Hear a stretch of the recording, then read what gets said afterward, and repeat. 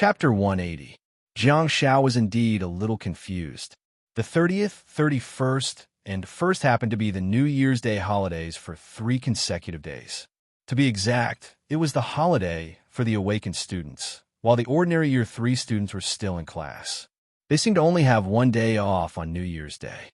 Jiang Xiao initially wanted to go to school with Han Jiangxue after dinner, but after Han Jiangxue mentioned it, he remembered that it was the holidays again. Jiang Xiao happily went back to sleep. For the past month, he had been living in the snowfield and living in fear. Indeed, he hadn't been able to get a good night's sleep.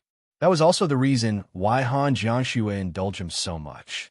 One must know that ordinary awakened students probably wouldn't even go to the snowfield. As a key class, only 2 teams from grade 12 class 1 chose to participate in the snowfield training even though they were accompanied by teachers. This was the best example of this. Very few people could truly live for themselves. Everyone had a family and parents, and there were too many things to consider and too many interference factors. Even those who were not afraid of danger and difficulties would only be able to stay in the snowfield for 3 to 5 days. What did Jiang Xiao do? He forced himself to live in the snowfield for more than 30 days. It was no longer just a matter of courage, but also a display of tenacious willpower. How determined was his heart? The intensity of the training was probably on par with the standard of the regular Chinese soldiers. At the very least, even if there were no creatures of other dimensions in the snowfield, he was already an outstanding person for surviving in such an extremely harsh environment for more than a month. Han Jiangxue was both touched and distressed. Just like she said, Jiang Xiao should have been steadily improving his abilities in Year 1, but she dragged him to Year 3 instead. Besides, he had always been so hardworking. Not only did he complete all the goals that she had set, but he even achieved goals that were far beyond what his age should be able to bear. The most important thing was that he never had any complaints. There were all sorts of things that people could say to deceive others and ghosts. However, one's actions could not be faked. Han Jiangxue sat on the side of the bed and carefully tucked the blanket around Jiang Xiao, who was sleeping soundly. She then stayed by his side silently. Unusually, she did not seize the time to train and study. At this moment, she was very confused and didn't know what to do. Ever since her parents passed away, she had long gotten used to enduring silently and giving unilaterally. Fortunately, everything changed a week before he entered high school. What made her distressed was that she didn't know how to express her feelings. At about 10 a.m., Jiang Xiao finally woke up. As soon as he opened his eyes, he almost exclaimed, "Ghost!" Why is Han Jiangxue still sitting there? Has the progress bar really lengthened? The lady was getting more and more clingy. This was a good thing. Jiang Xiao sat up and looked at her before asking, "Are you here to celebrate the new year with me?" It was only the 30th of December. It was only a day and the new year. Han Jiangxue stood up and tried to hide her emotions. Han Jiangxue stood up and tried to hide her emotions. "I can't contact Xia Yan. You try to contact her later." Jiang Year. Xiao had to say Jiang Year he be. "Hey, little Jiangxue, it's almost 2016. Give me a new mobile phone. Give me a new one." Feeling that something was amiss, Jiang Xiao repeated, "Give me a new one." Of course, Han Jiangxue didn't know what Jiang Xiao was thinking. She simply thought that he was repeating himself to express his desire for a new mobile phone. However, should I indulge him? Han Jiangxue was a little hesitant. She didn't want to treat Jiang Xiao better, but she was afraid that she would spoil him. Should I buy this mobile phone or not? He did bring back 50,000 yuan, but she had confiscated the money and didn't leave a single cent for Jiang Xiao. She was afraid that he would be a spendthrift and become a bad person. "You should get a new one too. You've been using it for so many years. It's almost New Year. Let's get some new clothes. Your down jacket is already very old. When I wore in the morning." Jiang Xiao stopped abruptly and continued, Let's go out and buy some new clothes. Girls should like to buy clothes, right?" Jiang Xiao thought that it was time for him to get a new mobile phone. It was a good seduction tool, and he had to use it well. Seeing how cautious Jiang Xiao was, Han Jiangxue's heart softened, and she shook her head with a smile. "What mobile phone are you interested in?" Jiang Zhao's eyes lit up, and he said, "When I was training in the snowfield, Huawei came out with the AT8? I think it was released on the 9th of December. Han Jiangxue looked at Jiang Shao with a smirk and thought, December 9th? Since the date is so accurate, it's obvious that they've checked and planned it for a long time. Yet they're still pretending. Han Jiangxue hesitated for a moment before finally nodding and saying, Your pocket money will be halved next month. Jiang Shao scratched his head and said, I brought back tens of thousands. Han Jiangxue glared at Jiang Shao coldly and said, I'll save it for you. When you grow up, I'll give it to you to marry. Jiang Shao was dumbfounded. At noon, Jiang Shao walked into a restaurant called Yumi's Family leisurely with a few pockets on his left elbow that contained the clothes and pants that he had just bought while fiddling with the mobile phone that he had just bought. It was silver in color, elegant and classy. After much persuasion from Jiang Shao, Han Jiangxue finally changed her old mobile phone and chose a silver color that she liked. In fact, Jiang Shao wanted a gold color, but he had no choice but to buy the same one as Han Jiangxue because he wanted to be a couple's model. Jiang Shao followed Han Jiangxue and lowered his head to play with his mobile phone when he heard a familiar voice in front of him. Long time no see, Xiaopi. Huh? As soon as Jiang Shao looked up, he was hugged gently by that person. Jiang Shao was originally playing with his mobile phone with his armband. Hence, he pushed the person's chest and looked up, only to see that it was the handsome Li Wei. Under his naturally curly black hair was a handsome face that was full of smiles.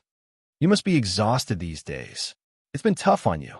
In fact, apart from Jiang Shao, the other three members of the team all had the same thoughts. Li Wei and the others were well aware of why Jiang Shao was going to the snowfield for training. If possible, Li Wei would be very willing to accompany Jiang Shao. However, Han Jiangxue said that Jiang Shao had better teachers and partners and that he didn't need Li Wei's help. Hence, he finally calmed down but felt rather emotional. For the sake of this team, this junior who had skipped a grade had really risked his life. The most important thing was that Jiang Shao wasn't going to go to college this year at all. Hence, he did it for the sake of the team. Jiang Shao didn't know what Li Wei was thinking. To be honest, he really wanted to go to college this year. Initially, he wanted to stay in high school and earn some skill points through competitions. However, he had now broadened his horizons and felt that there were too few skill points for high school competitions. Hey, Xiaopi, why are you so skinny? You don't look human anymore, Li Qingmei said as she walked out from behind Li Wei. Jiang Shao was dumbfounded. Did you guys hear what he said? Li Qingmei leaned towards him with a pained expression on her sweet face. She pinched Jiang Zhao's cheeks and said, Kid, don't you know how to feed yourself more? You're almost like a bamboo pole. You look malnourished. Hurry and come in, come in. Li Qingmei then pushed Jiang Zhao's shoulder and pushed him into the room. She then frantically said, Don't wait for Xia Yan. Hurry and eat some meat. Here, there's some steamed pork. While speaking, Li Qingmei turned the dining table and placed the steamed pork in front of Jiang Shao. Jiang Shao was speechless. Li Wei followed him in and said, You go ahead and eat first, Xiaopi. Don't wait for others. Oh my God, this is amazing. I have new clothes in my pockets and a new mobile phone in my hand. Yet, the two of you still treat me like a refugee. Indeed, does temperament come from the inside out? What made Jiang Shao the most speechless was that Han Jiangxue, who was hanging her coat on the hanger, turned around and said, You go ahead and eat first. Jiang Shao put his mobile phone into his pocket and picked up his chopsticks while everyone looked at him with anticipation. Can I start eating then? Li Qingmei frantically said, Go ahead and eat. If it's not enough, I'll order more. You guys are really desperate. Li Qingmei then turned around and glanced at Li Wei bitterly. Li Wei smiled and didn't say anything. At some point in time, the door of the room was opened a little and a figure was hiding behind the door. She peeked through the gap and carefully looked inside. She only saw Jiang Shao wolfing down his food and the three seniors who were serving him tea. Xia Yin pursed her lips and quietly sized Han Jiangxue up. She seemed to be in a rather stable state, especially when she looked at Jiang Shao eating the meat in her eyes. There was no coldness in her gaze like before. Instead, it was very gentle. Does this seem to be a good opportunity? While she's in a good mood, Xia Yin pushed the door open and said, Sorry, I'm late. Li Qingmei smiled and waved. Yin Yin, you're here. Han Jiangxue looked at Xia Yin and asked, I called you twice in the morning. Why didn't you pick up? Xia Yin's heart skipped a beat, and she forced herself to calm down. However, her voice became softer, and she said, No, I didn't hear you. Yeah, I didn't hear you. Han Jiangxue looked at Xia Yin in bewilderment and wondered, why does she look so guilty? What's going on? Han Jiangxue asked, What's wrong with you? Huh? Xia Yin blinked and looked at the confused Han Jiangxue, seemingly realizing that something was amiss. Xia Yin then lowered her head to look at Jiang Shao, who was wolfing down his food. She gently kicked the leg of his chair and said, You're fine, huh? Jiang Shao turned around and gestured at Xia Yin. Xia Yin hesitated for a moment before leaning forward. Jiang Shao leaned toward Xia Yin's ear and said softly, My body is covered in whip marks. Bear with it later. I'll give you a few more blessings and bell. You'll feel much better. Xia Yin shivered and almost lost her balance. Jiang Shao continued to whisper, There are no obstacles in life that can't be overcome. Stop talking and eat something first. Xia Yin pursed her lips and muttered, That's too unreasonable, isn't it? Reasonable? With a woman? Jiang Shao humphed and said, What are you waiting for? Hurry up and eat while you still have an appetite. We can go on our way after we're full. Xia Yin's expression changed, and her eyes darted back and forth between Han Jiangxue and Jiang Shao. In the end, she gritted her teeth and stomped her feet before sitting down on the chair. Without even taking off her coat, she rolled up her sleeves and picked up her chopsticks. She picked up a piece of fried pork and stuffed it in her mouth before saying to Jiang Shao in a muffled voice, Pass the braised pork over there. Let me see if the pork skin is thick. Jiang Shao was speechless. Chapter 181. Alliance Leaders Bonus 10/10 **** 10 days later at Jiangbin City Railway Station. Damn you, Jiang Xiaopi. Xia Yin pulled open the door of the soft sleeper compartment and sat down on the lower berth. She then said to Jiang Shao, Go upstairs, your sister and I will sleep below. Okay, I'll be above you. Jiang Shao chuckled and sat beside her. Are you still angry? It's not a big deal. She glared at Jiang Shao with anger in her eyes. Even though it had been 10 days since she was deceived, she was still brooding about it. She deliberately ate a lot of pig skin during the gathering that day in order to get whipped.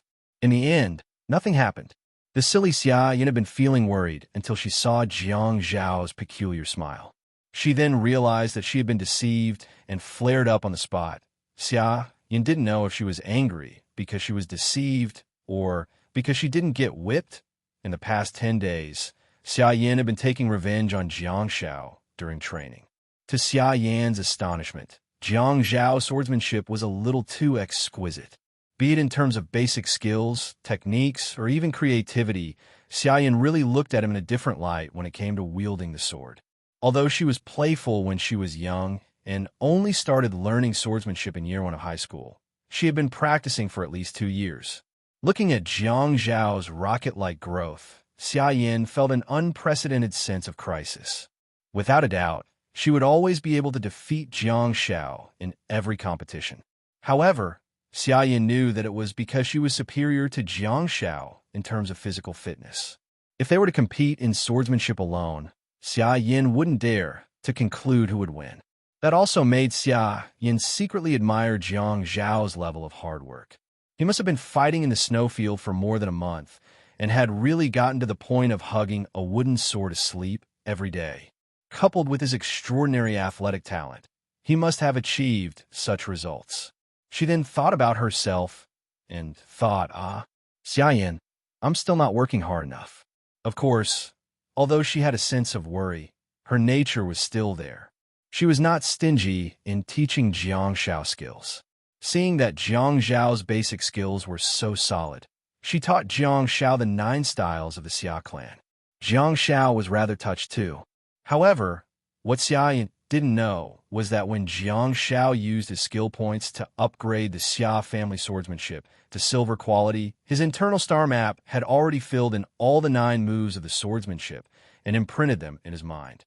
The moves and techniques were not only imprinted in Jiang Zhao's mind, but they had also been integrated into his muscles.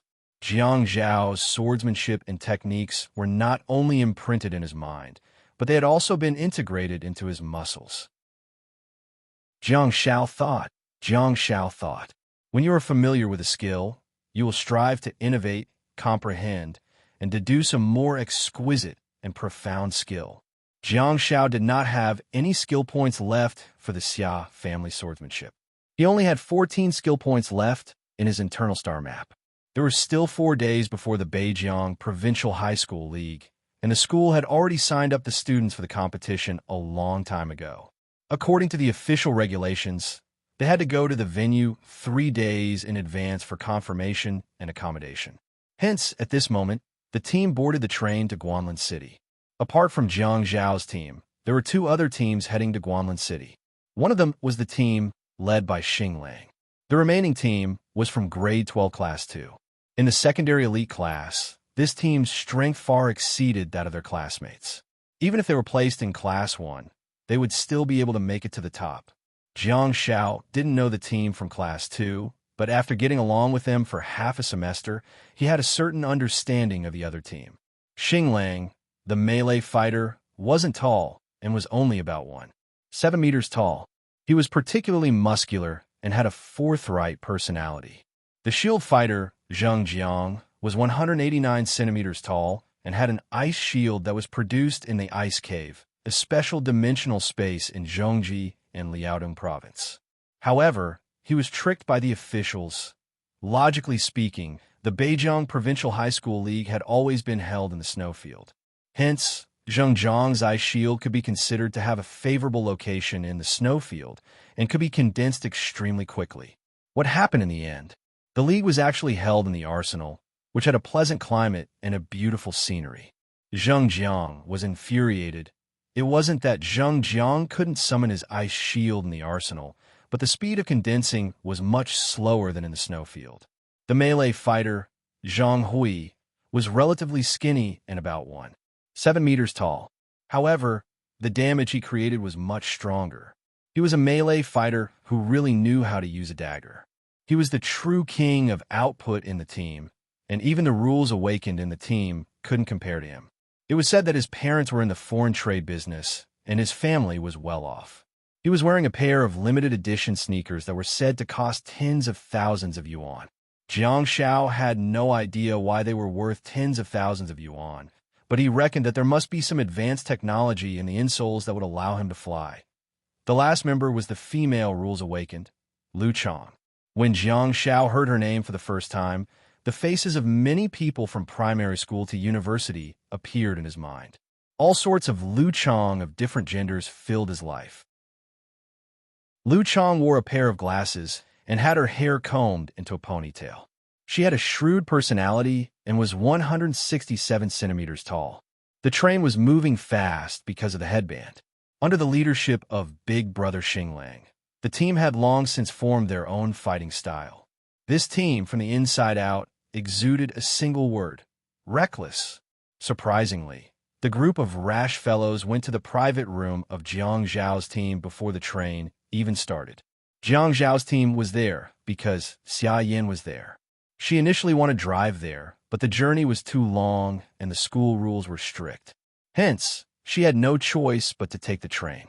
At the thought of the 12-hour journey, Xia Yin felt like breaking down. Hence, she paid for a soft sleeper private room. There were a total of 4 beds in the soft sleeper private room, which was just enough for a team. Xing Lang's team was clearly not short of money.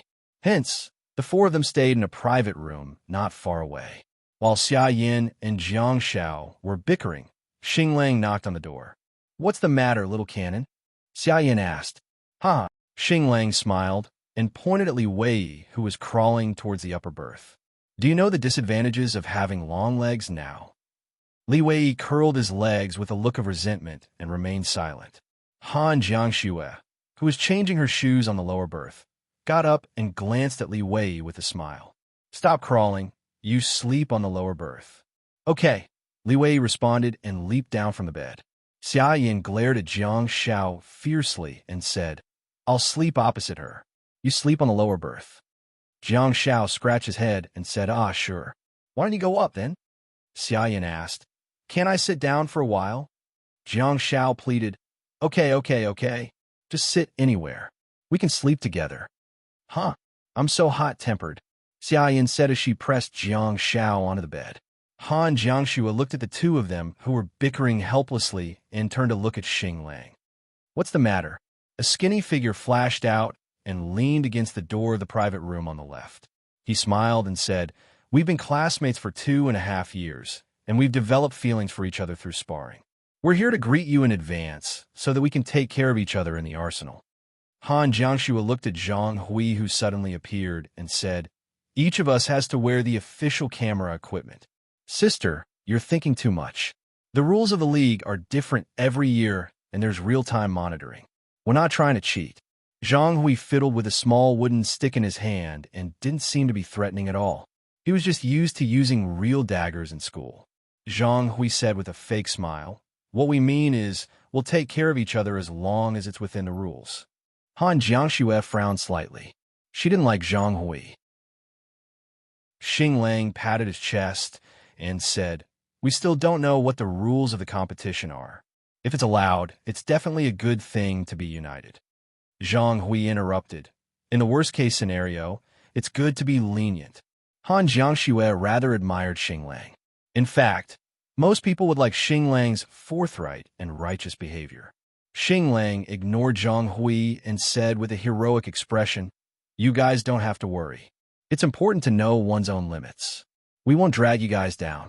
If the rules really require us to fight, you guys don't have to show any mercy. Beer, mineral water, peanut and melon seeds, 8 treasures porridge. The auntie pushed the trolley and stopped in front of Xing Lang. Little brother, please step back. Xing Lang was speechless. Please remember the domain name of this book. Top mobile version website. Chapter 182. The train would leave at 6 p.m. and arrive in Guanlin City at 6 a.m. the next morning. The journey would really take 12 hours. After the lights were turned off at 10 p.m., apart from Han Jiangshue's bed, which was completely dark, the other 3 beds were lit up like 3 searchlights. Jiang Shao scrolled through Weibo for a while and looked at his 3001 fans, feeling that it was a little surreal. How could I do that? Why do I already have more than 3,000 fans? Apart from the toxic milk powder, there's also an army of people who call me brother-in-law. I reckon they're all Han Jiangshue's fans, right? Han Jiangshue has a Weibo account too. Go and follow her. Don't come here and call me brother-in-law. By the way, since I have so many fans, can I verify my identity and add a V? Then again, what's the point of adding a V? To make me look respectable? Yeah.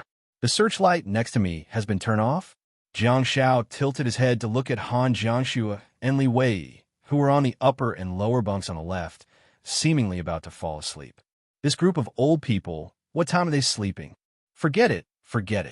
We'll be arriving at the station at 6 a.m. tomorrow. I reckon we'll have to come to the train attendant to change my ticket at 5 a.m. I'd better sleep. Thinking about it, Jiang Shao turned off his mobile phone and covered himself with a blanket. He then slowly closed his eyes while listening to the sounds of the train. In a daze, Jiang Shao heard some movement coming from the upper bunk. Jiang Shao opened his eyes, and with the help of the moonlight shining through the window, he saw a long leg dangling from the top of the bed. Jiang Shao stared at the leg and swayed back and forth for a while. Just as he was about to close his eyes and continue to sleep, the person on the upper bunk flipped over and fell down. Her movements were agile and nimble as she stepped on Jiang Zhao's white sneakers. Feeling distressed, Jiang Shao tilted his head and saw that Xia Yin was leaning her elbow against Han Jiangshue's bed while looking down at him. Stunned, Jiang Shao stared into her eyes for a long time before asking in a classic northern dialect, "What are you looking at?" Xia Yan's body swayed slightly with the movement of the carriage. She lowered her head and stared at Jiang Shao intently. Jiang Shao felt flustered when she stared at him with her gloomy eyes. He asked softly, "What's wrong?" Xia Yin pouted, tilted her head, and looked down at Jiang Shao. "I'm vexed and frustrated. I feel uncomfortable holding it in." Jiang Shao said helplessly, "It's not a big deal. Why can't you get over it?" Xia Yin humphed and said, "How did I get over the hurdle when you teased me last time?" "Last time? Which time? I've fought you many times." "Oh, you should be talking about the time with Xia Shanhai. That was the only time that could be considered to be on a large scale." Jiang Shao thought about it and whispered, "Last time, you threw me into the house and beat me up?" Xia Yin nodded thoughtfully. Jiang Shao panicked and lowered his voice. "Don't. The lights are out and everyone is asleep. Do you want to wake everyone up?" Xia Yin scratched her head in distress and was suddenly in a dilemma. Jiang Shao blinked. "It's been 10 days. We've been sparring every day, and you've always won. Haven't you taught me enough?" Xia Yin shook her head and said stubbornly, "Your swordsmanship is indeed good. Every time I win, I think I win because of my physical fitness. In fact, every time I fight with you, I feel like I'm losing and getting angrier and angrier." Jiang Shao was speechless. Xia Yin suddenly bent down and lifted Jiang Zhao's blanket. Jiang Shao was dumbfounded. "Huh, has this chick grown up? She's already learned how to attack at night." Jiang Shao hurriedly sat up and leaned against the wall of the private room beside the aisle while staring at Xia Yin vigilantly. Xia Yin occupied the lower berth and leaned against the wall beside the window. She extended her long legs towards him and said, "Warm my feet." Jiang Shao was dumbfounded. Xia Yin urged him softly, "Hurry up, I've already taught you freehand combat and swordsmanship. I've also sparred with you every day. Have you forgotten what you promised me?" Jiang Shao stared at her fair and tender feet with a sullen expression. With the help of the moonlight, he saw the stubborn expression on her face and wondered what was wrong with her. Feeling helpless, Jiang Shao pulled up his long johns, and her cold feet were immediately pressed against his belly. "Oh, it's so cold. Are you anemic, or are you suffering from kidney deficiency? It doesn't seem like it when you're usually wielding the sword energetically." Jiang Shao frowned and thought to himself, "I really don't know why she's so angry and upset. Is she feeling so upset?" After thinking about it carefully for a long time, Jiang Shao seemed to have found the reason. It was not because of the joke he made. A joke of that level wouldn't have caused such a serious accident. It was just a prelude. What was the root cause? From what she said, it seemed that it was all about the swordsmanship. Is this girl feeling agitated? Jiang Shao finally realized the seriousness of the problem.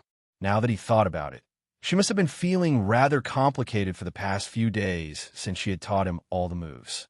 There would be no harm without comparison. "So, you're not angry at me, you're angry at yourself."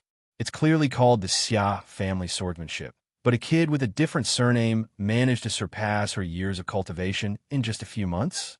Is she feeling ashamed? Is she blaming herself? Is she angry? Jiang Shao pulled down his long johns and covered her feet with them while his hands emitted a faint white glow. Through the layer of the long johns, he was able to soothe her cold feet. "Do you feel better?" Jiang Shao asked softly. "Yes." Xia Yin leaned against the wall of the carriage and felt the comfort and warmth of the soles of her feet. She took a deep breath and seemed to be exhaling all the frustrations in her heart. Jiang Shao said softly, "I just realized that star techniques have such an effect. There's no need for me to massage them, and they're already effective. I'll go and get a massage teacher qualification certificate. That's a way out." Xia Yin snorted and said, "Can't you be more ambitious? You're always thinking about such unscrupulous ways." Jiang Shao said in displeasure, "Every profession has its own master. Do you know how much a top master can earn in a month? Who are you looking down on?" "Hee hee." The goddess chuckled and shifted her body to lean against the corner of the carriage. There was silence in the carriage. A few minutes later, Xia Yin stared at Jiang Shao, who had been covering her feet with his hands that were emitting rays of light. She suddenly realized that he had been tolerating her willfulness all along. Not only did he allow her to do as she pleased, but he also kept flirting and changing the topic to divert her attention. Xia Yin rubbed her chestnut-colored hair in frustration and asked herself Xia Yin, when did you become so sensible? Why are you thinking so much about it? By the way, did you say that you want to study abroad? Jiang Shao asked, finding a random topic to break the silence. I'll look at the bonus points from the Provincial League and the Second Wasteland Reclamation. I'll look at my results next semester. If it's ideal, I'll go to a good school in China. If not, I'll spend some money to go abroad and have fun, Xia Yin said softly. Go abroad to gain experience? That was a popular term 10 years ago. However, with the rapid development of China now, people began to have a more objective view of the returnees. In today's society, one could no longer return to China with just a diploma from a foreign university. However, being awakened was a special profession, after all. It would be good for him to go out and take a look at the dimensional spaces and broaden his horizons. Xia Yin asked, what about you? Do you really want to study in number 1 middle school for 3 years? Jiang Shao shook his head. High school is boring. I thought it would be good to repeat 3 years, but now... Jiang Shao smiled and said, I've seen a lot more and I've gotten a little wilder. I don't want to stay back anymore. Xia Yin raised her eyebrows. Compared to the mischievous and frivolous Jiang Shao, she preferred him to be confident. Do you have a school that you like? Jiang Shao shook his head and said, I'll go wherever she goes. Xia Yin looked at Jiang Shao quietly without responding. Jiang Shao added, I don't feel at ease with other healers around her. Xia Yin's heart skipped a beat, and she chuckled. You have to work hard, then. Your sister's results are great. On the upper bunk on the left, Han Jiangxue was lying sideways and facing the wall. However, her eyes were wide open, and when she heard Jiang Zhao's words, she held her breath for a moment. To her surprise, the next sentence dragged Han Jiangxue back to reality. Jiang Shao said, It's good that you go abroad. Stay away from her, and I'll have one less competitor. Xia Yin was speechless. Han Jiangxue was speechless. Indeed, Jiang Shao would lose if he could make you feel touched for more than 3 seconds. Xia Yin rolled her eyes at Jiang Shao and suddenly thought of something. She said, By the way, I prepared a new weapon for you. It's in your sister's Sky Smasher. Huh, the wooden sword isn't lethal enough. Your physical fitness is growing exponentially, and I can clearly feel it every time I spar with you. I've changed it to a giant sword made of metal, but don't worry, it's lighter. Save the wooden sword for the semi-finals, Xia Yin said. Oh, Jiang Shao nodded. Although each of us will wear camera equipment, accidents will inevitably happen, including Xing Lang's team, who came to look for us in the afternoon. You don't have to hold back during critical moments, Xia Yin said. Don't worry, my goal is clear. I know why I came to year 3 and joined this team. Jiang Shao answered. As a sister Khan, he would not allow anyone to interfere with Han Jiangxue's bonus points. Be careful, Gao Junwei is participating too. He's representing 3rd high school, Xia Yin said. Jiang Shao was dumbfounded.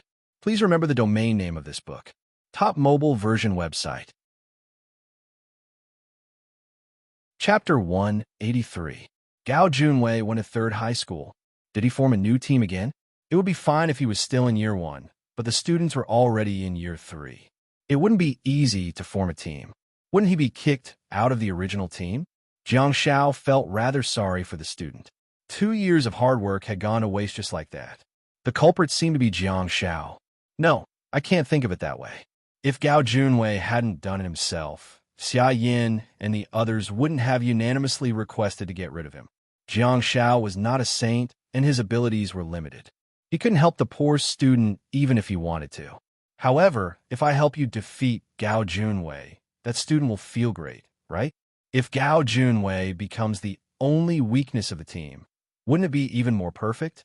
While Jiang Shao was secretly thinking about it, the comfort of her feet made Xia Yin feel refreshed and sleepy. To his surprise, Xia Yin did not leave the lower berth. Instead, she leaned over and snatched the pillow from Jiang Zhao's back. She then tidied up the bed and shifted her body to lie down. She was tall in the first place, and there would still be space for Jiang Shao to lean against. However, there was really no space for him to lie down. Sleep here? I'll go up then. Jiang Shao tried to put down Xia Yin's leg, but she stopped him and pressed him against the corner of the room. She shifted her body and found a comfortable position. She nestled her feet in Jiang Zhao's arms and said, "It'll be warm enough for me to fall asleep, all right?" Jiang Zhao pursed his lips and said, "Okay, from now on, we're even. Are you going to write off all the hard work I've done for you just by warming my feet? What sweet dreams are you having?" Xia Yin said in displeasure. Okay, lower your voice and go to sleep. Don't wake others up," Jiang Zhao frantically said while lowering his voice. Xia Yin finally got what she wanted and covered herself with a blanket. She said softly, "Hee, Xiaopi, you're such a warm guy." She then picked up her mobile phone and took a photo, almost blinding Jiang Zhao. "Hurry and go to sleep. Stop fooling around."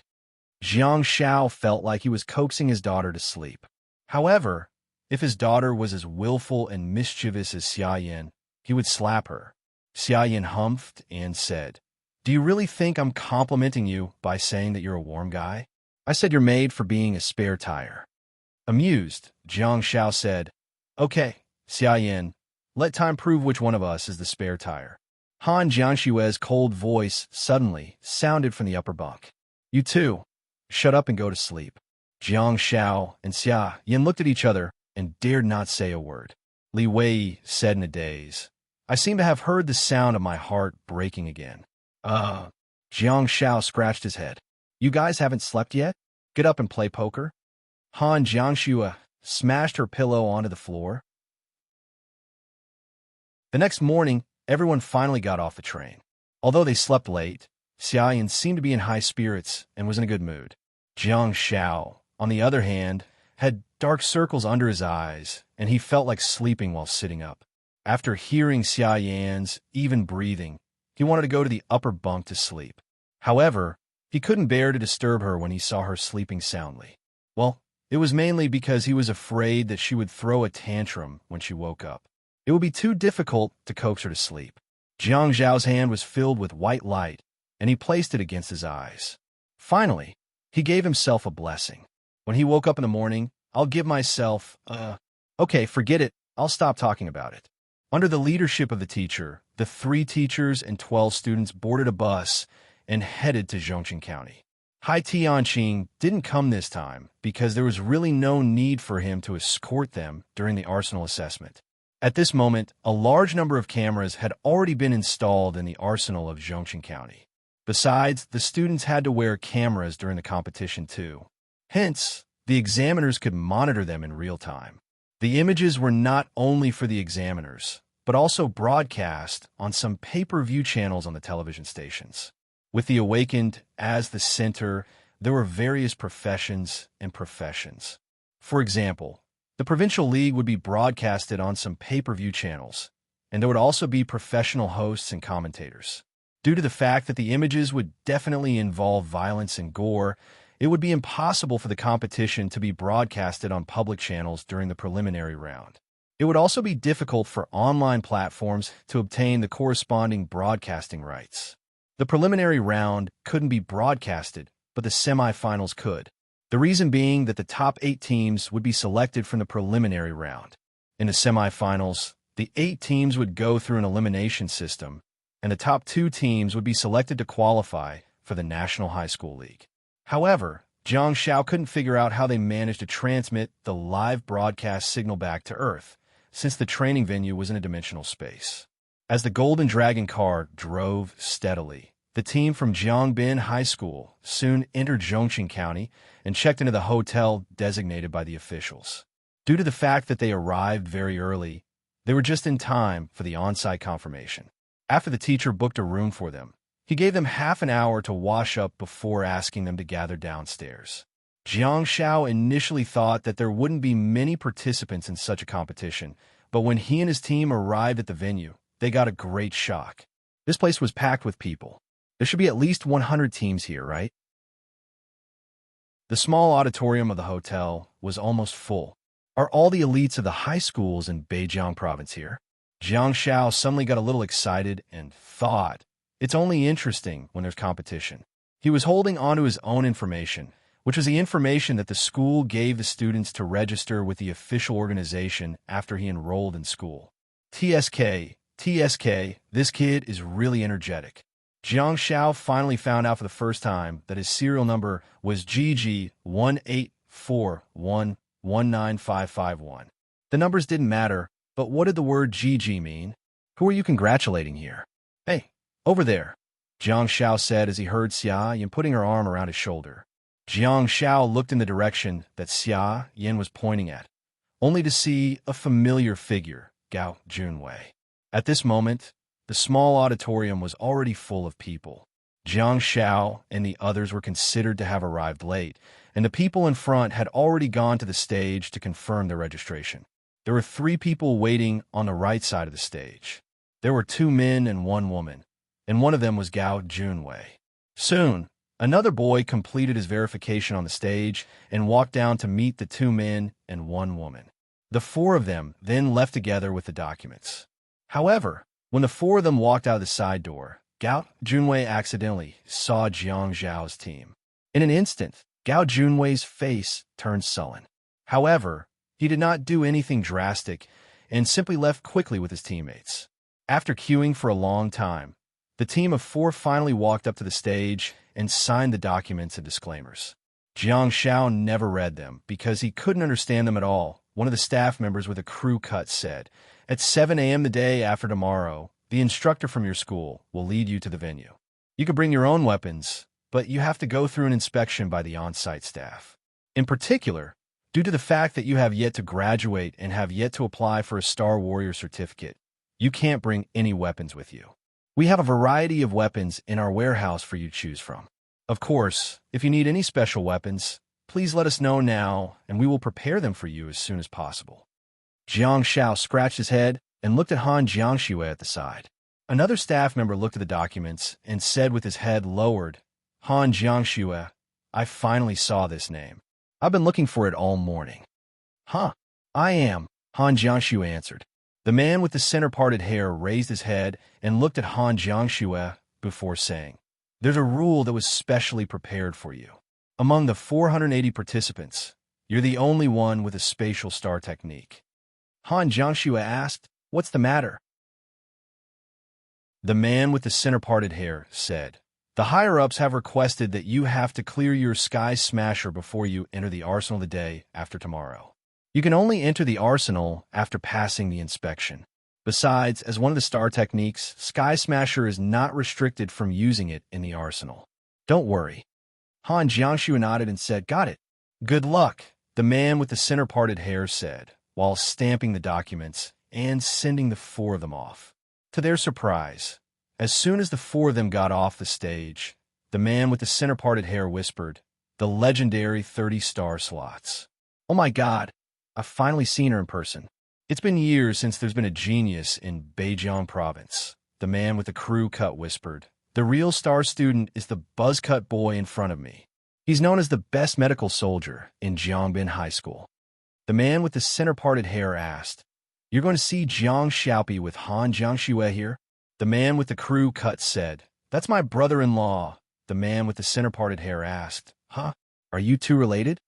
The man with the crew cut looked at him as if he was a primitive person and said, "Go look at his Weibo. He has a lot of female fans, so the guys call him brother-in-law. However, there have been more female fans recently, and some even call themselves mommy fans." The man with the center-parted hair's eyes lit up, and he said, "I'll go back and pay attention to it. Let's see if I can become a fan of uncles and dads." Chapter 184. I'll add more updates for TE. On the 3rd day, at 7 a.m. in the southern suburbs stadium of Zhongqing County, teams of people were entering the stadium for inspection. The competition would officially begin at 9 a.m., and the stadium was as noisy as a vegetable market. Looking at the youthful, excited, and nervous faces of the students, Jiang Xiao was as calm as an old dog and did not panic at all. Okay, I'm a little nervous too. Little student, why do I remember that you registered as a medical awakened?" A middle-aged man was holding a giant steel sword in his hand and carefully observing it while chatting with Jiang Xiao. Jiang Xiao was fiddling with the headband. Although it looked like a headband worn by basketball players, There was actually a pinhole camera and audio equipment in it. When he put it on, everyone would be able to see Jiang Zhao's first-person perspective. Jiang Zhao turned around to look at the middle-aged man and sighed. I'm helpless too. I accidentally obtained the medical star technique. In fact, I'm a wild melee warrior. The middle-aged man was speechless. Looking at the silent middle-aged man, Jiang Zhao seemed to have realized that he was upset. Jiang Zhao seemed to have realized that this man was upset. There aren't many people who use ancient Chinese weapons. This is a good sword. Don't let go to waste. The middle-aged man finally finished inspecting and returned the giant sword to Jiang Zhao. Jiang Zhao carried the giant steel sword behind his back and said, "Thank you for the compliment. Do you like ancient Chinese two-handed swords too?" The middle-aged man smiled. He hung a work pass around his neck and rested it on his big belly. When I was young, I held a double-edged sword in my right hand and a double-edged sword in my left hand.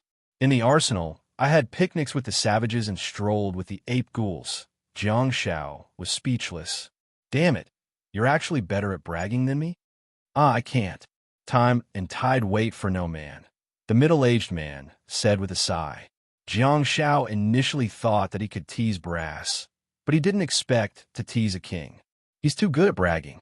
A two-handed sword in my left hand? A two-handed sword in my right hand? There's a reason why they're called two-handed weapons, okay? Your team sure has a lot of weapons. Since we have nothing to do, I'll check them all for you. The middle-aged man turned around and picked up Xia Yan's giant sword. However, he raised his eyebrows slightly and said, "This sword is rather heavy." Jiang Zhao said, I don't want to have medical potential either. I'm really helpless. I have wild melee warriors in my heart.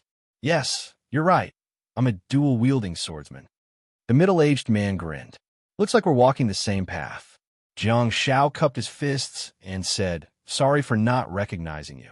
The middle-aged man smiled and said, "Thank you for letting me win. Check the packages you've been given and see if the resources are complete. There's no need to test the signal gun. The signal gun has already gone through several rounds of strict tests to ensure that it could be used normally." In front of the gymnasium, a staff member was blowing into the microphone and explaining. His voice sounded especially uncomfortable. "Next, we will announce the mission," the staff member said. All of a sudden, the bustling stadium fell silent. Under the illumination of the cameras, Jiang Zhao suddenly felt like he had participated in a reality show. Sigh, there are so many ways to earn money in this world. In fact, Jiang Zhao had always felt that there was something wrong with the competition system. Compared to Team PK, team battles with creatures of other dimensions were more dangerous. It should be a Team PK in the preliminary round to determine the top 8. The semifinals would then enter the dimensional space to determine the final rankings. After all, that would ensure the strength of the top 8 teams, and the students who were eliminated would be relatively safer. Why didn't they leave the task to the human students? Why did they give this task to the creatures of other dimensions? Were they afraid that the two teams would meet in advance? Would it be a pity if they were eliminated? Then they should have done something during the grouping and drawing of lots. He had no idea how the higher-ups had set the competition system. It was not only the same for the provincial league, but also for the national league. Jiang Zhao couldn't figure out the reason behind it. In fact, many people had already called for such a reform of the competition system. Such a competition system was indeed a problem left behind by history. 5 years ago, there was no such thing as a semifinal for the provincial league and the national league. The team that obtained the first place in the dimensional space would be the first place. 5 years ago, the country carried out the corresponding reform of the competition system and added a semifinal segment. The emergence of the semifinals was a safeguard measure to ensure that the truly capable team would win the first place. Any model would be constantly perfected and improved through exploration. Since Jiang Zhao had caught up with such a competition system, he had no choice but to accept it. It was just like how he met second last in his life. He couldn't resist. He couldn't change it. He could only accept it. Soon, Jiang Zhao's attention was attracted by the staff in front of him. The rules were not friendly at all. Team members, follow the route map that we have just distributed. Start from the entrance and arrive at resource point number 1 and resource point number 2. After obtaining the mission items, return to the entrance. The fastest team that takes the shortest amount of time will be awarded 300 points.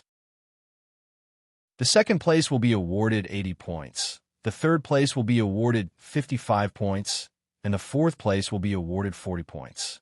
The detailed ranking points will be clearly recorded in the information that you have been given. You must not return to the entrance within 5 days. If you do not return to the entrance within 5 days, you will be given 0 points. Jiang Xiao was slightly stunned. He could understand the difference in points between the second and third place, but why was there such a huge difference between the first and second place? Was there a difference of 220 points? The staff continued. We randomly selected some individuals from the savages in the arsenal and distributed eye-catching bright yellow swords, guns, and bows. Each bright yellow weapon will be worth 10 points. Of course, they are beasts with low intelligence, after all. You may see that they won't bother to use the high-quality weapons that we have distributed and will casually throw them on the ground.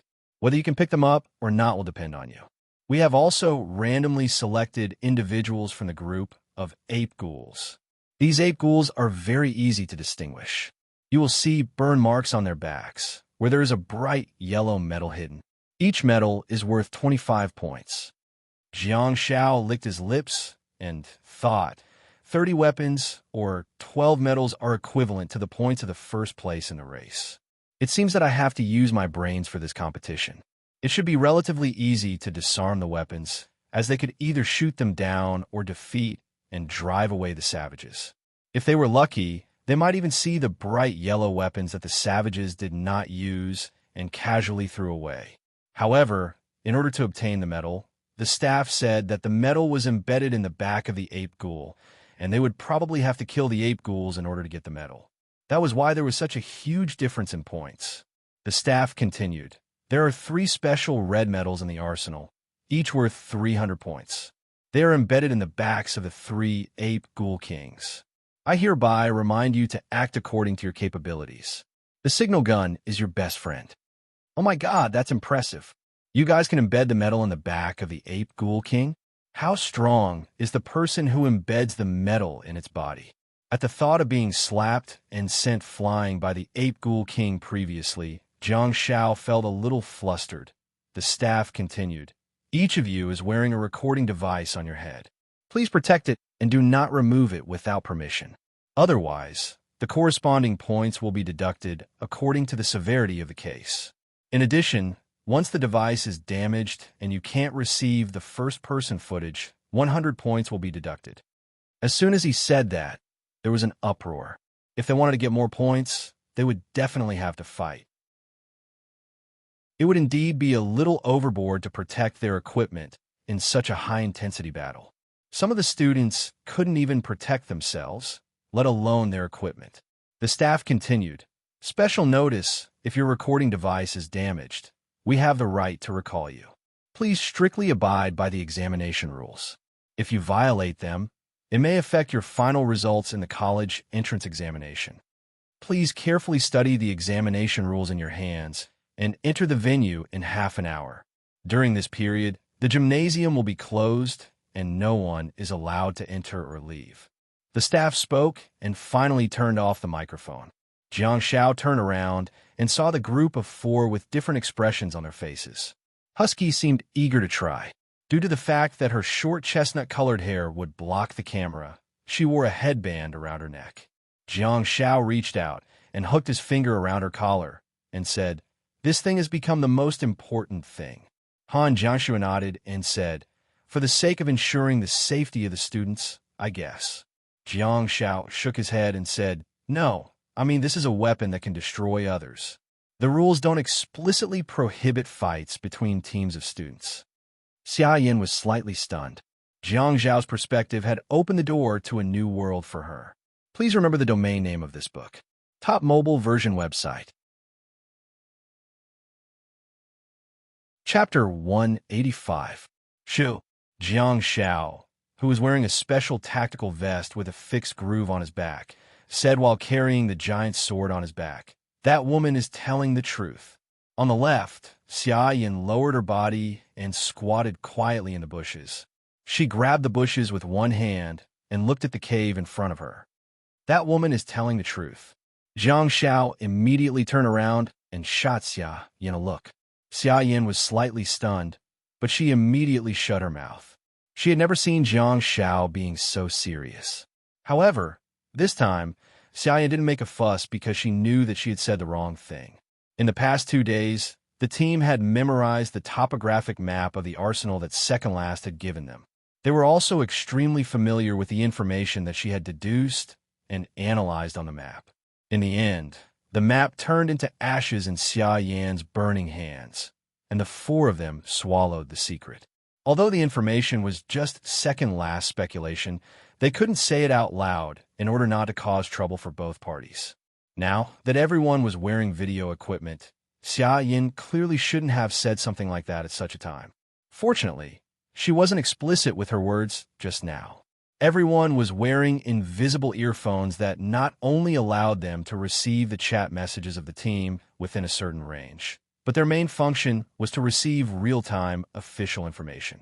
If the referee's request came through the earphones, Zhang Zhao's team would have to execute it unconditionally. Their team number was 76, and no one wanted to hear the message, 76. Stay here and wait for the Guardians to escort you out of the venue. Han Jiangxue, who was at the back, had clearly heard Xia Yan's voice through the invisible earphones. She was infuriated, but she didn't show it. Instead, she secretly thought about how to teach her a lesson when they got back. Li Wei stood beside Han Jiangxue and asked softly, "What did you guys find?" Zhang Zhao's voice sounded through the earphones. "A cave. There's a bonfire in front of the cave entrance. There are 2 swordsmen guarding the door and 2 female archers guarding the top of the cave. There are also 2 bright yellow painted weapons, 1 archer and 1 swordsman. This should be a campsite. Since the 4 of them are guarding it so diligently, there might be male and female savage sorcerers inside," Xia Yin said frantically. Li Wei swallowed his saliva and asked, "Are we going to enter the tunnel?" Clearly, the previous trip to the arsenal had traumatized Li Wei. Second Last didn't know what the competition system was. After all, the format was different every year. However, based on her experience and the original distribution of monsters in the arsenal, she drew a map of the monsters that she thought would be distributed after the examination venue was planned. After the official announcement of the rules, Zhang Xiao and the others quickly came up with a plan. For the sake of stability, they would not choose to compete for first place and would instead choose to collect as many weapons as possible. Therefore, they did not take the shortest route, as usual. They did not head to resource point number 1. Instead, they deviated from the north and headed west. Compared to collecting the medals on the backs of the ape ghouls, it was easier to collect the weapons of the savages. Besides, the team had a natural advantage, and that was Han Jiangxue's coffin. Perhaps the other teams would consider the issue of weight and how many spoils of war they could obtain, but that was not a problem for Han Jiangxue's team. There were simply too many weapons that could be stored in the space coffin. At this moment, they arrived at the habitat of the savages according to Second Last map, all for the sake of seizing the bright yellow weapons. However, it was worth noting that Second Last had only drawn the approximate location of 2 ape ghoul kings on the map. According to the officials, there were at least 3 ape ghoul kings with medals on their backs.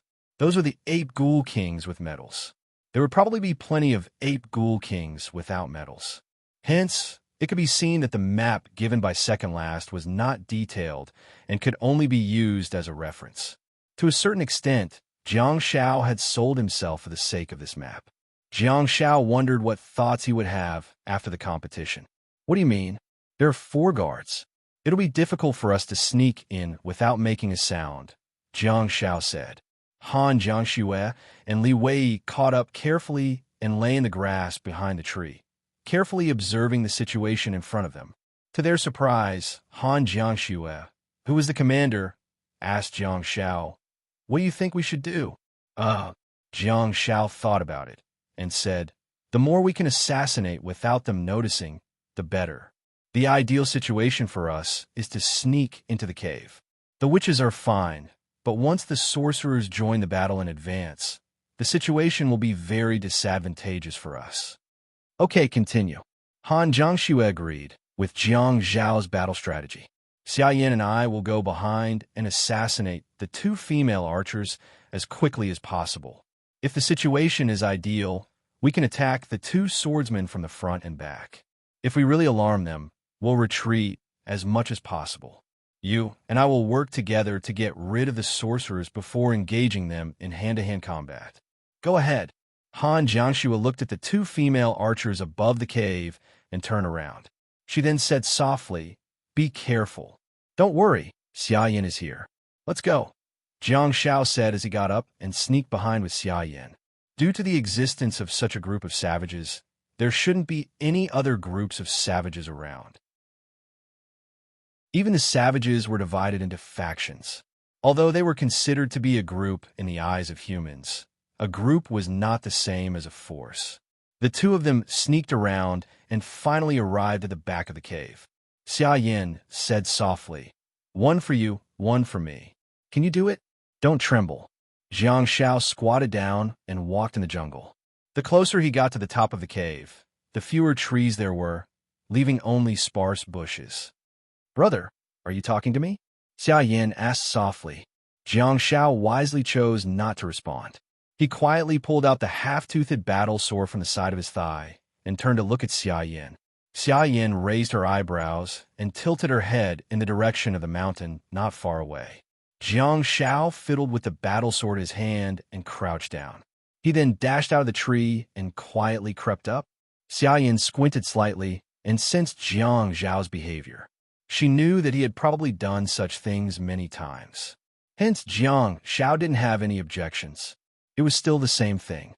If he couldn't even learn how to sneak around, how was he going to learn how to tail people in the future? Regardless of the outcome of the assassination, she had already seen what Jiang Shao had learned in the snowfield during the past month. He squatted down and walked quickly and steadily. His gaze was firm, and he had no intention of retreating at all. He held his breath and looked straight ahead. If only his hair were longer. At least, when the wind blew, his hair would flutter. This buzz-cut boy's hair wouldn't flutter at all. Even in the harsh snowfield, Jiang Shao could stand in a military posture without moving at all, let alone in the beautiful forest. The environment here was simply too good. Two female archers stood loosely on the top of the cave. The female archers, who had been switching identities between hunter and prey for a long time, had extremely impressive figures. They should have been dignified and valiant. However, they looked just like the female gangsters in the alley outside the back door of a nightclub. All of them were swaying left and right like a puddle of mud. Jiang Shao was infuriated to see how they were behaving. "Can't you stand properly and sit properly?" I'm exasperated. This female archer has already gone astray. Why don't we? Jiang Shao held on to his battle blade and tiptoed towards the back of the female archer. Screech. The sharp, half-toothed battle blade was extremely suitable for slitting throats and bleeding. Jiang Shao and Xia Yin looked at each other and attacked almost at the same time. Jiang Shao covered the female archer's mouth and nose with his left hand while holding onto the blade with his right hand. A large amount of blood flowed out, and Jiang Shao hugged the female archer's body from behind before slowly putting her down on the ground. At the side, Xia Yin also covered the mouth and nose of another female archer and slowly put her down on the ground. She turned around and was shocked to discover that Jiang Shao had actually pulled up the female archer's shirt that exposed her shoulders, covering a large portion of her exposed skin. Xia Yin looked at Jiang Shao and asked, "Are you sick?" Jiang Shao scratched his head and pinched the leather armor on the female archer's shoulder. He then pulled off the shirt and put it back on, revealing her shoulder. Xia Yin was dumbfounded. Jiang Shao was speechless. Chapter 186. The star beads of two female archers amounted to 1,200 yuan. So sweet, a yellow bow amounted to 10 points. Jiang Xiaopi, you've changed, Xia Yin said as she stared at Jiang Shao quietly. Jiang Shao was dumbfounded.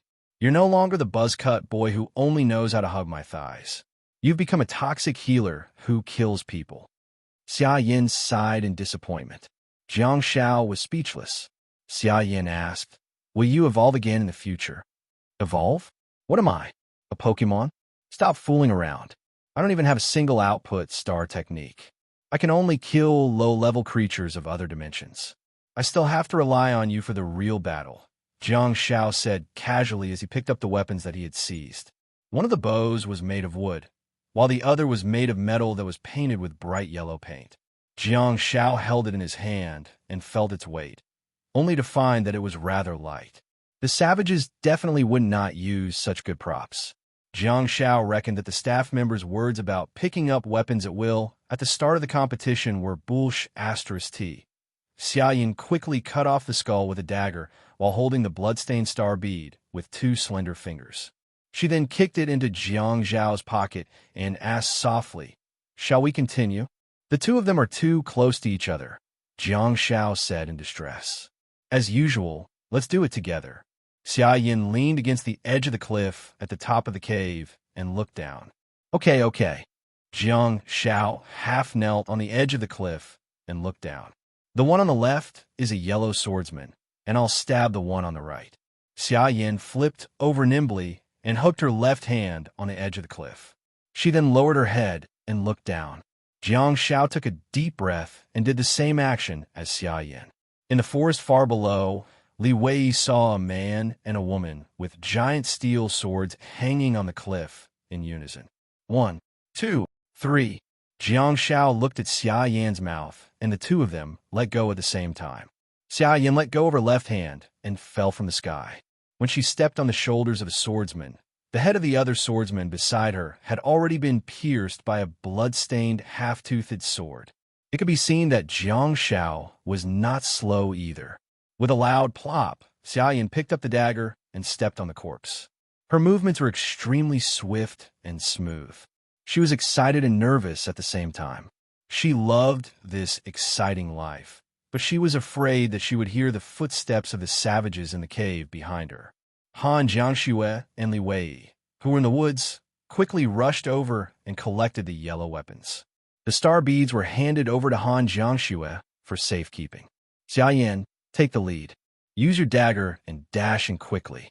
Try to assassinate as much as possible," Han Jiangxue said decisively. "Xiaopi, follow behind me." "Li Wei, bring up the rear." Xia Yin dashed in without hesitation. Compared to the pitch-black tunnel previously, there were torches in the tunnel this time. This was what a normal barbarian nest should look like. The last time Ah Zhen and Ah Chong eloped, not even a torch was lit in the tunnel. Maybe they both liked the dark. As the group moved forward, the tunnel became wider and wider. They almost bumped into a round room full of torches. There were straw mats everywhere, and the sounds of the savages snoring could be heard. Xia Yin frantically raised her right hand and clenched it into a fist before gesturing to everyone. Everyone cautiously walked to the entrance of the room and saw the shadows of the savages through the swaying torches. In essence, it was not a room. There was a passage at the back, but it was rather spacious. Hence, there were many straw mats and a few savages resting there. The four of them snuck in quietly. Apart from Han Jiangxue, everyone else pulled out their daggers. Jiang Shao, Xia Yin, and Li Wei walked toward a savage each, after which Han Jiangxue coughed gently and quickly completed the slaughter. Regardless of how the other two dealt with them, Jiang Shao covered the mouth and nose of one of the savages with one hand in order to prevent them from making any sound. He then held a dagger in his other hand and slit his neck. The actions of the team were transmitted to the temporary camp in the arsenal through the cameras in front of their foreheads and necks. Dozens of people faced nearly 100 split-screen screens, switching back and forth and monitoring them. Although there were many participants, the examiners all knew which team was the seeded team. Hence, they were willing to take another look at team number 76. When they saw the amazing tacit understanding and execution of the team of four, they couldn't help but be secretly astonished. In a certain base in the south of Beijiang province, two tall figures stood in a dimly lit room. There were only 4 split-screen screens on the television wall in front of them. The tall and burly man said, "Not bad. neat and tidy.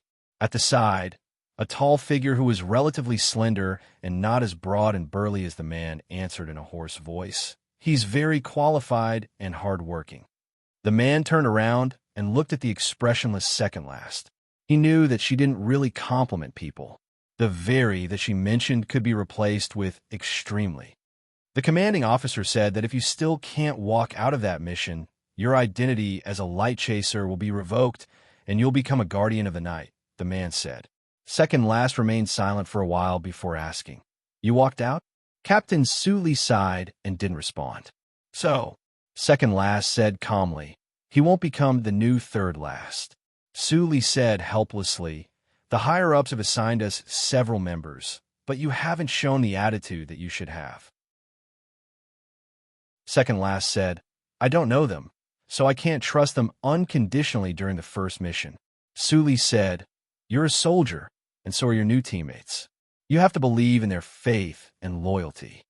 Second last looked at Suli expressionlessly and said, "I once trusted them, so there are only two of us left in the team." Suli opened his mouth and was at a loss for words. He said in exasperation, "Do you trust him? A child?" Second last pursed her lips and said, "I saw some potential in him, and I'm grooming him personally. If you don't compromise, you'll have to resume your identity as a guardian of the night. The guardians of the night don't have much freedom, and he'll no longer be your apprentice," Suli said. Second last clenched her fists and stared at the figure lurking on the screen. However, she lowered her eyes and remained silent for a long time before asking, "Where should I go to keep watch?" Suli's face stiffened slightly after hearing second last words. At the same time, in the tunnel, Zhang Zhao's team had obtained 4 silver quality star beads and a yellow sword. There were 2 swords and 1 bow, which amounted to 30 points. The team of 4 moved forward quickly and quietly. The thrilling sneak attack was much more effortless than fighting with real weapons. Xia Yin walked all the way to the corner of the tunnel and leaned against the stone wall. She then peeked her head out, only to see a winding tunnel that was brighter, and there seemed to be some figures moving around. They had no idea if it was a fork in the road or a separate room.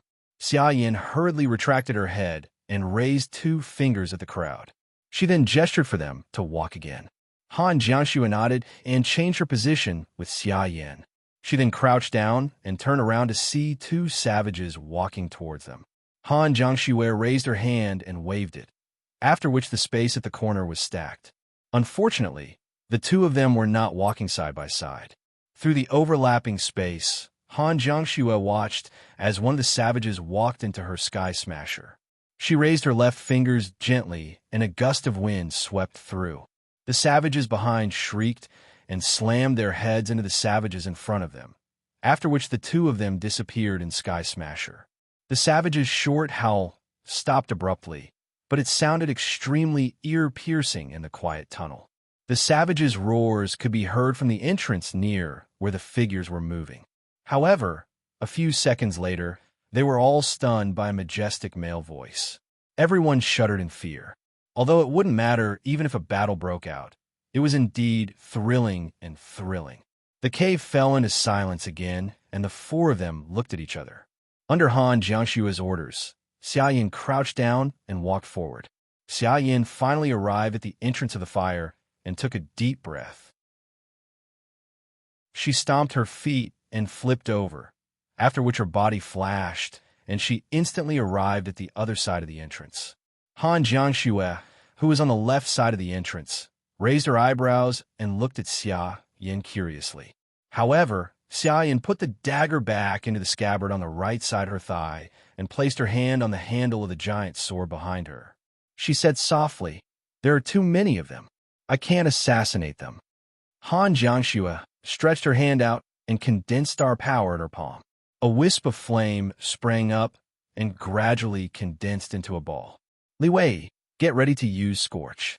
"Xia Yin, activate Burning Flame." "Listen to my command," Han Jiangxue said while leaning against the wall. Li Wei walked toward Han Jiangxue and arched his leg, leaning against the wall to get ready. 3, 2, 1.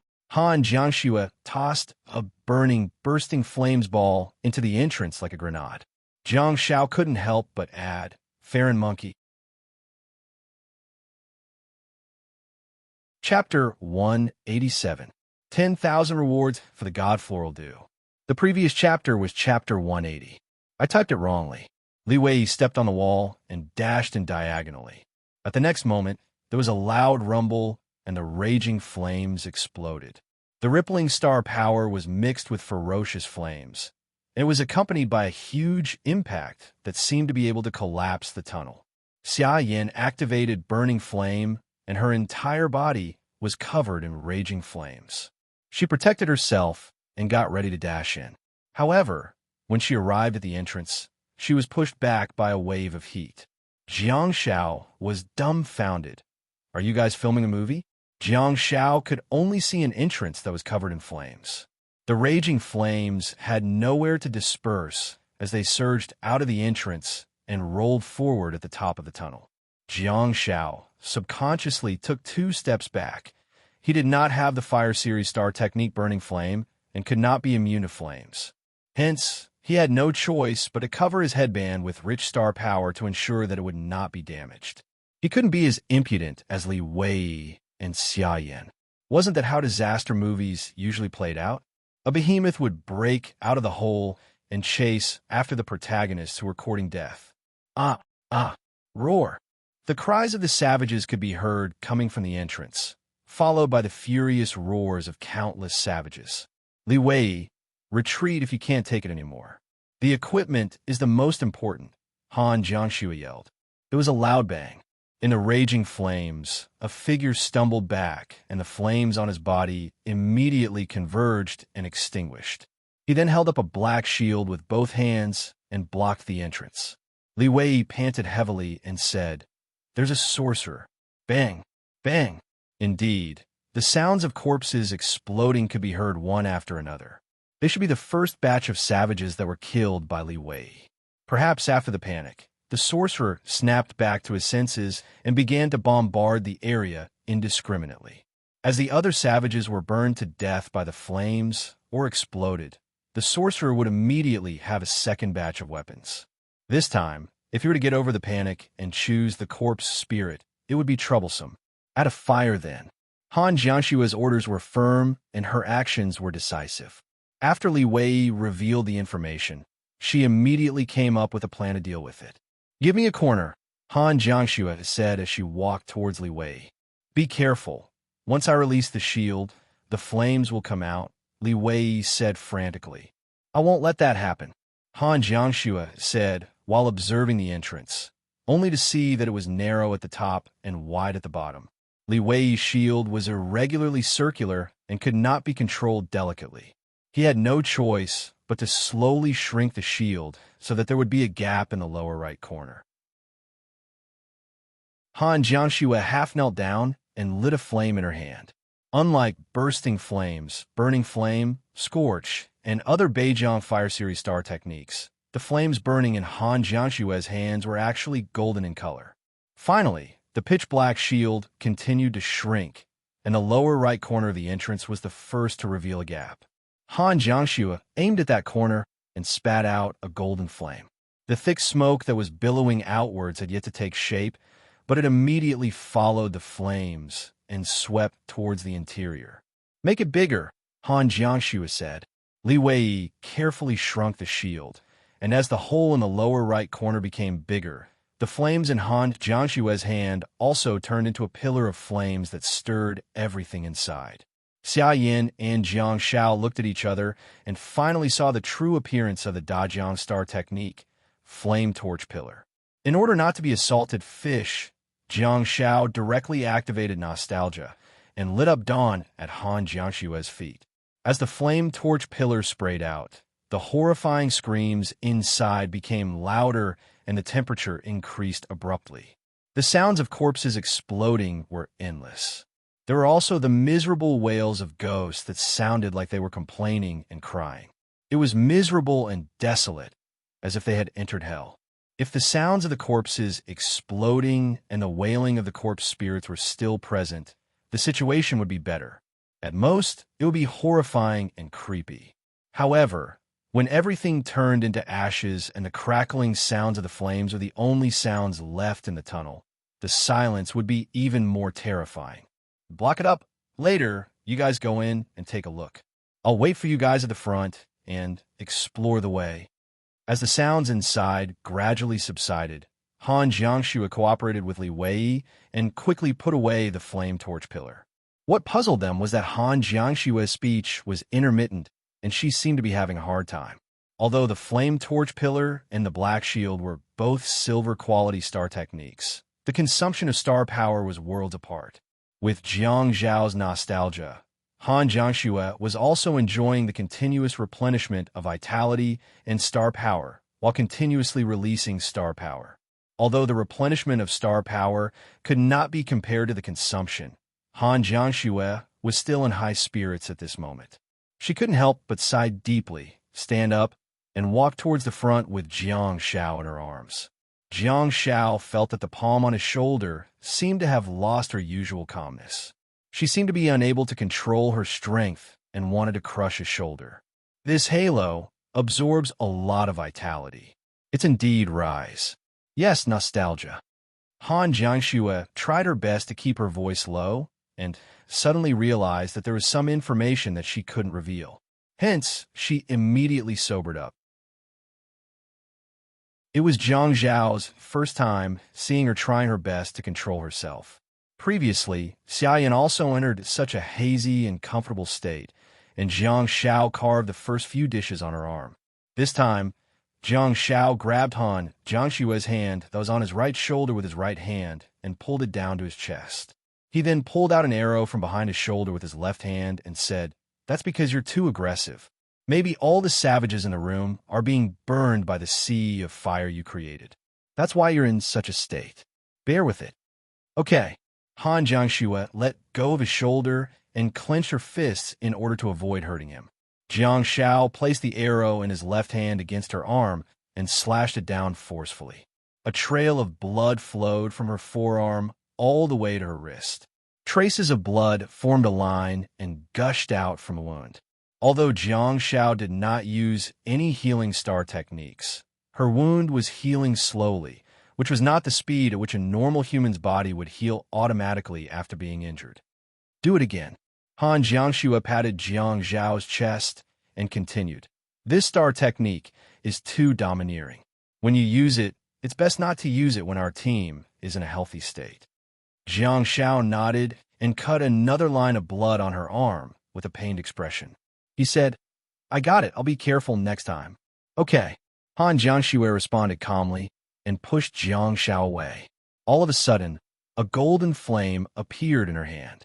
Under Jiang Zhao's bewildered gaze, a golden flame whip was thrown out of her hand, but it was not aimed at the savages at the end of the tunnel. Instead, it wrapped around their neck tightly. When was there a savage there? At the next moment, something that made Jiang Xiao even more bewildered happened. Han Jiangxue pulled the flame torch whip in her hand forcefully and dashed out. "Exum? I'm sorry. What are you doing? You dashed out just like that? A mage? A commander? Is this the calm and rational Han Jiangxue? Under normal circumstances, she had Sky Smasher. She had Barren Wind, Bursting Flames, and Flame Torch Pillar to choose from. Of course, it didn't matter if she chose the Flame Torch Whip. The key was to hold him back and let Jiang Xiao slash him. What did she mean by charging forward with a whip? Jiang Xiao finally understood what Han Jiangxue meant. When the team members were healthy, it would be best not to increase their vitality greatly. The feeling of being full of energy and having nowhere to vent it would, to a certain extent, cause mental disorder and affect one's behavior. If Jiang Xiao wanted to use nostalgia in a healthy state, he would have to give it to Han Jiangxue while slashing her with his sword. Jiang Xiao suddenly realized a problem. Just now, Han Jiangxue was stepping on the gold-quality nostalgia and releasing the lethal flame torch pillar, thereby reaching a state of overflowing vitality. What if Jiang Xiao used blessing on her? Would he heal a healthy person like crazy? Would it kill a very healthy enemy who was in full condition?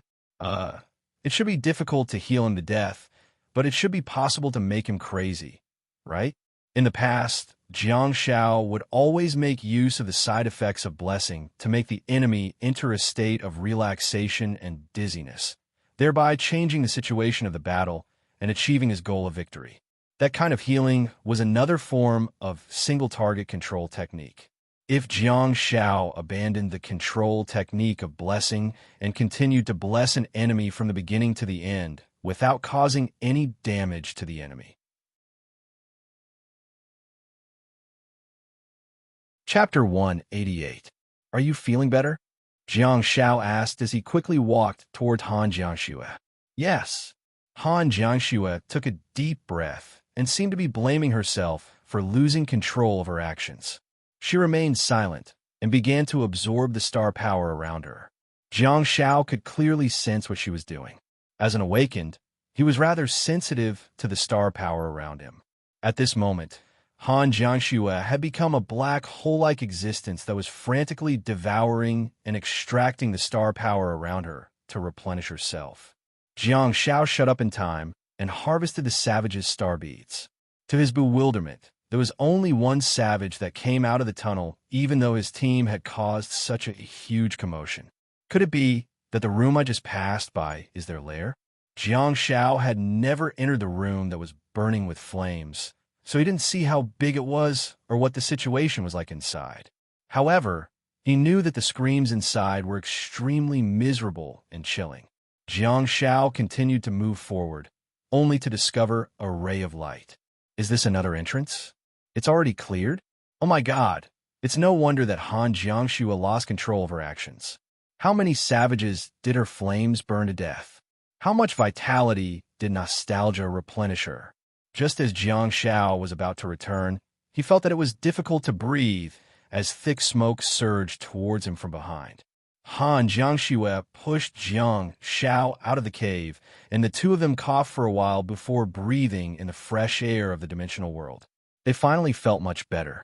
On the other hand, Li Wei and Xia Yan also ran out of the cave. Just now, Li Wei could no longer hear the roars inside, and hence put away his shield. In the end, a gust of thick smoke surged towards them and forced them to retreat. They had no idea if the savages inside had been burned to death or choked to death. Li Wei reported that he was safe through the invisible earphones. The team exchanged information and got ready to rest for a while before going in to collect the spoils of war. Seizing the opportunity, Jiang Shao turned to look at Han Jiangxue and said, "I have a bold idea." Han Jiangxue looked at Jiang Shao quietly. She kept her guard up. She didn't think that she would hear anything good from Jiang Shao. "How did you feel just now?" Jiang Shao asked curiously. Han Jiangxue thought about it and said, "I was full of energy and my blood was boiling. I seem to have endless energy. I've never tried stimulants before. Maybe that's what it felt like." "How was your rationality?" Jiang Shao asked again. Han Jiangxue frowned and thought about it carefully for a while before saying, "Although my body is particularly restless, I can still suppress my rationality.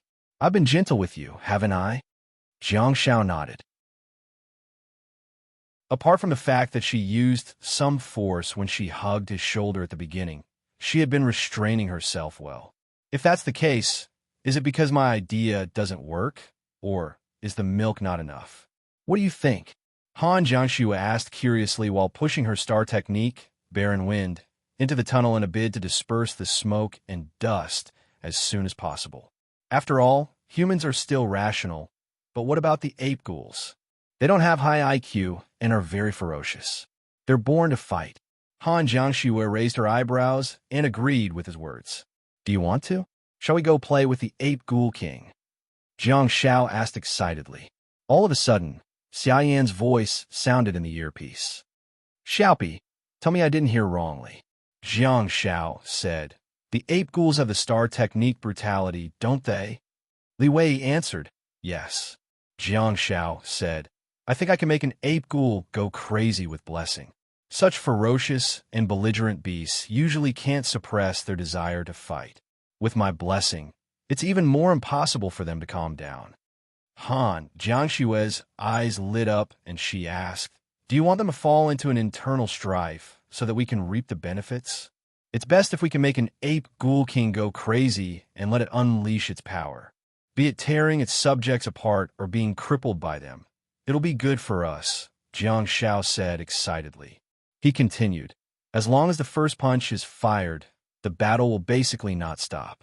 Once brutality is activated, they won't recognize anyone. His words were not only heard by the other 3 members of the team, but also by the Invigilator and the team of Guardians. The examiners looked at each other and found Jiang Zhao's idea novel, but they didn't comment. Blessing was a brass-quality star technique, and it was almost impossible to make the ape ghouls go crazy with blessing and reach the state that Jiang Shao had described. After hearing Jiang Zhao's words, the expressions of the Guardians changed immediately. Any ape ghouls that went berserk would greatly increase the difficulty of guarding them. Jiang Zhao's method was feasible. The ape ghouls that were aggressive often fought with each other. Hence, they didn't need excessive blessing at all because they would fight on their own. Unless there was an ape ghoul king to hold the fort, the ape ghouls would only hide obediently.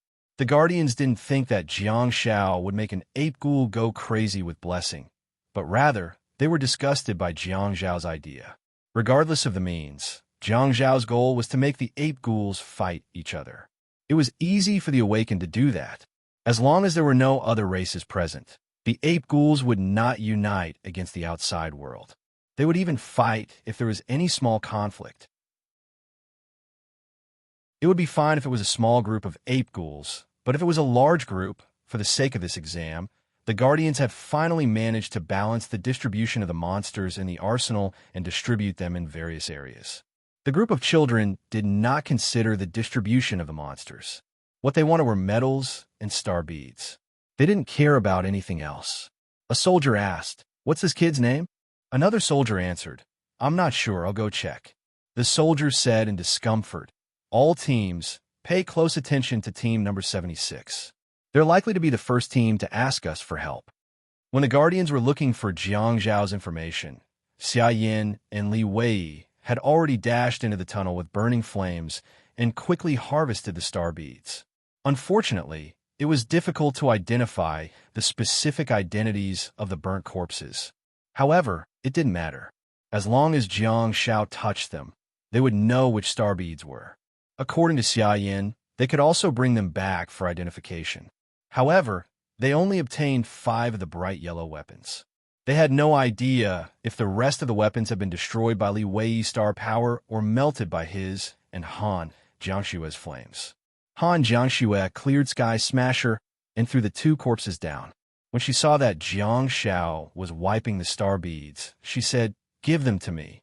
I'll sort them out when we get back." Jiang Shao handed the star bead over, but he seemed to have discovered something.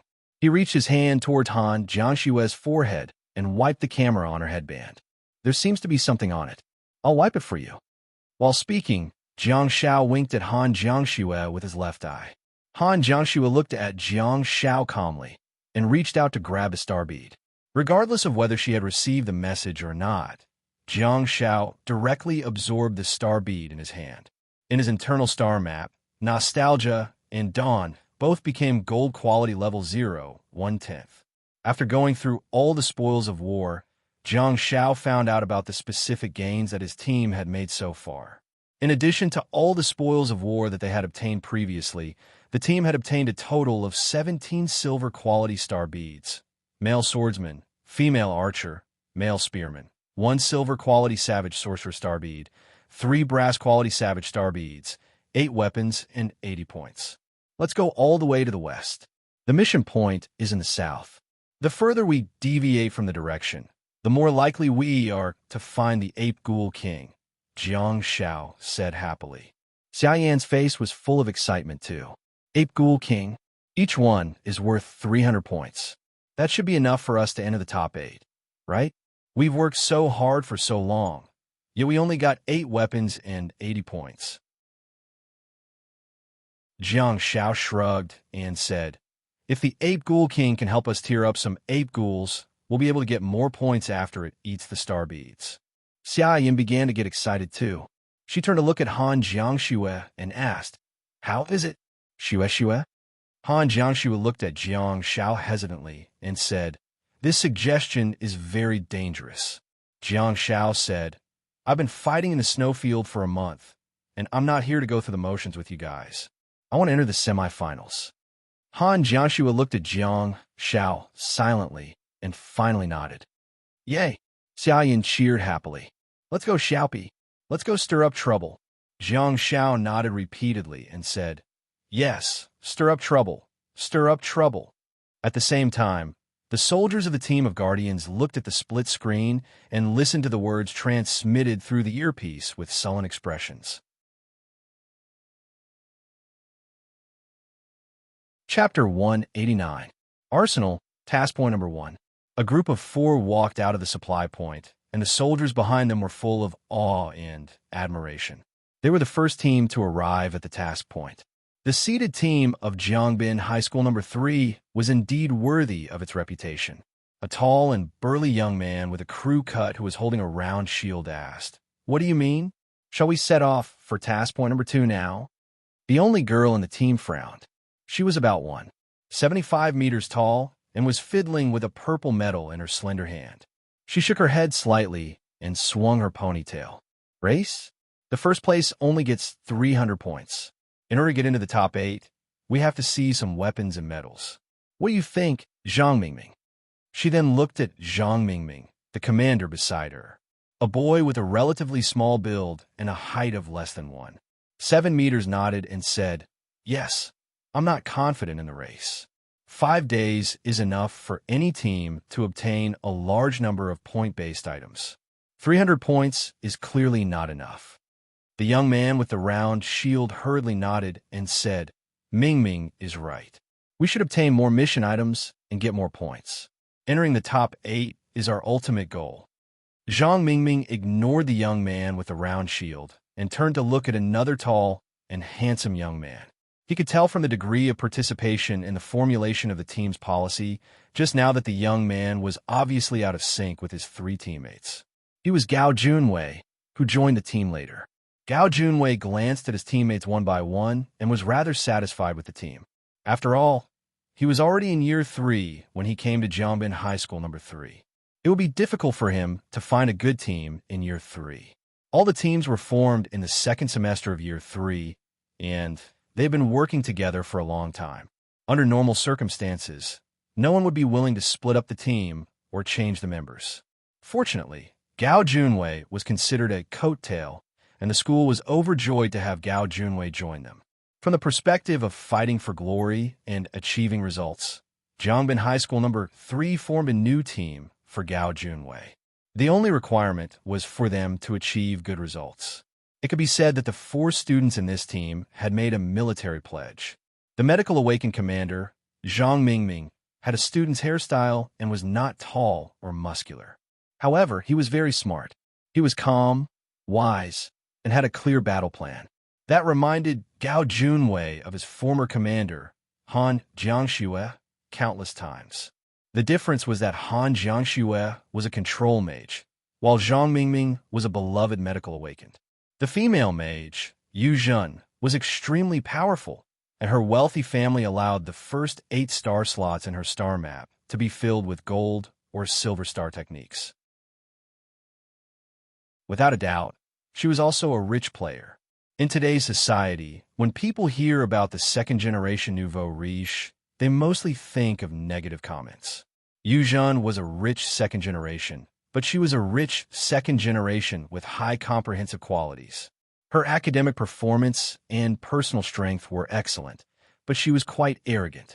In fact, other than Zhang Mingming, who could barely talk to her, she basically didn't care about the other 2 team members, especially towards Gao Junwei. Yu Zhen joined this team, so of course, she had to investigate everything clearly. Yu Zhen knew everything about Gao Junwei, so she despised Gao Junwei in her heart.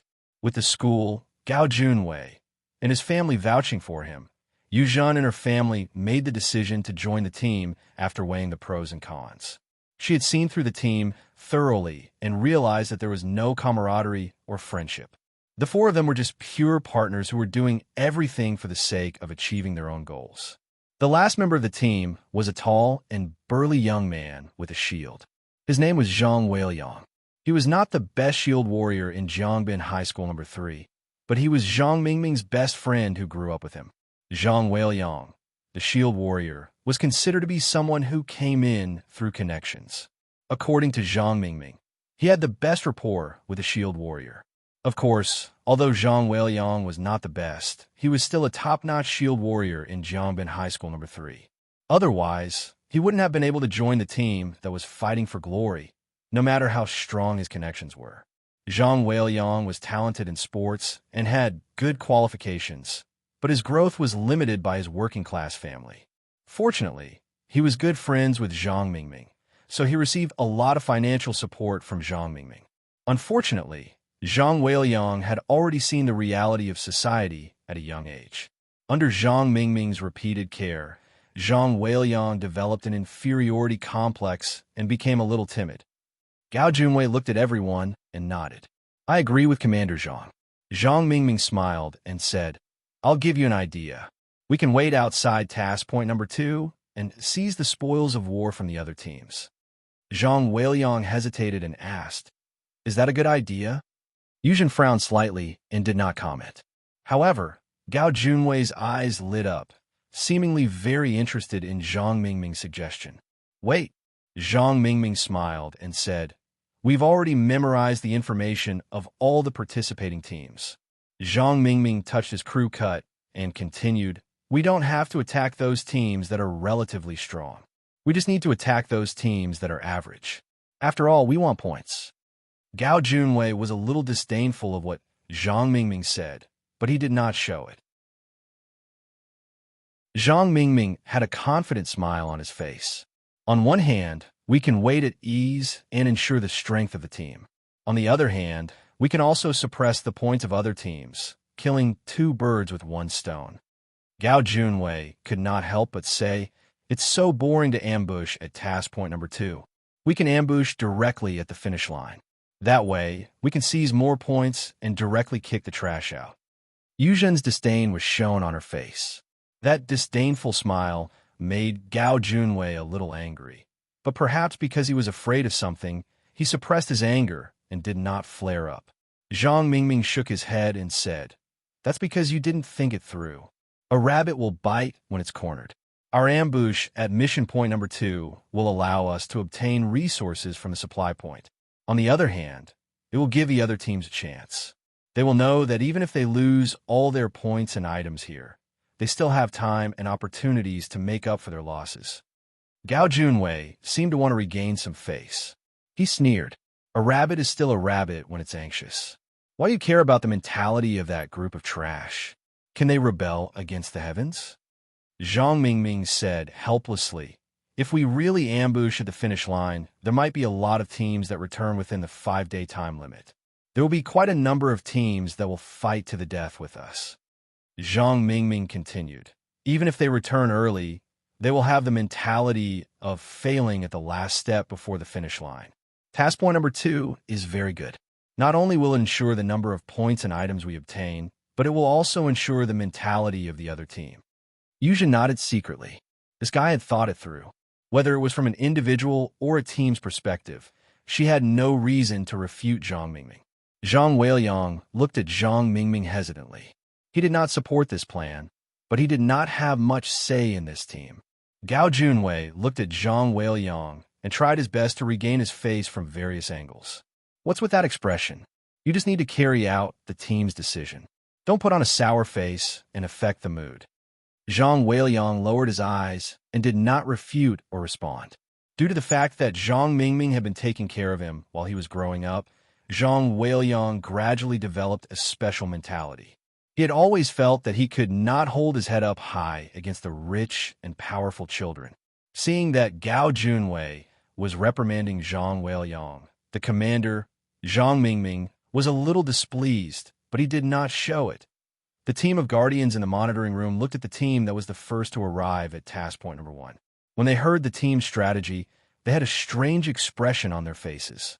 The strategy was based on the overall strength of the team. Without a certain level of strength, the team from Jiangbin High School number 3 would definitely not be so arrogant. Similarly, this kind of combat strategy was also built on the team's intelligence gathering. It should be known that there was always someone better out there, and no one was invincible. Due to the team's style, the strength of each class, and the weakness of each position, there would also be a saying that the team restrained each other. Since Jiangbin High School number 3 dared to do that, they would have to investigate a large amount of information in advance. Strength and the information they had prepared in advance were enough to make the team stand out among the hundreds of high school teams. Waiting for the enemy to exhaust themselves was really a good strategy. Such an approach was not against the rules. Clearly, the students had used their brains. However, from now on, the Guardians would probably have to monitor the team's movements closely. After all, a fight might break out any time. Similarly, the Guardians were also monitoring Team number 76 closely because they had all heard Jiang Zhao's proposal and knew that the team had embarked on a path of courting death. Remember the domain name of this book. Apex mobile version. Chapter 190. Reward Murakami Musashi more. At this moment, Jiang Xiao and the others were lying on a cliff, looking at the sparse forest below.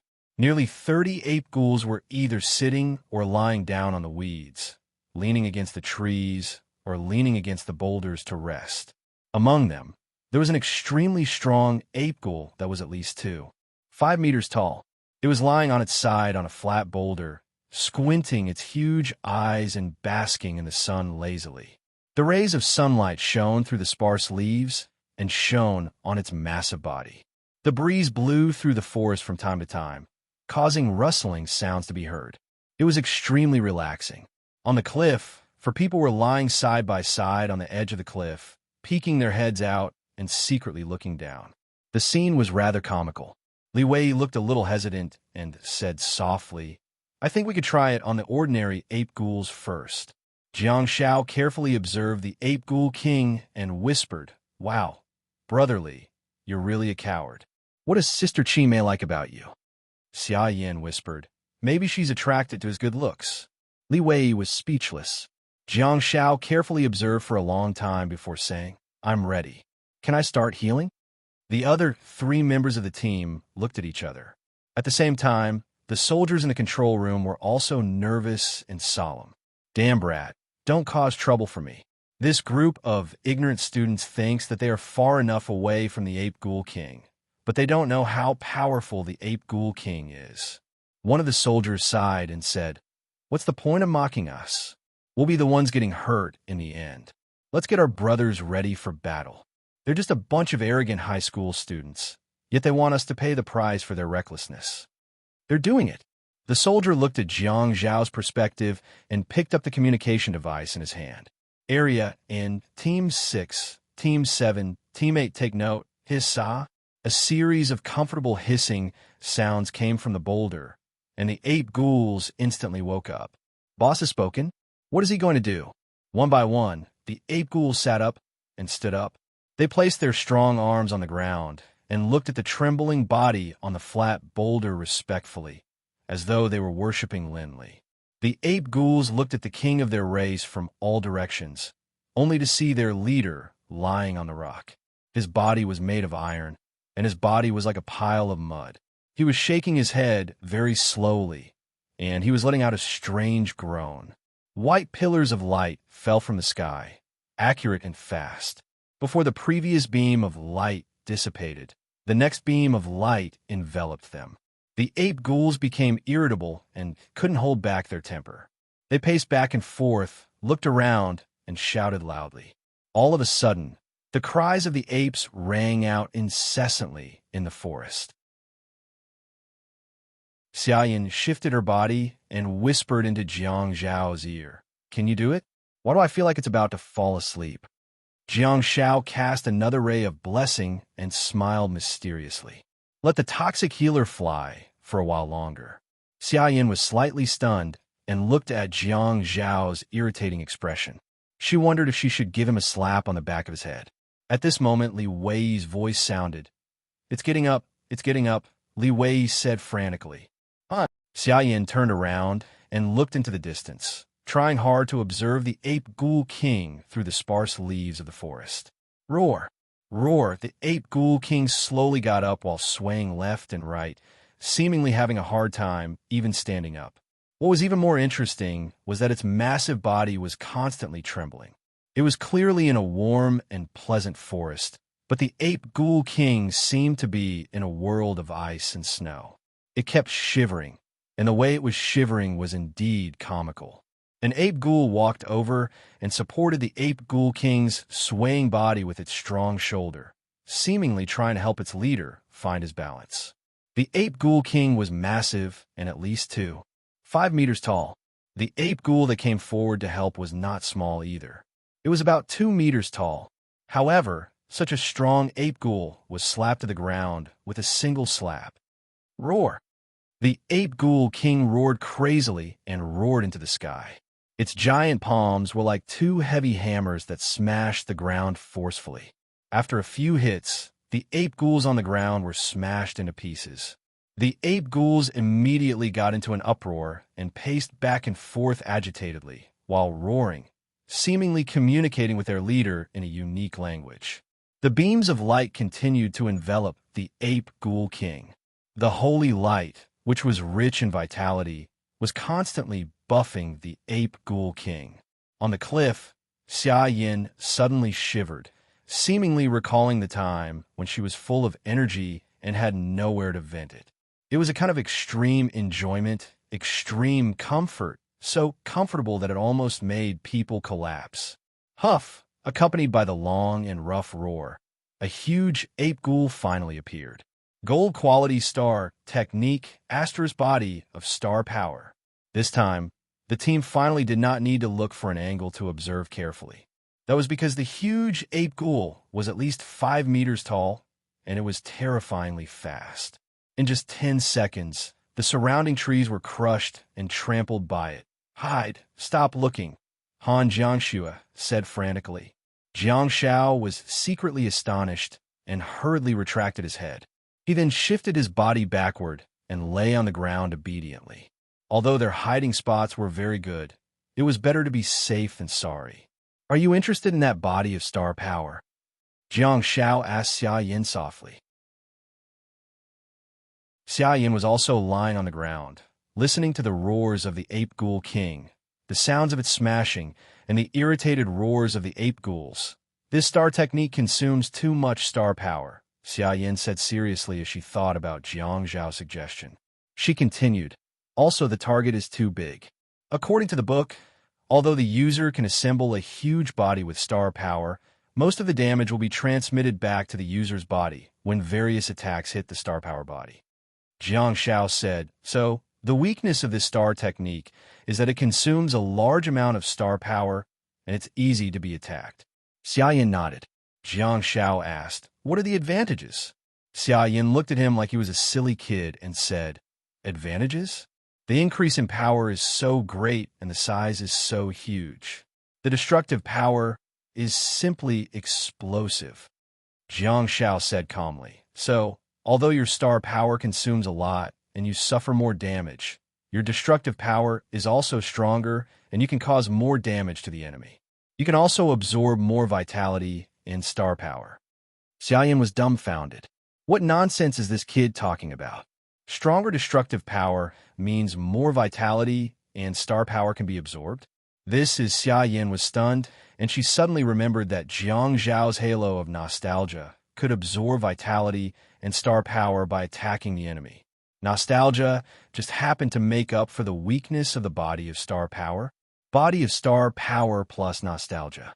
Is this a perfect match? Under normal circumstances, the silver quality nostalgia would not be able to make up for the consumption of star power. However, Jiang Zhao's nostalgia was already of gold quality. The key was that his nostalgia could continue to be upgraded in the future. All of a sudden, Xia Yin looked at Jiang Zhao's smiling face. She was tempted. While thinking about it, the ape ghouls roared one after another. As the ape ghoul king went berserk and vented its energy everywhere, the ape ghouls also fled in all directions. However, there were always a few that were affected. The ape ghouls were violent and ferocious creatures. Once they went berserk, they would not care about anyone. It was especially so when they activated their star technique, brutality. Ka-ka-ka, accompanied by the sound of a giant tree slowly falling, the battle in the forest had finally begun. The roar of the ape ghouls gradually faded away, and Han Jiangxue quietly popped her head out. In the deep forest, a giant ape ghoul composed of blue star power was destroying everything in its line of sight in a frenzy, taking huge and heavy steps as it rushed towards the north. Below the huge figure that was more than 5 meters tall was the body of the ape ghoul king. Its scarlet eyes seemed to be oozing blood, and it was panting heavily. Its mouth was wide open, and a steady stream of saliva flowed out along its sharp fangs. Did it activate berserk? Han Jiangxue wasn't sure. The only thing she could be sure of was that the ape ghoul king was really in a state of madness. Bang! The giant ape ghoul king slapped down and slammed an ape ghoul that was swinging in the forest onto the ground. The ape ghoul king then stomped on the tree, and the ape ghoul king forcefully. However, the ape ghoul king that had gone crazy was still not let off. Whoosh! Another ray of holy light descended and penetrated the ape ghoul form, landing accurately on the ape ghoul king's body. Roar! Roar! Roar! The ape ghoul king pounded its chest in a frenzy and roared maniacally. There was nothing else in its line of sight, and it was like a bulldozer that was rushing toward a certain direction.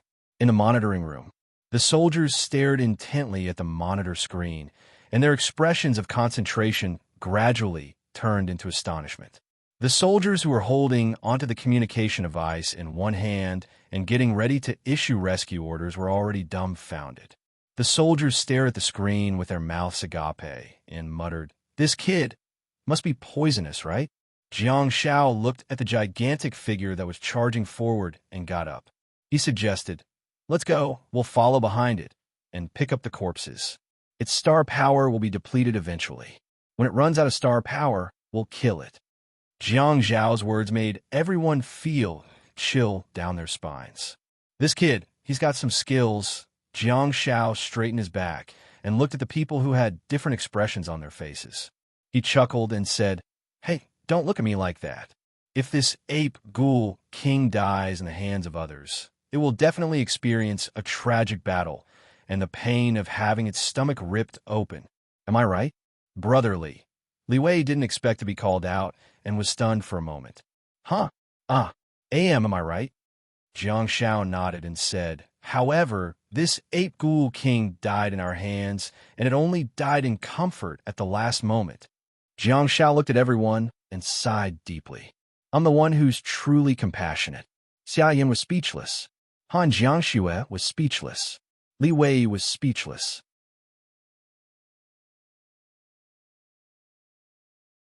Chapter 191. Tisk Tisk. Xia Yin sighed softly while holding a dagger and cutting the mangled corpse of the ape ghoul beneath her feet. The surroundings were in a complete mess because of the ape ghoul king's destruction. Gravel, trees, and even ape ghouls were all the same to the ape ghoul king. Metal found it. Jiang Shao pulled out a blood-stained metal that was slightly larger than a 1 yuan coin from the corpse of an ape ghoul. After wiping away the blood, the smiling face on the metal could be vaguely seen. What kind of disgusting hobby is this? Jiang Shao searched the star bead in the skull of the ape ghoul and obtained 2,500 yuan. Awesome. He looked up at everyone and asked, "How is it?" Xia Yin quickly harvested the star beads and said, "1 metal, 3 ape ghoul star beads. Wow, another $7,500. Li Wei, lead the way. Be careful and stay alert," Han Jiangxue ordered. Xia Yin said excitedly, "There should be more corpses in front. The ape ghoul king has already led the way for us. Let's hurry up and catch up, or we'll lose track of them." Han Jiangxue glanced at Xia Yin coldly and said, "It's better to lose track of them than to be discovered." Xia Yin pouted her lips aggrievedly and said, As the vanguard, the ape ghoul king dashed around violently and stirred up chaos in the area. Fortunately, The area was far away from mission location number 1, and there were no other teams that had gone deep into the remote western area. Otherwise, many teams would have suffered. How could they resolve their worries? They could only scavenge. As the elite team of Jiangbin High School and the seeded team of the Beijiang Provincial High School League, Team number 76 actually went astray under Jiang Zhao's leadership and completely became a scavenger team. They followed the Ape Ghoul King all the way, picking up corpses, star beads, medals, weapons. However, they rarely encountered any savages or ape ghouls along the way because the Ape Ghoul King had passed by. Those that could escape had already fled, and those that couldn't were smashed into corpses. The beautiful time lasted for more than 20 minutes. And when there were no longer any earth-shaking footsteps in the dense forest, everyone knew that the Ape Ghoul King's star power had dissipated. Whether they were fooling around or behaving atrociously, there would always be a moment. Li Wei advanced all the way while the rest of the team followed him vigilantly. They walked past the fallen trees and scattered corpses before heading towards the Ape Ghoul King. Although its star power has dissipated, it is still full of energy. While happily scavenging and plundering the star bead of an ape ghoul corpse, Jiang Shao said, "It's still the king that can fly and burrow into the ground. Its physique is very strong." Xia Yin inserted the dagger into the back of the ape ghoul and tore it apart forcefully. "Huh?" Jiang Shao said, "It's time to test if your sword is fast." Xia Yin raised her blood-stained face and said with confidence and pride, "As long as you're poisoned, I'll be fine." Jiang Zhao's face darkened. "What poison? It's clearly milk." Xia Yin smiled and said, "Okay, toxic healer." Xia Yin then threw the blood-stained star bead and medal to Han Jiangxue and said, "Remember to give me a push." Han Jiangxue grabbed the spoils of war and said, "I can try to blow it into my sky smasher." "Don't, this ape ghoul is too big. What if it doesn't manage to enter the sky smasher?" Xia Yin panicked. She had long been eager to give it a try and was initially looking forward to killing the Ape Ghoul King at close range. Yet, Han Jiangxue wanted to use the sky smasher to solve the problem. Xia Yin pleaded, "It's just a matter of one slash." "Let me do it, Xue, let me do it." Han Jiangxue was speechless. Go, go, go. Let's catch up." These beasts recover their star power very quickly. Xia Yin put away her dagger, stood up, and returned to the team. She then pushed Li Wei's back and continued, "There shouldn't be any creatures of other dimensions on the way. They've all been scared away." Li Wei turned around to look at Han Jiangxue. Han Jiangxue nodded and said, "Let's go." Li Wei took a deep breath and dashed forward quickly. To his surprise, he stopped after running for more than 200 meters because he saw a few savages' corpses that had been torn apart by the Ape Ghoul King. The pursuing team immediately turned into a scavenger team again. In the monitoring room, the soldiers looked at the first-person perspective of team number 76, feeling a little dumbfounded. The hot-tempered characteristics of the ape ghouls had indeed been fully exploited by the team. The medical awakened in the team was also very despicable. He was very creative. What made the soldiers feel the most fortunate was that although the team was bold and reckless, they still had some brains. They'd been trailing behind the Ape Ghoul King and had yet to encounter any danger until now. At the same time, there was another team that was also very smart. Unlike team number 76, who made use of the characteristics of the creatures of other dimensions, this team was making reasonable use of the rules of the competition. The distant task point number 2, which was also a supply point, was located at the edge of the forest. There were a total of 4 medium-sized wooden houses and 1 treehouse. There was a team of guardians stationed there, and there were about 20 Chinese soldiers distributed in each wooden house. Team number 24, which was also Gao Junwei's team, was currently resting in the wooden house where the purple medals were distributed. Yu Zhen sat on a chair and crossed her legs elegantly. She was playing with the 2 purple medals in her hands while looking at the green forest outside the window. No one knew what she was thinking. Obviously, the 2 purple medals were the so-called mission items. They were considered to have completed the main mission. As long as they returned to the entrance, they would be considered to have completed the competition. However, the team did not choose to leave. Instead, they chose to stay in the house. Zhang Weiliang borrowed hot water from the soldiers and opened a few bags of military rations. He was very conscientious in serving his teammates. There was no monitoring room at this task point. The soldiers here were only wearing communication devices. They were distributing the mission items here, while waiting for instructions from their superiors and rescue signals that might appear. The soldiers did not know the strategy of this team. They just thought that they were here to replenish their energy, so they did not say anything. Zhang Weiliang heated up 2 bags of fried rice with pickled vegetables and pork and 2 bags of noodles with pickled vegetables and shredded pork. He also opened 2 cans of food. Yu Zhen waved her hand and rejected the food. Have a pineapple and syrup. You can't starve for 5 days, can you? Zhang Mingming said with a smile. Gao Junwei, who was at the side, said, Are we too early? Before he could finish, a team of 4 barged in through the door. Gao Junwei's eyes lit up, and he turned around to size up the team who had entered. Zhang Weiliang was stuffing his mouth with a can of braised pork, and his movements froze. Zhang Mingming and Yu Zhen were the only ones who remained calm and quietly sized up the newcomers. Similarly, the team of 4 who entered also saw the opposing team who was having their meal, and their hearts immediately tensed up. Without a doubt, the team from Jiangbin High School No. 3 was very famous. They were a true seeded team. However, when they saw that there were 8 soldiers in the house, they felt much more relieved. A young man strode in and said to the soldiers in a friendly manner, Hello, we're here to collect the mission items. The soldier nodded and said, Team number 71. The soldier recorded something on a register, then casually flicked his wrist, and a purple metal flew over. Yu Zhen turned to look at Zhang Mingming with a hint of curiosity in her eyes. Zhang Ming nodded his head imperceptibly. The corners of Yu Zhen's mouth curled up slightly. She watched the figures of the 4-man team leave quickly and slowly stood up. Dong! Gao Junwei kicked the leg of Zhang Weiliang's stool and hollered, You're still eating.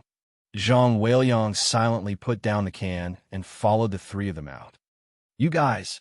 Just as they were about to walk out of the door, the soldier's stern voice sounded from behind. Clean up the trash. Zhang Mingming hurriedly turned around and said with a smile, Mr. Soldier, we haven't finished eating yet. Please wait a moment, we'll be right back. The soldier was stunned for a moment, for he did not expect such a response. More than 10 minutes later, an order suddenly sounded from the communication device at the waist of the soldiers. Mission point number 2, team number 2, set out on a mission. Due south, 500 to 600 meters.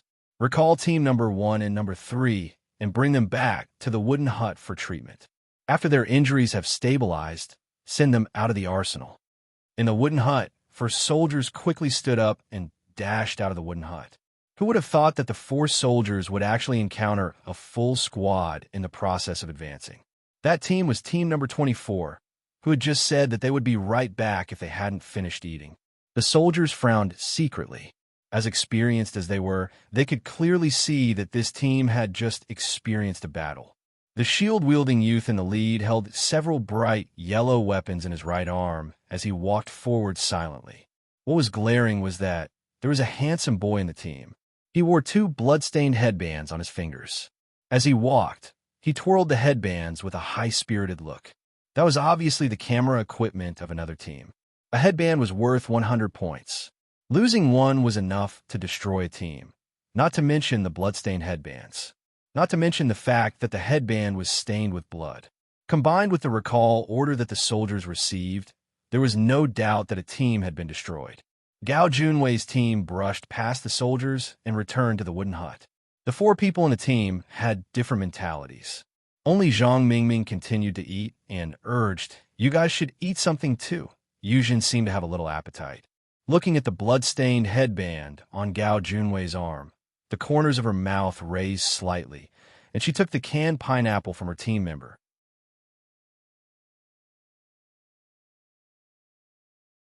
Chapter 192.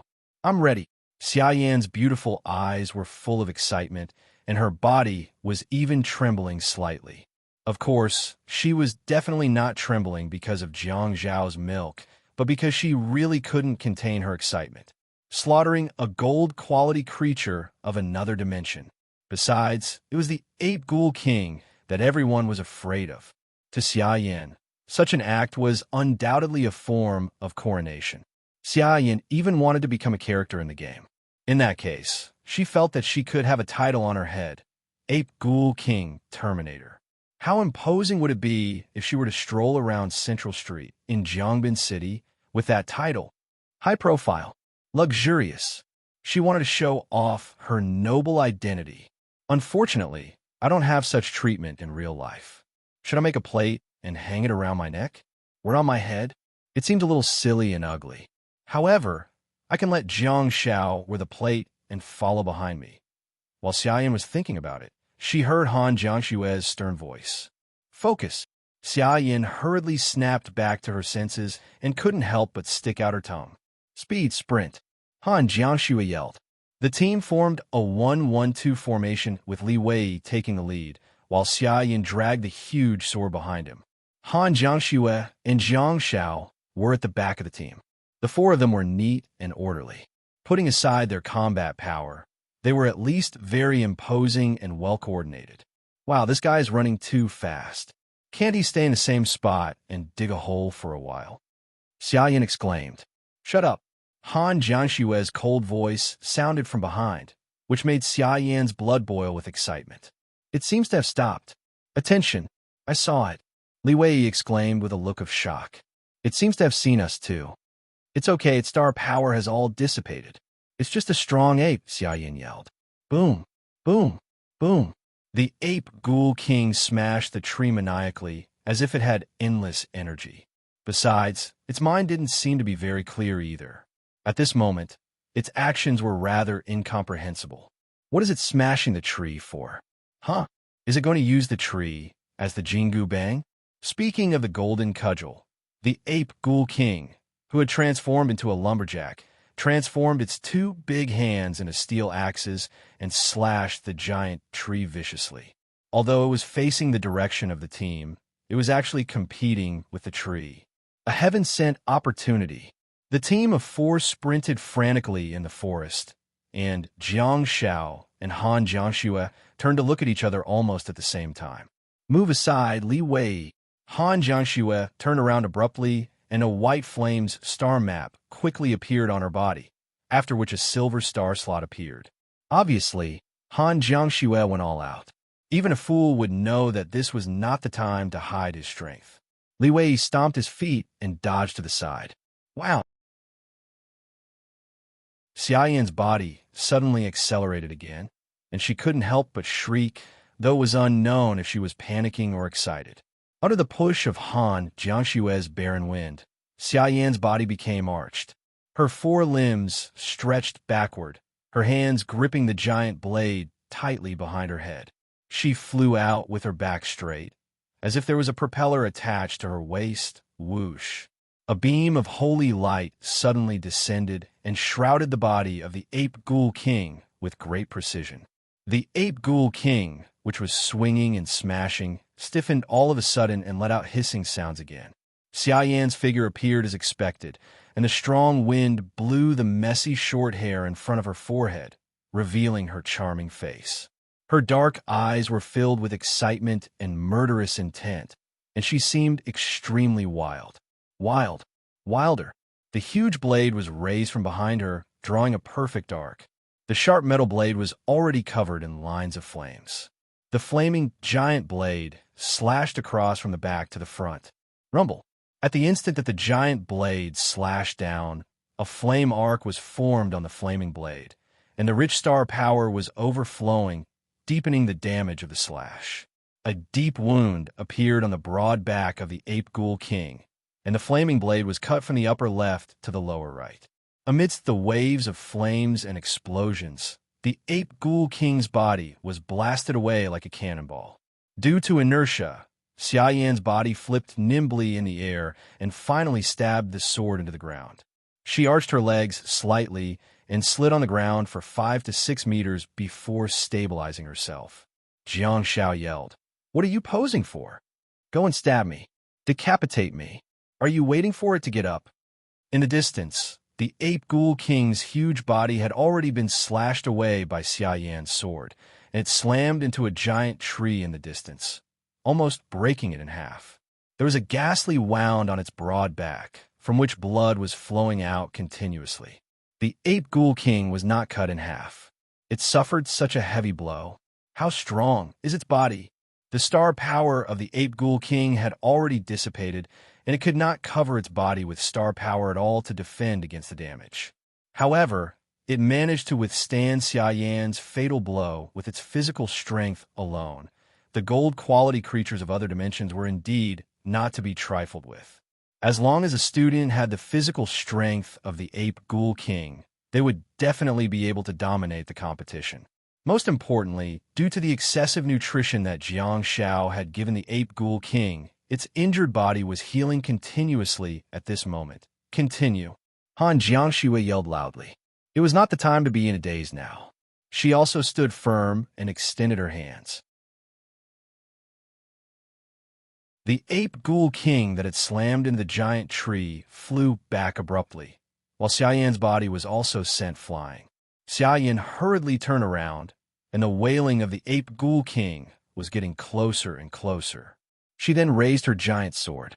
Neck, head, it can heal even if you slash other parts of its body. Jiang Shao exclaimed as he pulled out the steel sword on his back and dashed forward without hesitation. I have to seize the opportunity. Victory or defeat will be decided in an instant. If I can't do it now, I'll have to face Screech. It was the sound of the blade slicing through the air, followed by the sound of the sharp blade beheading the ape ghoul king. The giant sword in Xia Yan's hand was filled with dense star power, making it look like a sharp blade. Jiang Shao seemed to have heard the crisp sound of the blade slicing through the air. The ape ghoul king's massive body lay on the ground while its limbs twitched frantically. It wanted to roar, but it couldn't because its throat had already been torn apart. Gulp! Xia Yan half knelt on the ground and swallowed her saliva. She was the closest to it and could see what happened the clearest. Yes, she had slashed at the ape ghoul king's neck, and she had indeed succeeded. However, she had only managed to cut off half of the ape ghoul king's neck with her full force and sharp blade. The giant sword was stuck in the middle of the ape ghoul king's neck, but it did not sever its head. Bang! The ape ghoul that was struggling violently smacked Xia Yan away with its large fan-like hand. Bang! Bang! Xia Yan's body flew out with a whoosh and smashed through a tree that wasn't too thick. She was then intercepted by the second tree, after which she bent her body and landed heavily on the ground. The ape ghoul king convulsed frantically on the ground while swinging its limbs wildly.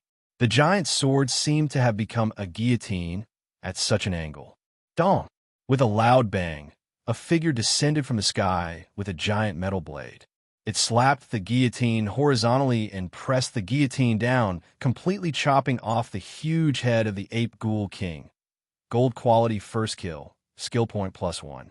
Jiang Shao carried the giant sword and hurriedly pushed the severed head to the side. Gulp! Not far away, Li Wei held up half of his shield and watched everything intently.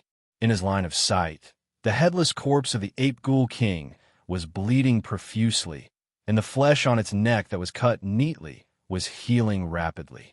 Soon, a thin layer of flesh would form. How well has Jiang Shao healed the ape ghoul king? Even though it's dead, its body is still healing. What kind of extreme madness did it experience before it died?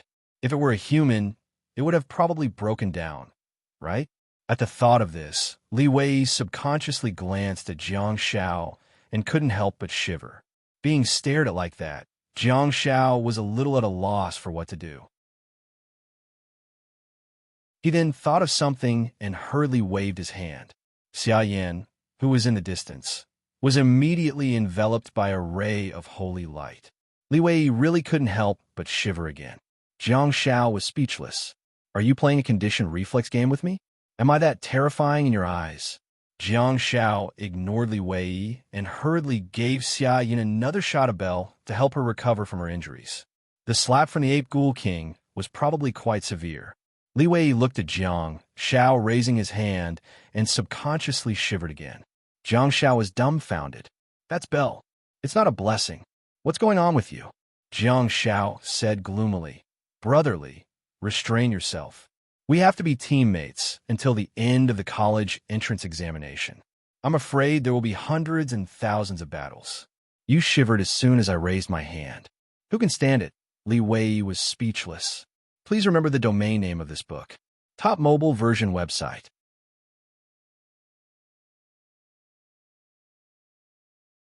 Chapter 193. For the heartache of the years, 10,000 rewards. It doesn't have star power or a clear mind. We even launched a sneak attack on it.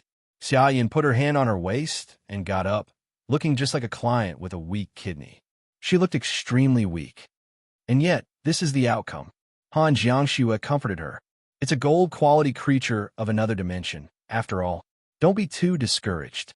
Xia Yin pursed her lips and raised her chin at Jiang Shao.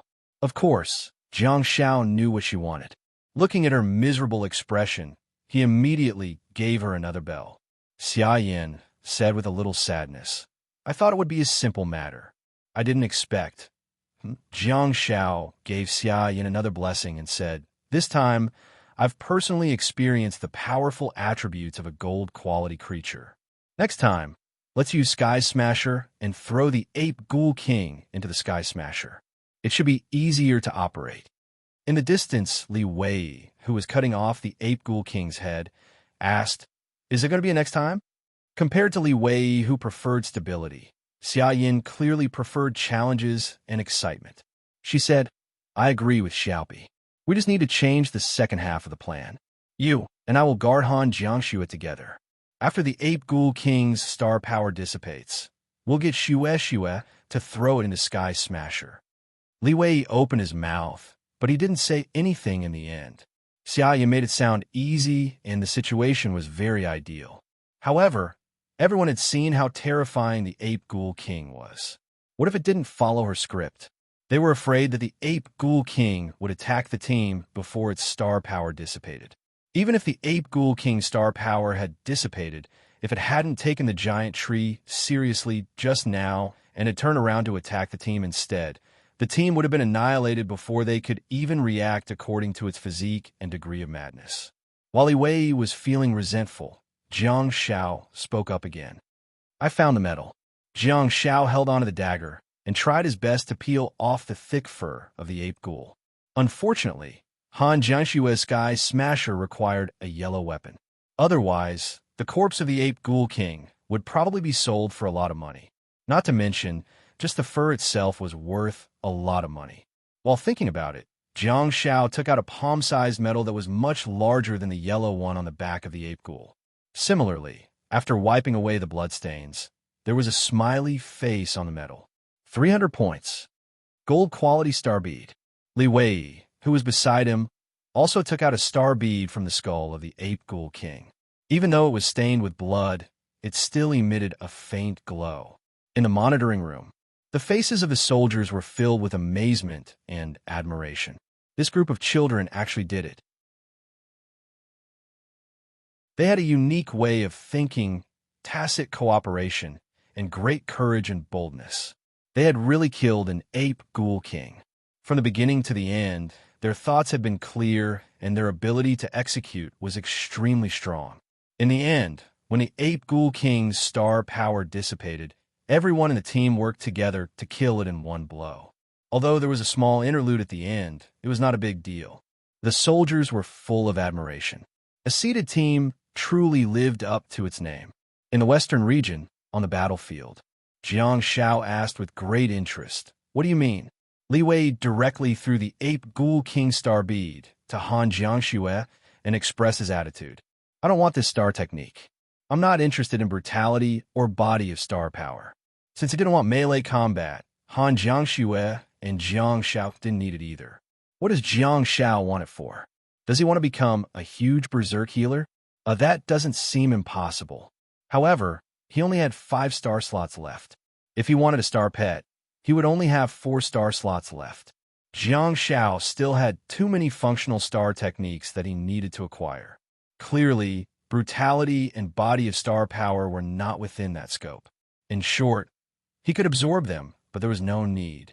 To be honest, instead of absorbing brutality and body of star power, he might as well absorb some output star beads with multiple star techniques. Regardless of whether Jiang Shao used a sword or a combat blade, he would be able to satisfy his output requirements. There was a very serious problem in front of Jiang Shao. His output didn't seem to be enough. Although Jiang Shao had already put in a lot of effort and trained hard on his swordsmanship and dagger techniques, it would be difficult for him to really hurt his enemies without the support of his star techniques when facing higher-level creatures of other dimensions. Of course, that was also something that Jiang Shao would have to consider in the future. At this stage, apart from the gold-quality ape Ghoul King, the other creatures that Jiang Shao would have to face were mostly silver and brass-quality creatures. Apart from them, he would have to face the students of the same cohort. Jiang Zhao's martial arts skills were definitely enough to deal with them over and over again. After all, he was a supporting doctor, not a warrior or mage who dealt a lot of damage. At the thought of the crazy output, Jiang Shao turned to look at Xia Yin and said, "If you can summon a massive body of star power, your destructive power will have a qualitative leap. You'll be able to kill the ape Ghoul King that has lost all of its star power with a single slap. You won't have to worry about not being able to sever its head with a single slash." Li Wei froze for a moment. From the perspective of a team, a star technique that could easily be targeted should be absorbed by a shield warrior. Clearly, Li Wei thought that he had made it very clear just now that he did not want the star technique that had obvious advantages and disadvantages. Hence, Jiang Shao tried to persuade Xia Yan. Li Wei hesitated for a moment and looked at Han Jiangxue before saying, "Commander, do you think we need a star technique like the body of star power? In the future, we'll have to go through the second Wasteland Reclamation competition in Beijiang Province and the National High School League. We'll all need to enter a dimensional space." Han Jiangxue shook her head and said, "You're in the nebulous stage, so the probability of you absorbing a gold-quality star technique is too low. Besides, the ape Ghoul King has a natural advantage in terms of the total amount of star power, and you're only in the late nebulous stage. Even if you really absorb the body of star power, you won't be able to maintain it for long." Xia Yin clutched her kidney and said, "Yeah, gold-quality star techniques have to be absorbed in the galaxy stage no matter what. Besides, you can only use 8 star slots in the nebulous stage. You've already lit up 7 star slots, so there's only 1 reserved spot left. What if you absorb brutality? You don't have the brutality star technique in your first 7 star slots." Li Wei was speechless. That was indeed a problem. Jiang Shao suddenly said to Xia Yin, "I've already healed you. Why are you still clutching your waist?" Xia Yin glared at Jiang Shao angrily and said, "It hurts. Can I rub it a little? Why are you talking so much?" Jiang Shao said, "I'm a doctor, a great healer. You should be feeling really good now. Your actions are an insult to me." Xia Yin said, "Cut the crap. Why don't you come over and rub it for me?" Jiang Shao was speechless. Han Jiangxue said, "Shut up, you two." The soldiers in the monitoring room looked at each other. The shock and admiration on their faces vanished without a trace. Did such a team actually kill the ape Ghoul King? How childish were these two people? On the battlefield, Xia Yin rolled her eyes at Jiang Shao. Jiang Shao humphed and continued, "After so many years of college entrance examination, how many candidates are there in the galaxy stage? If you want to absorb a gold-quality star technique, you have to do it in the nebulous stage." Han Jiangxue was extremely intelligent, and she seemed to have realized what Jiang Shao wanted to do. Did my brother really want Xia Yin to have a body of star power? Xia Yin did have the star technique brutality, and as long as she could absorb it, it would only increase the body of star power. However, everyone was well aware that for students in the nebulous stage, the total amount of star power they had would not be enough to support it. Star beads were not allowed to replenish star power during official competitions. Do you want to be the king for 5 seconds and then lie down? Lie down until the end of the competition. Even if you were in the galaxy stage, you wouldn't be able to withstand the huge consumption of star power. This star technique is not practical. Why is Jiang Shao so persistent? To his surprise, Xia Yin really asked for it. Okay, I know. Shut up, you're so annoying. Shue, give me the star bead. I'll try to absorb it. Han Jiangxue was dumbfounded. Although you have 28 star slots, you shouldn't waste it like that. Absorbing such a useless. Han Jiangxue was about to say something, but her heart skipped a beat. Wait a minute. Han Jiangxue turned to look at Jiang Shao and suddenly realized that the toxic healer had the halo of gold-quality nostalgia, which could make up for many of the weaknesses of the body of star power. As long as Xia Yin could kill fast enough, she would be able to last longer. Once Jiang Zhao's nostalgia was upgraded, Xia Yin would be able to deal with it with greater ease. However, if Xia Yin wanted this star technique to be effective, she would have to use it together with Jiang Zhao's nostalgia star technique. She would have no choice but to stay by his side. Please remember the domain name of this book. Apex mobile version.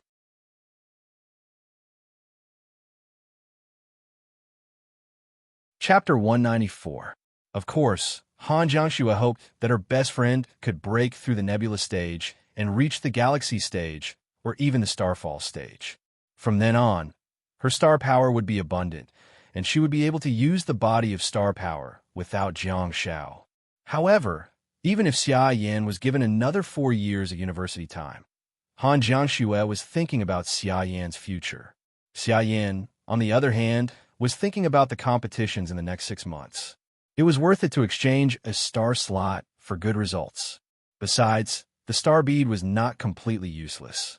After all, it was a highly destructive gold-quality star bead. Xia Yin didn't think that she had suffered much of a loss. She was pessimistic about whether she could absorb the gold-quality star technique, the body of star power. Give it to me, Shue. If I can really kill the Ape Ghoul King with a single slap, that would be great. Xia Yin giggled and gestured at Han Jiangxue. Han Jiangxue looked at Jiang Shao, who spread his hands out and said, even if I have 2 more star slots, she won't have a chance to absorb them. I only have a few star slots now, and I've already planned what type of star technique I need to absorb. Xia Yin gestured at Han Jiangxue again and turned to look at Jiang Shao. She teased, Huh, do you have any plans? Jiang Shao humphed and said, we have to have dreams. What if they come true? Xia Yin grabbed the star bead that Han Jiangxue tossed over. She had used up a lot of star power just now and could use it to replenish it. Smiling in disdain, she said, dreams are meant to... Damn it. Jiang Shao muttered softly. I can understand you abandoning your dreams and tearing them apart.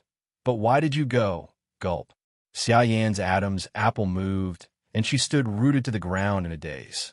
After more than 40 seconds, she turned around and stared at Jiang Shao in a daze. Everyone realized what might have happened, and they were all shocked. Jiang Shao was even more excited. He asked, You succeeded? You absorbed it in one go? Xia Yin took a deep breath, calmed herself down, and looked at Jiang Shao solemnly. No. Jiang Shao was dumbfounded. Han Jiangxue was dumbfounded. Li Wei was dumbfounded. With a mischievous smile on her face, Xia Yin seemed to have grown 2 demon horns on her head. She said, I'm already unhappy that I didn't manage to acquire any star techniques. I'm so sad, so of course I have to find some entertainment for myself. Seeing your current expression, my mood is much better. Good for you. Naughty. Xia. Jiang Shao waved his hand abruptly and cast a blessing on Xia Yan's head. The smirk on Xia Yan's face immediately froze, and she lost her composure. She then let out a seductive moan. Jiang Zhao's team was clearly the focus of attention because of their audacity. Similarly, there was another team that the Guardians and Examiners paid attention to. That was Gao Junwei's team.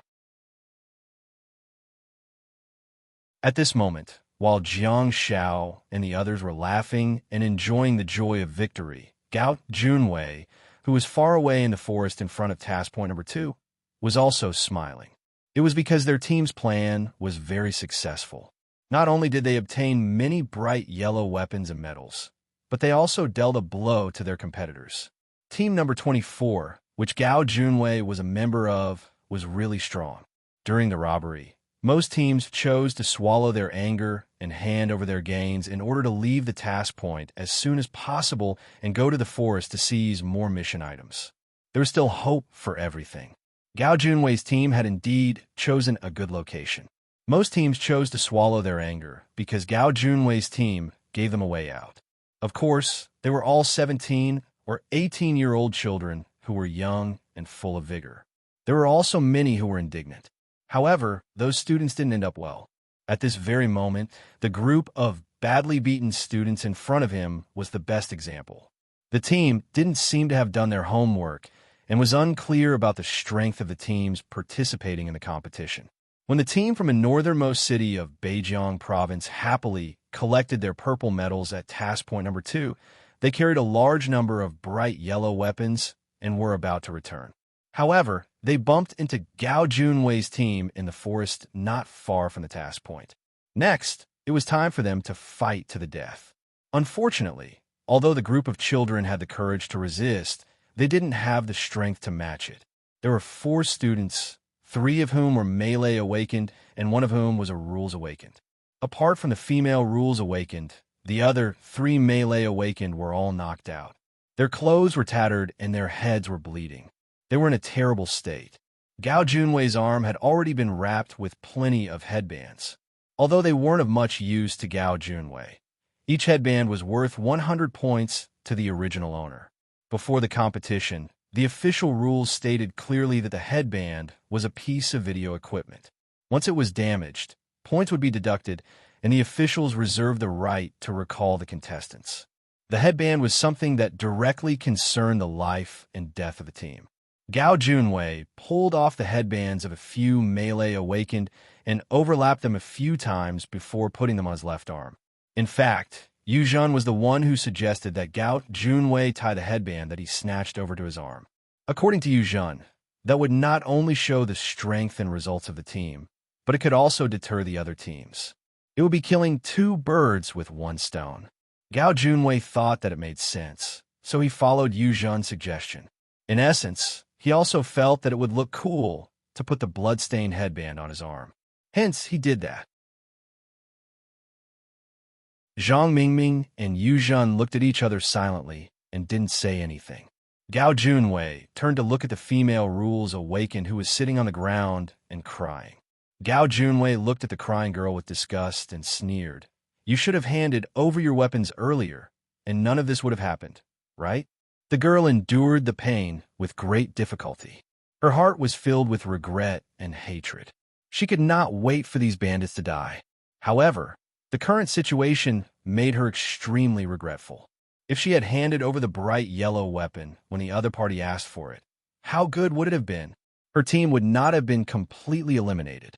In her regret, the girl only felt herself being kicked over and lying on the ground. Then the despicable boy stepped on her neck. The girl hurriedly hugged her head with both hands because she felt that the other party was taking her headband. "Oh, you still have the guts to resist?"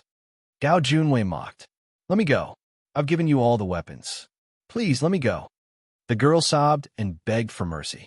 Seeing this scene, Zhang Weiliang opened his mouth and hesitated for a moment. In the end, he sighed and went to pack up the weapons without saying anything. Gao Junwei curled his lips and said disdainfully, "Your team members have all lost the right to participate in the competition. They'll be taken away by the soldiers later. What are you doing here alone? Preparing to kill all the yellow weapons by yourself? Dragging the whole team into the semi-finals by yourself?" Gao Junwei actually hoped to wrap a headband around his arm. After a few times of snatching the spoils of war, he had already begun to like seeing the expressions of other team members when they saw his arm. The girl lying on the ground held her head with both hands. To be exact, she was covering the headband. Her body was slightly trembling. It was unknown whether it was because she was sobbing in frustration or because she was trembling in anger. She did not respond to Gao Junwei. "Someone's coming," Yu Zhen suddenly said. The commander, Zhang Mingming, turned around and looked in Yu Zhen's direction. Gao Junwei saw that the girl did not speak, so he squatted down and pulled the girl's headband. He shouted, "Let go!" However, the girl held onto the headband tightly, making her last resistance. Like most children who are bullied in school, the girl was only resisting.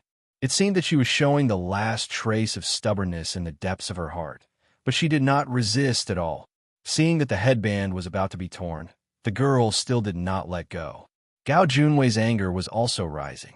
He was extremely impatient, so he simply stopped pulling the headband. He stood up and kicked the back of the girl's head hard. He shouted, "I told you to let go." Zhang Mingming suddenly shouted, 211. Huh, someone familiar. Gao Junwei had no choice but to stop and run to the front of the team. However, he saw a familiar figure. Stop hiding. Where do you think you can hide, little cannon? Not far away, a figure walked out of the forest. He took the lead, and his momentum was very imposing. This was a young man who was not tall, but extremely muscular. It was Gao Junwei's former classmate, Xinglang. Xinglang carefully looked at the battlefield. When he saw this scene, the anger in Xinglang's heart soared. Xinglang's temper was already like a raging fire. When he heard Gao Junwei's mockery, he could not help but curse back. Bullsh *T. Why would I hide from you? The team leader rushed out. Feeling rather helpless, the team members hurriedly followed. Shield warrior Zheng Jiang came to Xinglang's side to support the team leader.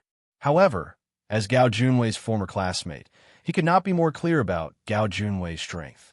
Zheng Jiang really did not want to get into a conflict with Gao Junwei.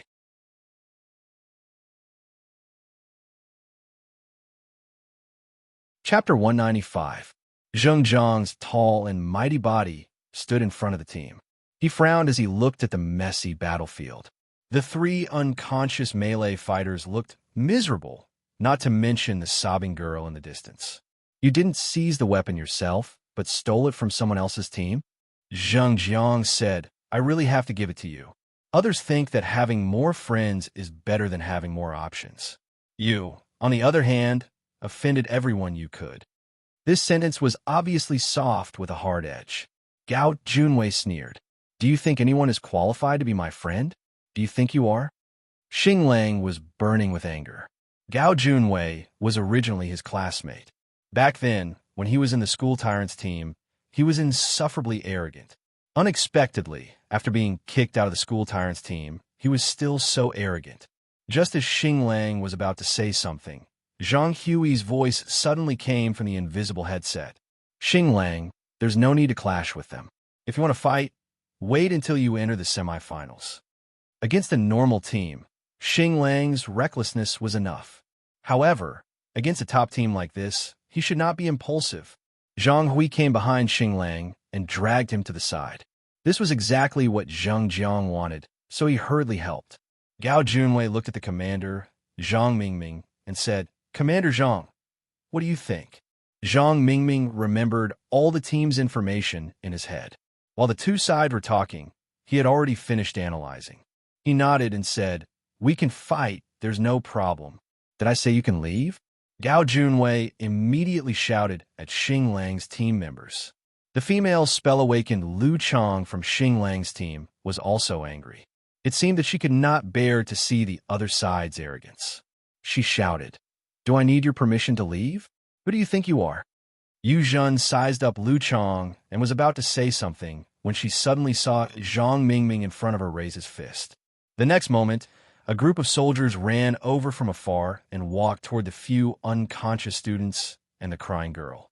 Seeing this, Zhang Hui hurriedly dragged Xinglang away and kept signaling Zheng Jiang with his eyes. Under Zhang Mingming's signal, the team did not attack Xinglang's team. Of course, even if they attacked, it would not be considered a violation as long as they did not kill anyone. However, Zhang Mingming seemed unwilling to do so in front of the soldiers. When the soldiers left with the injured, Xinglang's team also disappeared without a trace under Zhang Hui's strong persuasion. You and Gao Junwei will go after them. Zhang Weiliang and I will guard the loot, Zhang Mingming said to Zhen. Yuzhen was slightly taken aback. Splitting up? To be honest, she was not worried that she would lose. Instead, she was worried that Zhang Mingming and Zhang Weiliang would be in danger. Go, it'll be fine. Zhang Mingming seemed to have seen through Yuzhen's thoughts and said with a smile, Zhang Weiliang, and I will bring the loot back to the mission point. We will wait for you there. Zhang Mingming's choice was interesting. First of all, this place was very close to the mission point. Secondly, they brought their spoils of war back to the mission point, which was filled with Guardian soldiers. Although there was no written rule that battles were not allowed in the quest point, there were still some rules. However, there shouldn't be any students who would dare to cause trouble at the mission point. This also objectively protected Zhang Mingming and Zhang Weiliang, who didn't have enough people in the team. Zhang Mingming continued, Gao Junwei, don't make a sound. It's best to use a sneak attack strategy in this battle and make good use of your star technique, Roar of Fear. Your main target is Xinglang. As long as he falls, the team will fall too. Yu Zhen, pay attention to that female guardian. Zhang Weiliang, and I will wait for you at the mission point. Gao Junwei nodded and scurried out with Yu Zhen. In the depths of the forest, Xinglang's team was sprinting. Lu Chong was obviously still a little displeased and couldn't bear to see the arrogant behavior of the team just now.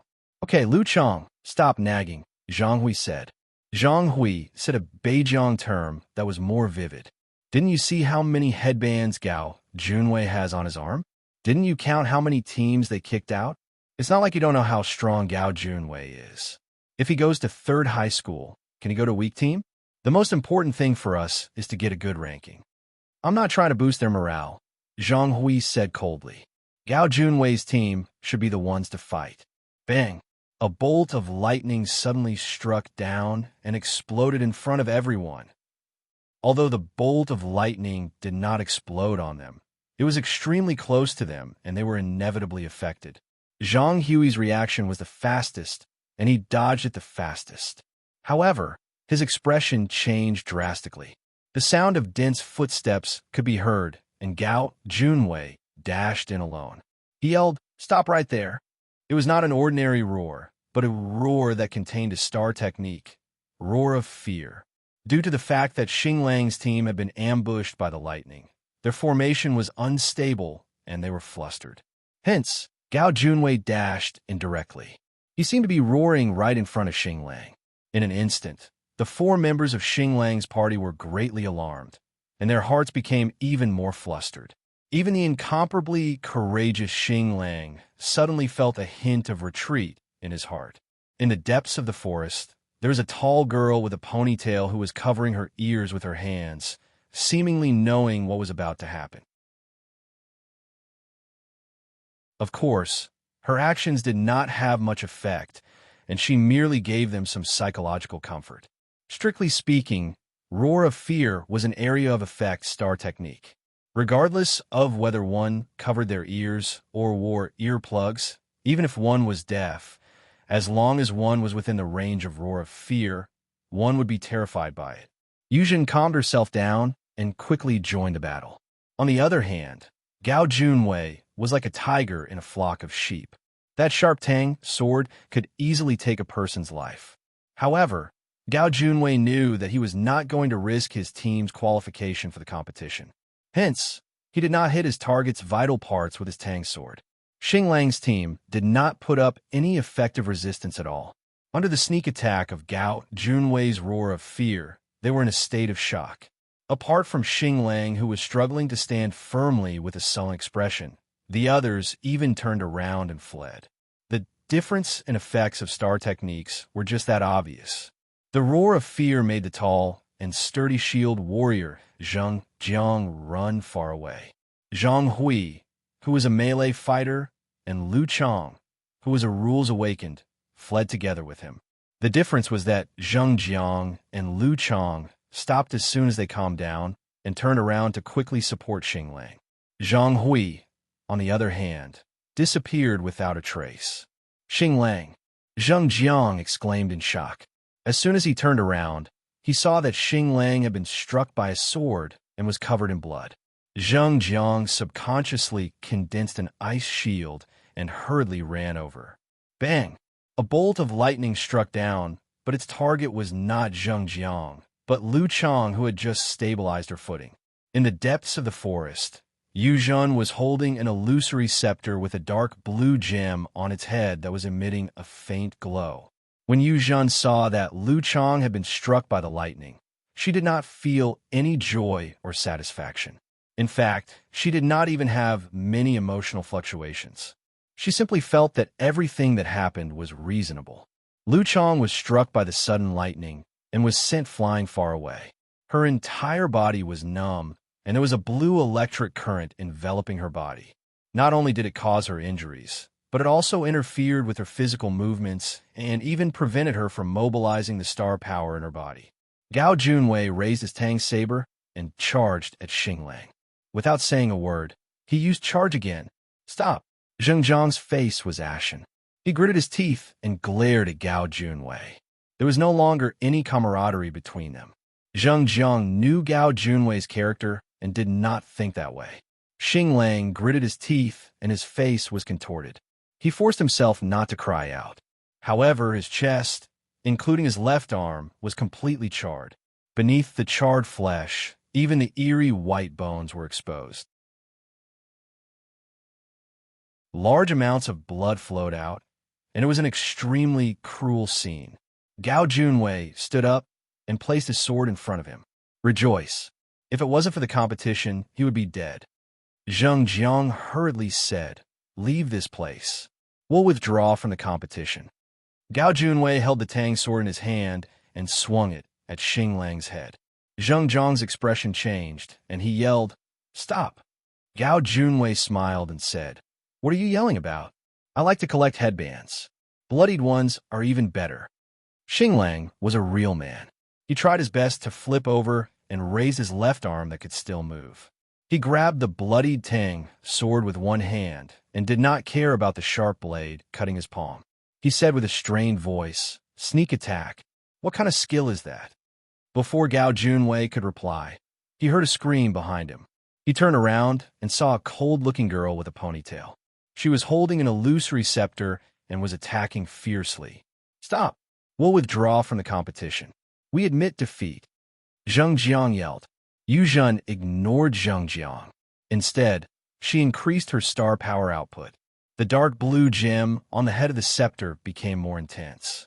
Lightning splashed everywhere and even affected the user, Yuzhen. However, Yuzhen did not seem to feel or hear Lu Chang scream. She only looked at Lu Chang coldly and said, "Watch your mouth." Gao Junwei was slightly stunned. He did not know what Lu Chang had said to make Yuzhen lecture her like that. "Stop, you." Zheng Jiang's expression changed. Ever since Xinglang was chased out of the forest by Gao Junwei, their team had made the most fatal mistake. Now that things had turned out this way, they might as well have fought with their opponents. At least everyone was mentally prepared and knew how to fight. Now, Gao Junwei's sudden attack together with his disgusting star technique caused the entire team to be annihilated. Damn Zhang Hui. I don't know where he ran off to. Damn it. Zheng Jiang made a prompt decision and did not care about his ranking anymore. His life was the most important. Zheng Jiang took off his headband and pointed the mini camera at himself. He said, "Team number 41 has withdrawn from the competition. I repeat, team number 41 has withdrawn from the competition." Gao Junwei was slightly stunned, and he understood what Zheng Jiang was doing. Since the other party had chosen to withdraw, they could no longer attack. At the next moment, the referee's voice sounded through the invisible earphones. Yuzhen swung her right hand, and the illusory scepter disappeared without a trace.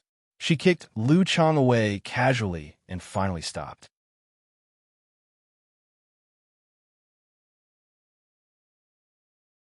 Chapter 196. For the Dreamlike Autumn Reward. 3 days later, in the forest outside Mission Point number 2, a team of 2 men and 2 women walked toward Mission Point number 2 with a bountiful harvest. However, they saw several figures in the forest. In the team, a tall and valiant young man took the lead. He raised his hand and held the green dragon crescent blade horizontally in front of him. The entire team stopped. "There's an ambush," said Wu Haoyang. His eyes shone brightly as he looked at the figures in the distance. He was extremely disdainful of them. It was obvious that they were not skilled enough. Since they had prepared an ambush, They revealed such a huge flaw. Was this not an ambush? Instead, it was a blatant robbery? TSK, TSK. Impressive, impressive. Each and every one of you dared to provoke me. You're rebelling. You guys, what are you standing there for? Wu Haoyang's loud voice attracted the attention of several people. Behind Wu Haoyang, the round-faced young man, Qian Zhuang, held a bundle of yellow weapons in his hand. He looked at them from afar with a guarded expression. The more he looked, the more flustered he became. What were so many people doing here? 2 teams? No, there were 10 people. There were at least 3 teams. Were they forming an illegal team? The men and women at the edge of the forest in the distance looked dejected and dispirited. Some of them even looked flustered. This was somewhat out of Wu Haoyang's expectations. He said, "One of you come out and speak." For a moment, the students in front looked at each other and whispered to each other. "Hey!" Wu Haoyang roared. He held a crescent blade and pointed it at the crowd from afar. "If no one wants to speak, get lost. Don't blame me for being rude if you block the way again." The group of students glared at Wu Haoyang angrily. They originally wanted to say something, but now they all made way and let the team pass. Wu Haoyang's lips curled into a carefree smile. He held the crescent blade and took the lead to walk forward. Behind him was Qian Zhuang, who was acting as a coolie, and 2 identical young ladies. And Yu rolled her eyes and walked forward with the team. Her voice was soft. What are you guys doing here? What happened? Yes, what are you guys doing here?" And Looming blinked her big eyes and looked curiously at the group of refugees. As it turned out, the invincible beauty of youth was still very lethal. Even though these students were extremely dissatisfied with Wu Haoyang's domineering attitude, some of the male students still responded to these 2 cute girls. There's a team in the forest ahead. It's the team from Jiangbin High School number 3, the seeded team. They've already stolen the weapons and medals of many teams. They forced many students to withdraw from the competition. Do you guys want to join us? We'll wait for 1 or 2 more teams to form a team and take back our spoils of war. That's right, girl. If you go like this, I'm afraid that all your weapons and medals will be snatched away. Then, all your previous efforts will be wasted. All your efforts over the past few days will be in vain. Mother Asterisker, those bastards in there are bullying the weak and fearing the strong. The team from Second High left unscathed. They weren't robbed at all. Wu Haoyang's temper flared up as he listened to the students' chatter. Wu Haoyang was a righteous man with a fiery temper. Wu Haoyang was immediately displeased when he heard that someone was robbing him, and that the robbers were bullying the weak and fearing the strong. How dare you rob me? I'll lend them some guts. You guys stay here. I'll go meet them. The few students looked at Wu Haoyang's arrogant expression with mixed feelings. How dare this kid be so arrogant? The reason why this group of students could gather together was also because they wanted to support each other and take what they needed. But this newcomer, from the looks of it, was he going to fight against the evil forces single-handedly? Is he going to fight them to the death? Brother, let's form a team. Yeah, don't be rash. A male student was indignant, and with a mocking expression, he said, "Big hero, you have to work hard. Many teams have been defeated and withdrawn from the competition. Don't die on this path, too." That's right. You guys stay here.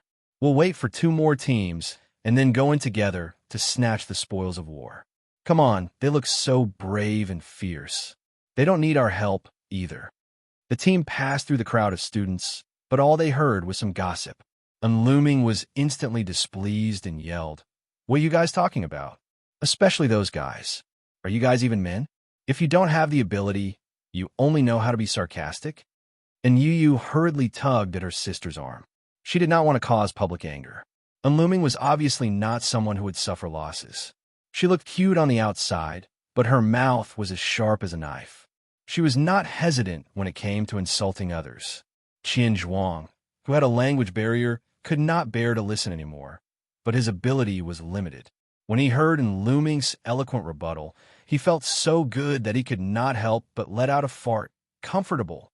The group of people was immediately displeased when they were mocked by a big sister with a bun hairstyle. They started cursing loudly. "What did you say? Say it again. You mother of Asterisker, At the front of the team, Wu Haoyang, who had already walked far away, turned around and walked back to the sisters. He pushed them behind him with his left hand and raised his crescent blade with his right hand. Whoosh! A gust of wind swept through the dense forest leaves and blew them all over the sky. The students were like the flowing weeds under their feet, and their bodies were blown away. Wu Haoyang held the crescent blade in his hand and landed heavily on the ground, creating a medium-sized pit. He shouted angrily, "Shut up!" The students tidied up their hair and clothes that had been blown away. They did not expect this valiant young man to be so rash. Was he really going to fight with so many people? Could it be that this young man was really powerful? Was he on the same level as the group of robbers inside? Before the students could respond, Wu Haoyang roared again, "Retreat, or fight." And Looming clenched her fist and clutched her chest. She muttered softly, "Oh my God, this guy is trying to kill me with his handsomeness." And Yu rolled her eyes at her sister and elbowed her sister reproachfully. A student swallowed his saliva in panic and subconsciously took a step back. One of them retreated. Everyone else retreated as well. Wu Haoyang snorted and turned around to leave with his teammates. The students did not say a word until their figures disappeared into the distance of the forest.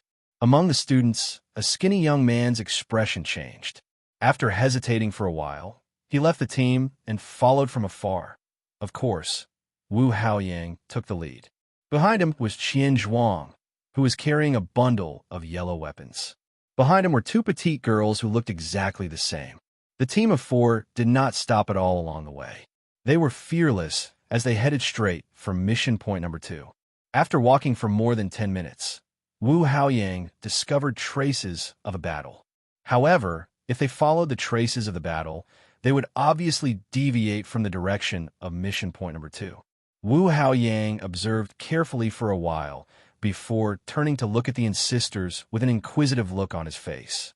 And Yu pursed her lips and said, "Since they're not blocking the way, there is no need for us to take the risk. Let's focus on completing the mission." And Looming was instantly unhappy and said, Sister, they robbed so many things. We have to get rid of them for the sake of the people." And Yu said faintly, "You have your eyes on the spoils of war that they stole, right?" And Looming smiled embarrassedly. Her thoughts were exposed, and she called out unwillingly, "Sister, is this the younger sister or the older sister? Does this address change according to my mood?" And Looming said, "Sister, let's go. Although the other party is not weak, we are not weak either. Let's take back all the spoils of war and ensure our advancement. Today is the last day. The competition will end in 12 hours. And Yu's heart skipped a beat. In order to ensure their advancement, the more spoils of war, the better. She looked at Qian Zhuang and said, "The seeded team of 3rd high school should be Zhang Mingming's team. What do you think?" Qian Zhuang opened his mouth and said after a long while, No. When Looming said, "It's not a problem. Let's do it." Qian Zhuang looked anxious and hurriedly said, No. And Looming nodded and said, "It's not a problem. Let's do it." Qian Zhuang's face was flushed, and blood was almost dripping from his round face. And Yu grabbed in Looming's bun and tugged it hard.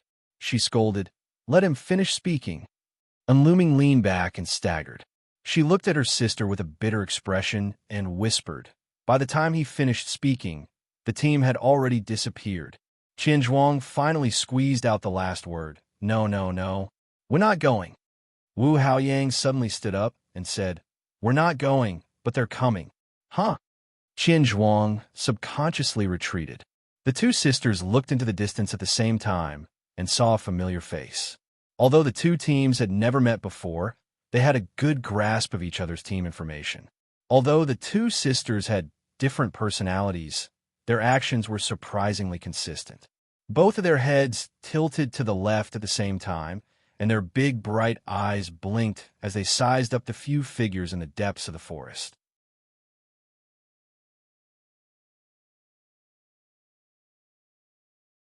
Chapter 197.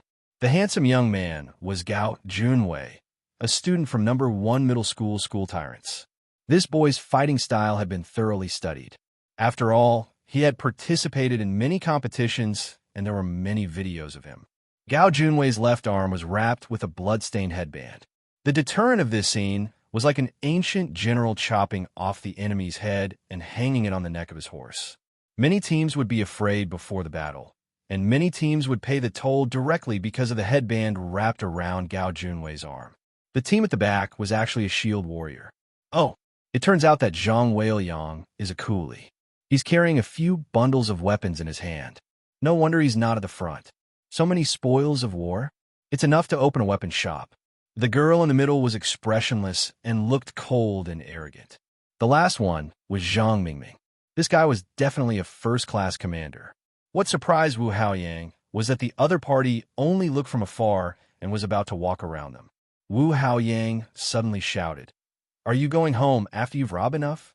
Gao Junwei stopped in his tracks and looked at Wu Haoyang from afar with a sharp gaze. However, Zhang Mingming pushed his back and continued forward. It seemed that the other team really did not intend to have a conflict. Judging from their posture, they were probably going back to submit their mission. Wu Haoyang's voice became louder. "I'm talking to you. Can't you hear me?" Qian Zhuang hurriedly went forward and pulled Wu Haoyang back. He felt that there was really no need for his team to be a hero. Advancing to the semifinals was the right thing to do. As Gao Junwei was being pushed by Zhang Mingming, he turned his head and said, "Don't get yourself into trouble." Wu Haoyang was indignant. His eyes narrowed, and he suddenly raised his saber. A burning arc of fire flew out and landed directly on the big tree in front of the team. Qian Zhuang put down the bundle of weapons in his hand helplessly. He knew that this battle was inevitable. However, there seemed to be a turning point. The commander of the team, Zhang Mingming, held Gao Junwei's arm with one hand and stopped him from doing anything impulsive. Zhang Mingming turned his head and said to Wu Haoyang with a smile, "Xindon Creek High School number 11, Wu Haoyang. I've heard a lot about you. Let's meet in the semifinals. How about that?" In the face of such provocation, Zhang Mingming was actually able to remain calm and respond with a smile. He was indeed a character. Wu Haoyang was already in the zone. The semifinals? What a joke. If there's a fight, it's better to fight as soon as possible. Otherwise, you won't be able to find anyone in the blink of an eye. Achoo! Somewhere deep in the forest, Jiang Xiao suddenly sneezed. Who's thinking about me? This sneeze could be said to shock the heavens and make ghosts and gods weep. It would have been fine if it had been any other time, but now was obviously not the right time because the team was chasing after the second Ape Ghoul King. At this moment, the four of them were hiding behind a tree far away, listening to the sounds of the Ape Ghoul King. The Ape Ghoul King had already dispersed its body of star power. Clearly, its star power had been exhausted, but it was still full of energy and vitality. The huge Ape Ghoul King smashed a boulder and smacked its chest with its huge fists. As soon as it finished roaring and was panting wildly, Jiang Xiao sneezed. For a moment, the hearts of the four-man team were in their throats. It was a little funny. The soldiers who were watching the screen in the monitoring room were equally terrified. The sneeze happened to be during the resting period when the Ape Ghoul King was smashing violently. It was extremely ear-piercing. Strictly speaking, the Ape Ghoul King had already exhausted its star power, and the team had been tracking it carefully for a long time. Hence, it was time for them to take action. However, a sneak attack was always better than a head-on confrontation. Without Han Jiangshui's Sky Smasher, no team would be willing to fight against the Ape Ghoul King even if it had exhausted its star power. The physique of such beasts was not comparable to that of humans at all. Roar! The Ape Ghoul King turned around abruptly. Its mind was not clear, and it did not have much thinking ability. However, that was also the reason that it was extremely sensitive to its surroundings. It seemed to have heard a small sound. Han Jiangxue had a sullen expression on her face. The team had already communicated with each other and formulated a plan. They were going to use another method. Although it sounded very feasible, the Ape Ghoul King was a gold stage Ape Ghoul King. After all, if they were not careful, they would be wiped out. No one was willing to risk their lives. Huff! Han Jiangxue spread out her palms and raised her fingers slightly. after which a gust of barren wind swept through. However, the wild wind only blew away the messy leaves and the broken branches and soil. The Ape Ghoul King's huge figure was like a ghost. It was so fast and agile that it made people's hair stand on end. With a sullen expression, Han Jiangxue raised her index and middle fingers again. The Ape Ghoul King seemed to have sensed the subtle changes in the surrounding environment, and its body tilted abruptly. Even though its body was huge, Han Jiangxue couldn't catch it at all. That huge figure was getting closer and closer, and earth-shattering pressure swept over. What made everyone dumbfounded was Han Jiangxue walked out from behind the tree, spread her hands, and aimed them at the Ape Ghoul King that was attacking her frantically. Win or die. Roar. The Ape Ghoul King waved its arms frantically and roared. Its speed was so fast that it made one's hair stand on end. It was an ape ghoul that could fly in the sky and burrow into the ground. Besides, it was in the depths of the forest. Its body movement technique was even more shocking. Gulp. Li Wei swallowed his saliva and propped up the black shield in his hand before walking out too. Previously, they had at least launched a sneak attack. Now, they actually chose to fight the Ape Ghoul King head-on. Even if it was an Ape Ghoul King that had no star power now. Jiang Xiao poked his head out from behind the tree and waved his hand violently. Jiang Zhao's eyes were fixed on the Ape Ghoul King that was sprinting away. At the instant that it leaped up from the ground and scurried towards a giant tree, a beam of light from Blessing landed abruptly in mid-air. Barren Wind and Blessing were both instantaneous. But why did Barren Wind keep failing to hit the Ape Ghoul King? It was because the change in the air flow and direction of the wind was enough for the agile and sensitive Ape Ghoul King to react. Even if its mind wasn't clear, its bestial intuition was enough for it to react physically. However, Blessing was different. It was just a ray of light. Jiang Xiao said, "Let there be light." Hence, Han Jiangxue's beautiful eyes lit up, and as the Ape Ghoul King roared in pleasure, she gently raised her right index finger. I finally caught it. The Ape Ghoul King that was flying at high speed was suddenly swept up into the sky. Li Wei wasn't shivering, but his entire body was already drenched in cold sweat.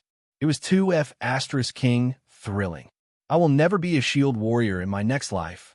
I also want to be a healer and stay at the back of the team. Trees. There's a tree blow higher. Jiang Xiao hurriedly shouted. Han Jiangxue ignored Jiang Xiao and waved her left hand, after which the space beside her suddenly stacked up. Sky Smasher. She crooked her right hand, and the Ape Ghoul King in the air seemed to have an ejector attached to its back. Under Han Jiangxue's control, the Ape Ghoul King, which was initially in an upward position, slammed diagonally downwards. Bless you. Don't let it wake up, Han, Jiangxue said. Oh. Jiang Xiao dared not say anything about his sister not listening to his commands. Instead, he hurriedly gave the Ape Ghoul King another blessing. The blessing made the Ape Ghoul King, who had long been floating in the air, feel like it was about to ascend to heaven. The huge Ape Ghoul King's body trembled violently. Immediately afterward, it seemed to have gone mad as its limbs swayed wildly. In the end, it shouted a strange sound, danced a strange dance, and dived into Sky Smasher. Gulp. Li Wei swallowed his saliva. Although he didn't do anything from the beginning to the end, he seemed to have experienced a tragic battle as he was drenched in sweat. Xia Yan hurriedly scurried over and pulled Han Jiangxue into her arms. She gently stroked Han Jiangxue's head and said in an extremely gentle voice, "It's okay, it's okay. Don't be afraid. I'm here." Han Jiangxue was dumbfounded. Han Jiangxue struggled to break free from Xia Yan's embrace and looked at her with a dumbfounded expression. She thought to herself, "I'm not afraid." Xia Yan's expression did not change, but she was overjoyed deep down. Wow. I've earned it. This is the hug of love. At the same time, a loud noise suddenly sounded in the distance. The four of them were on high alert and looked towards the southeast almost at the same time. Huh, is that Zhang Hui? Xiaoyan suddenly asked curiously. They only saw a thin figure carrying a large bundle of yellow weapons running for his life. Behind him was a woman who looked extremely annoyed and sullen. When Jiang Shao saw the girl's face clearly, his expression immediately turned sullen. Team number 24, Zhongbin High School number 3, Yuzhen.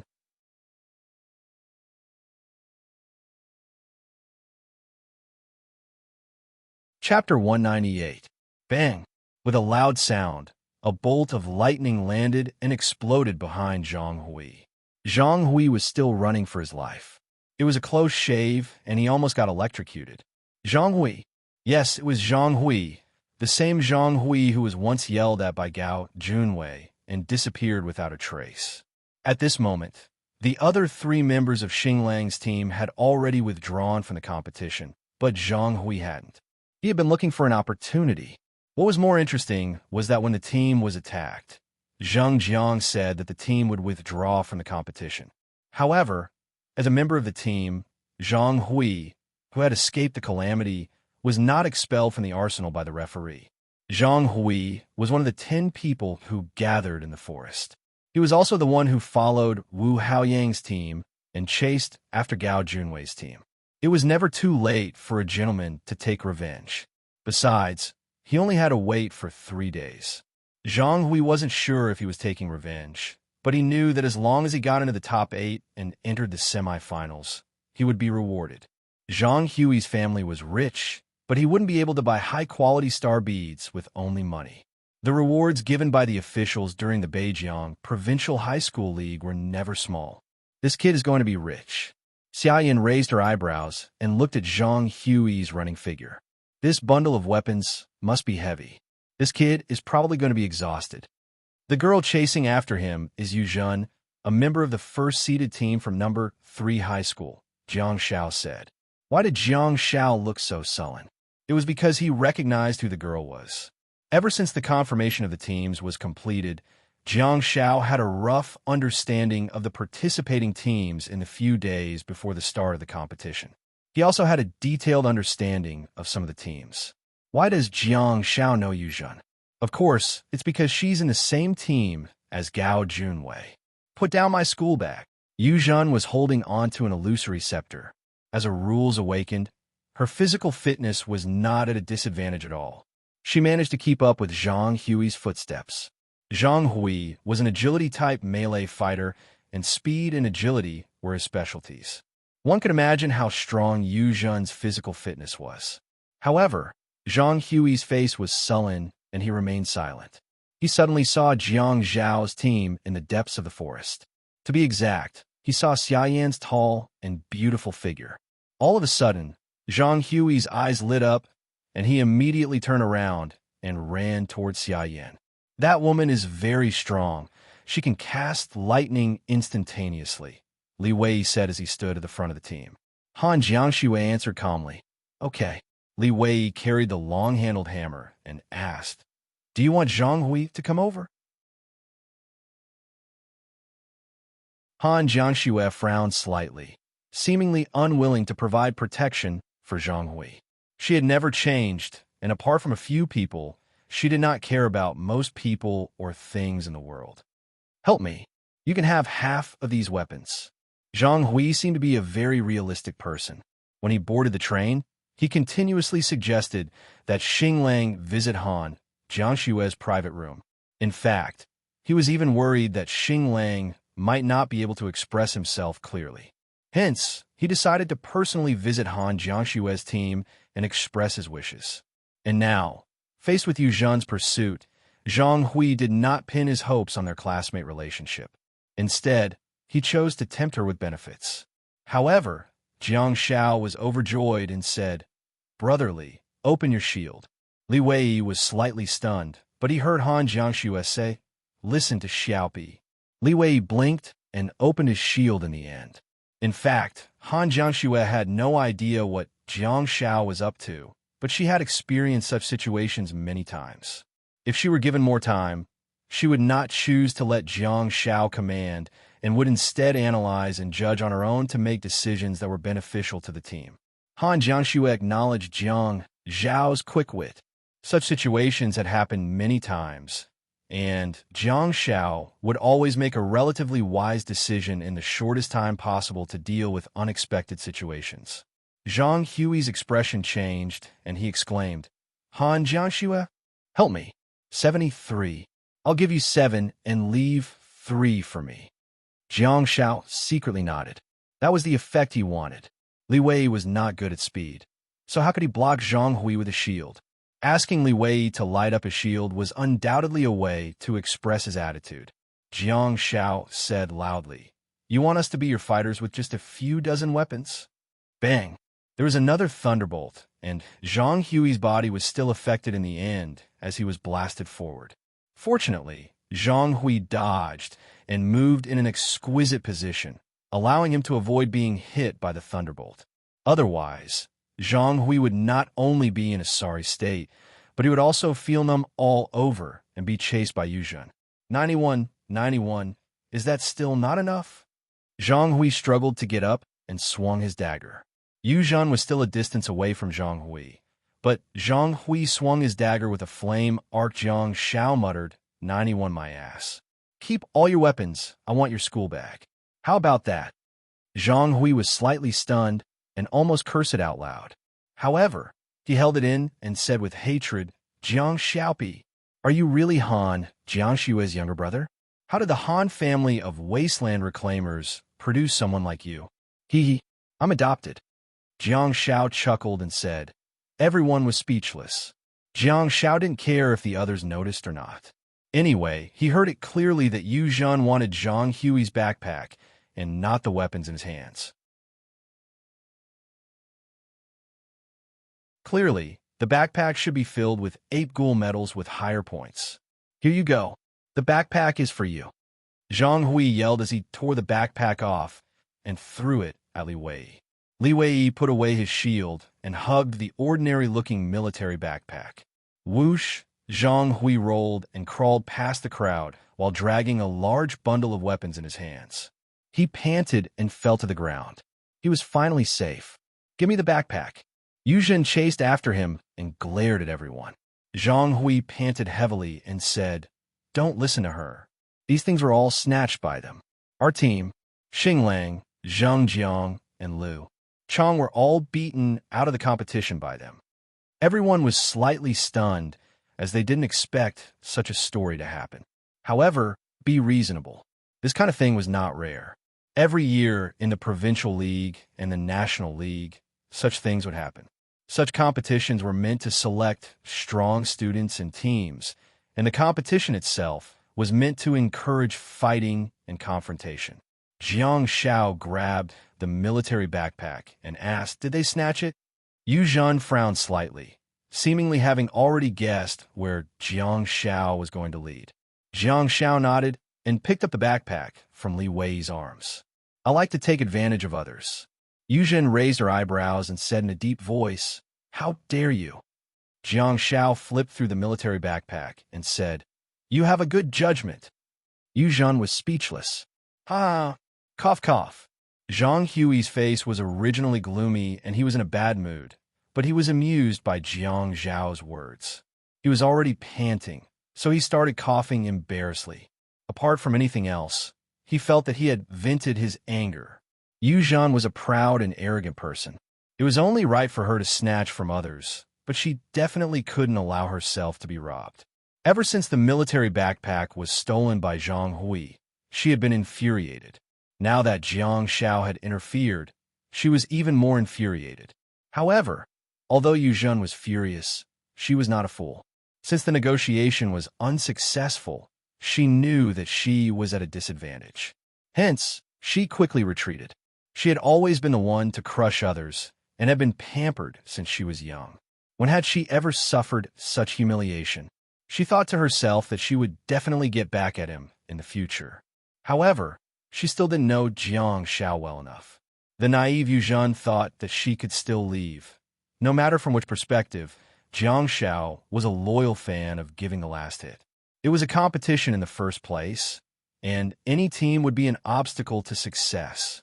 Now that Yu Zhan had chased after them alone, it was clearly a godsend opportunity. Go, Xia Yan, make her stay.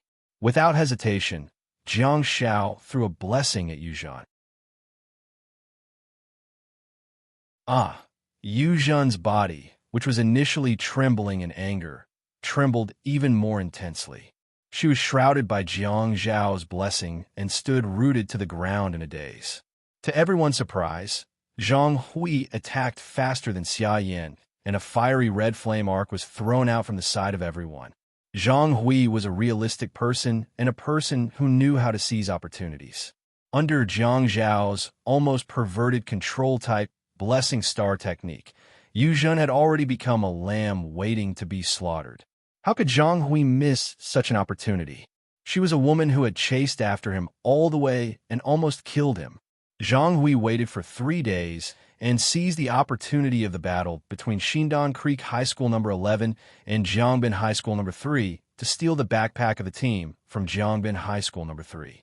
He also stole all the Ape Ghoul star beads that the team from Jiangbin High School No. 3 had snatched, as well as several bundles of yellow weapons. However, Zhang Hui was still a little short of success in the end and had no choice but to do his best and leave the rest to fate.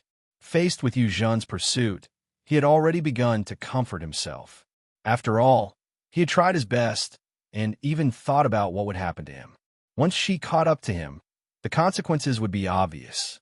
However, Zhang Hui had never expected that his enduring humiliation would not only bring about the sunrise, but also a goddamn blessing from Jiang Shao. At the next moment, Zhang Hui's thin figure dashed out together with a flame arc. In his hand, there was a sharp dagger shining with a cold light. Bang! The small flame arc blasted Yu Zhan's body accurately and blasted her slender figure away. Her clothes were tattered and blood flowed out. The flame arc was not fatal. The real danger was Zhang Hui's figure that caught up with her. Everyone was slightly stunned and thought, this kid is going to kill me. Please remember the domain name of this book. Top mobile version website.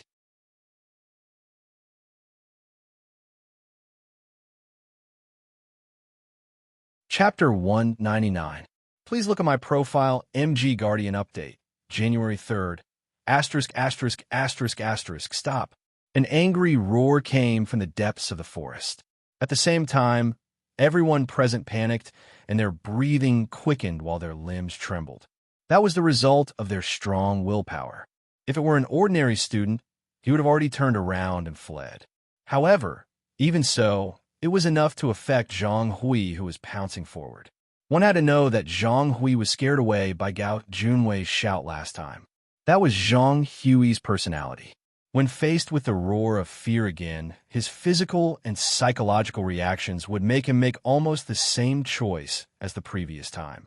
However, this time, Zhang Hui did not escape immediately. Instead, he felt a little spoiled. It was because another roar sounded. Stop right there. This voice was sonorous and shook the heavens and the earth. It was like sweeping through all obstacles, and it completely dispersed the gloominess in the hearts of everyone. In an instant, everyone stopped panicking and their limbs stopped trembling. In fact, they even began to feel a strong desire in their hearts. This was a kind of battle intent, a desire to battle that came from the depths of one's heart and soul. Was that roar used to calm them down? No, it was used to charge forward. Oh my God! Xia Yan tilted her neck left and right, making crisp sounds of bones cracking.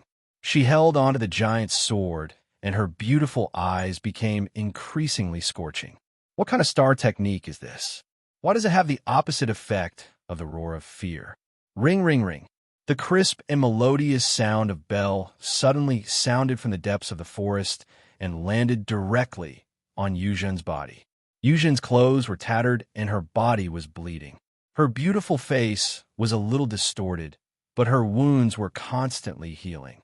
Zhang Hui was initially charging forward, but he stopped in his tracks because of the roar. He was then calmed down by the roar that followed. The opportunity was fleeting.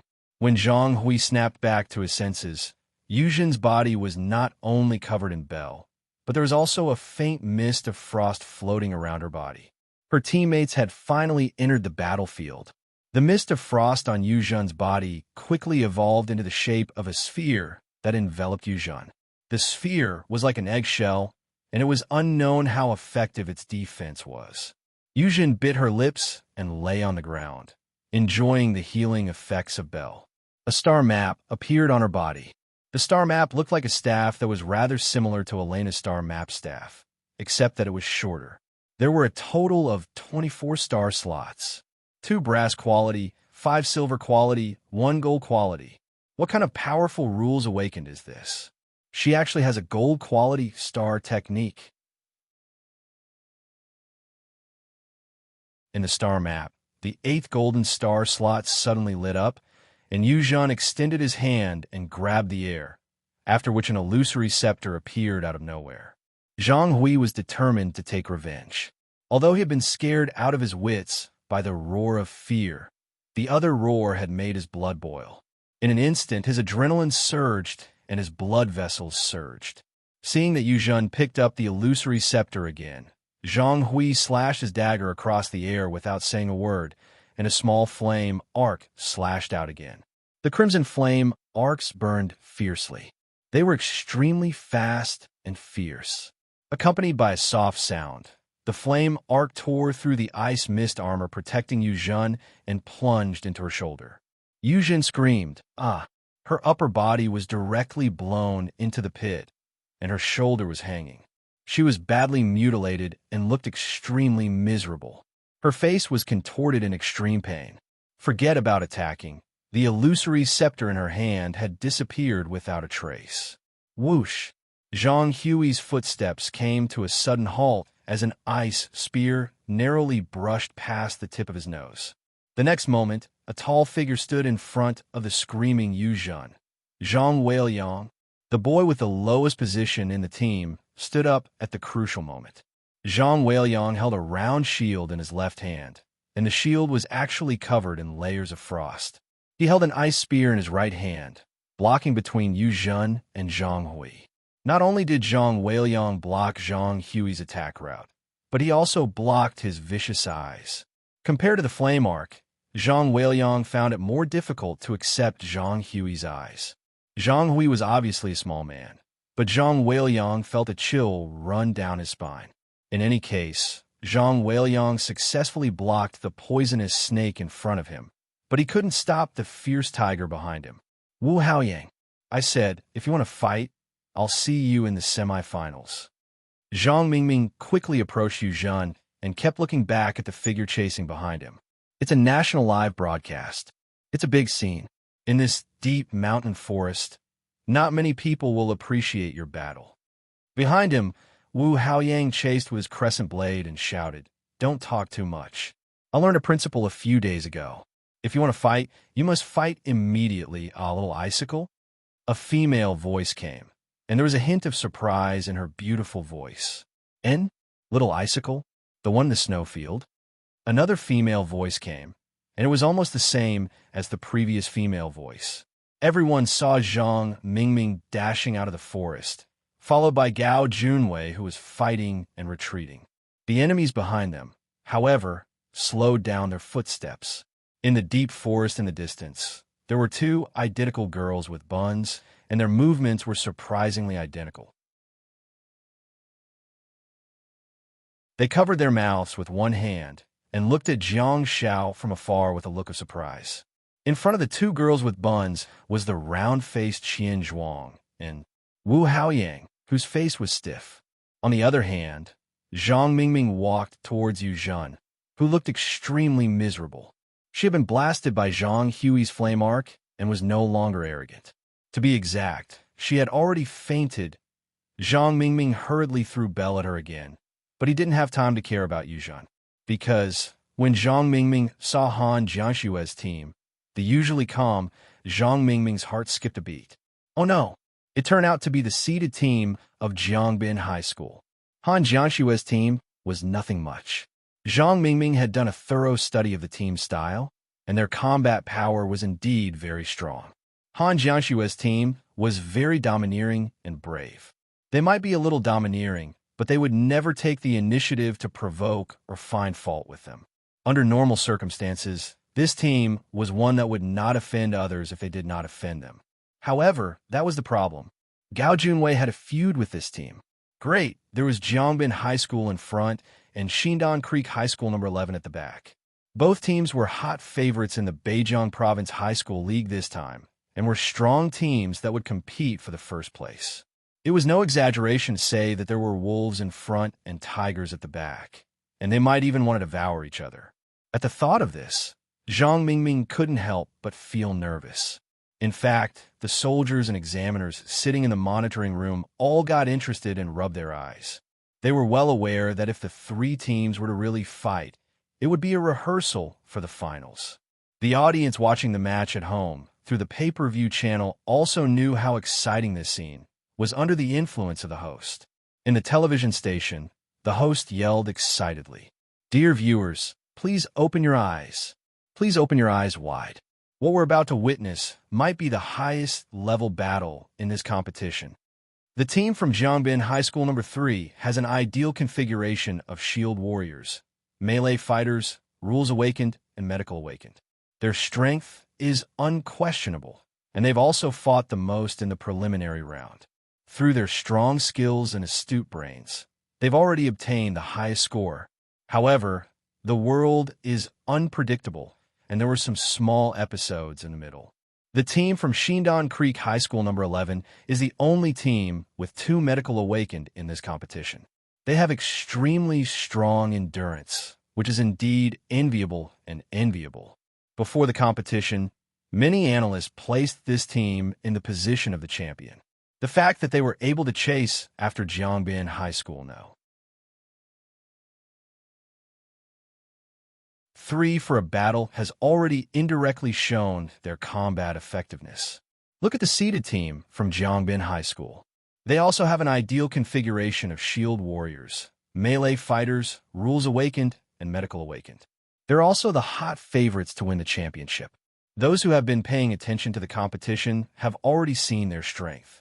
This team is incredible. They've done something that even college students find difficult to accomplish. They've already slaughtered 2 ape ghoul kings in a unique way. Those are real ape ghoul kings. They're gold-quality creatures of other dimensions. The team from Jiangbin High School did it. They did it more than once. There's no doubt about their strength. Besides, the host's voice suddenly became softer, but everyone could still hear him clearly. Gao Junwei, a member of the team from Jiangbin High School number 3, used to be a student from Jiangbin High School. He also used to belong to the team from Jiangbin High School. The conflict between Gao Junwei and the team from Jiangbin High School has long been made public.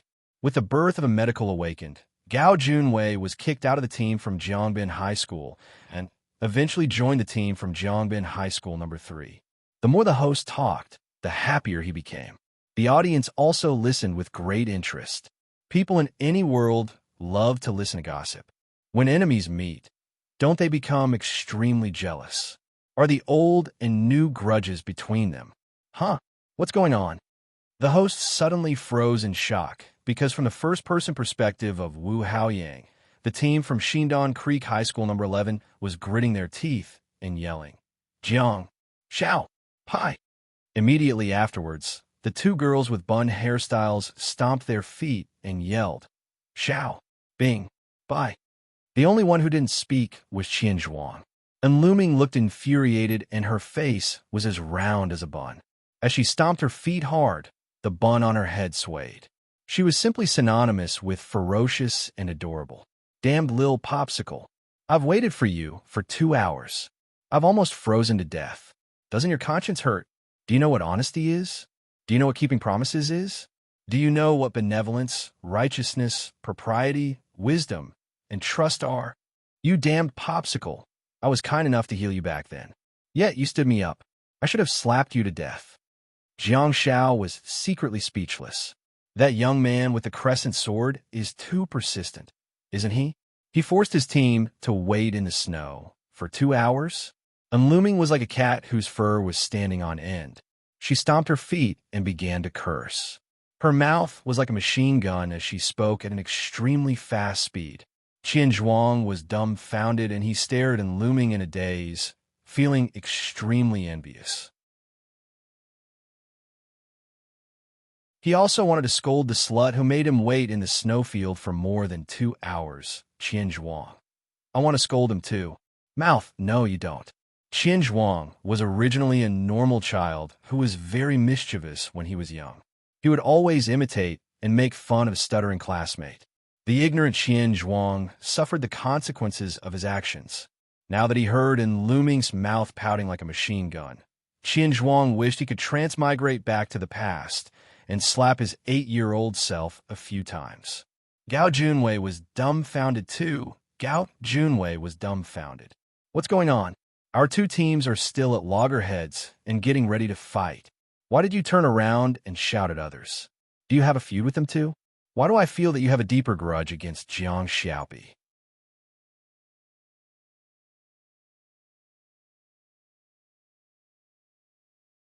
Chapter 200. It was a mess. The entire northwest of Shaanxi was in chaos. Jiang Zhao's mind raced as he thought about how he could escape unscathed. At this moment, Xia Yin pressed her hand against Jiang Zhao's head and turned his head around forcefully. She lowered her head slightly and stared straight into Jiang Zhao's eyes with her beautiful eyes. Enunciating each word, she asked, "Who is this girl? Why don't I know him? Don't you like long legs? What happened?" Jiang Xiao was dumbfounded. Look at the gazes of those 4 people. It's about to eat me up.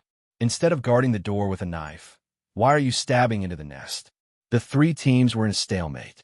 The atmosphere was tense, and it looked like they would fight to the death if they didn't agree. Even a fool could tell that there was a conflict between Xindon Creek High School No. 11 and Jiangbin High School. Zhang Mingming had an idea and tugged at the corner of Zhang Weiliang's shirt, gesturing for everyone to retreat slowly. "Stop!" Wu Haoyang waved his saber and pointed it at Zhang Mingming from afar. "I haven't seen the capabilities of a robber yet. You think you can run away after stealing something?" Jiang Xiao removed Xia Yan's hand that was pressing on his head and pulled her back. Wu Haoyang turned around and yelled furiously, "You stop right there too?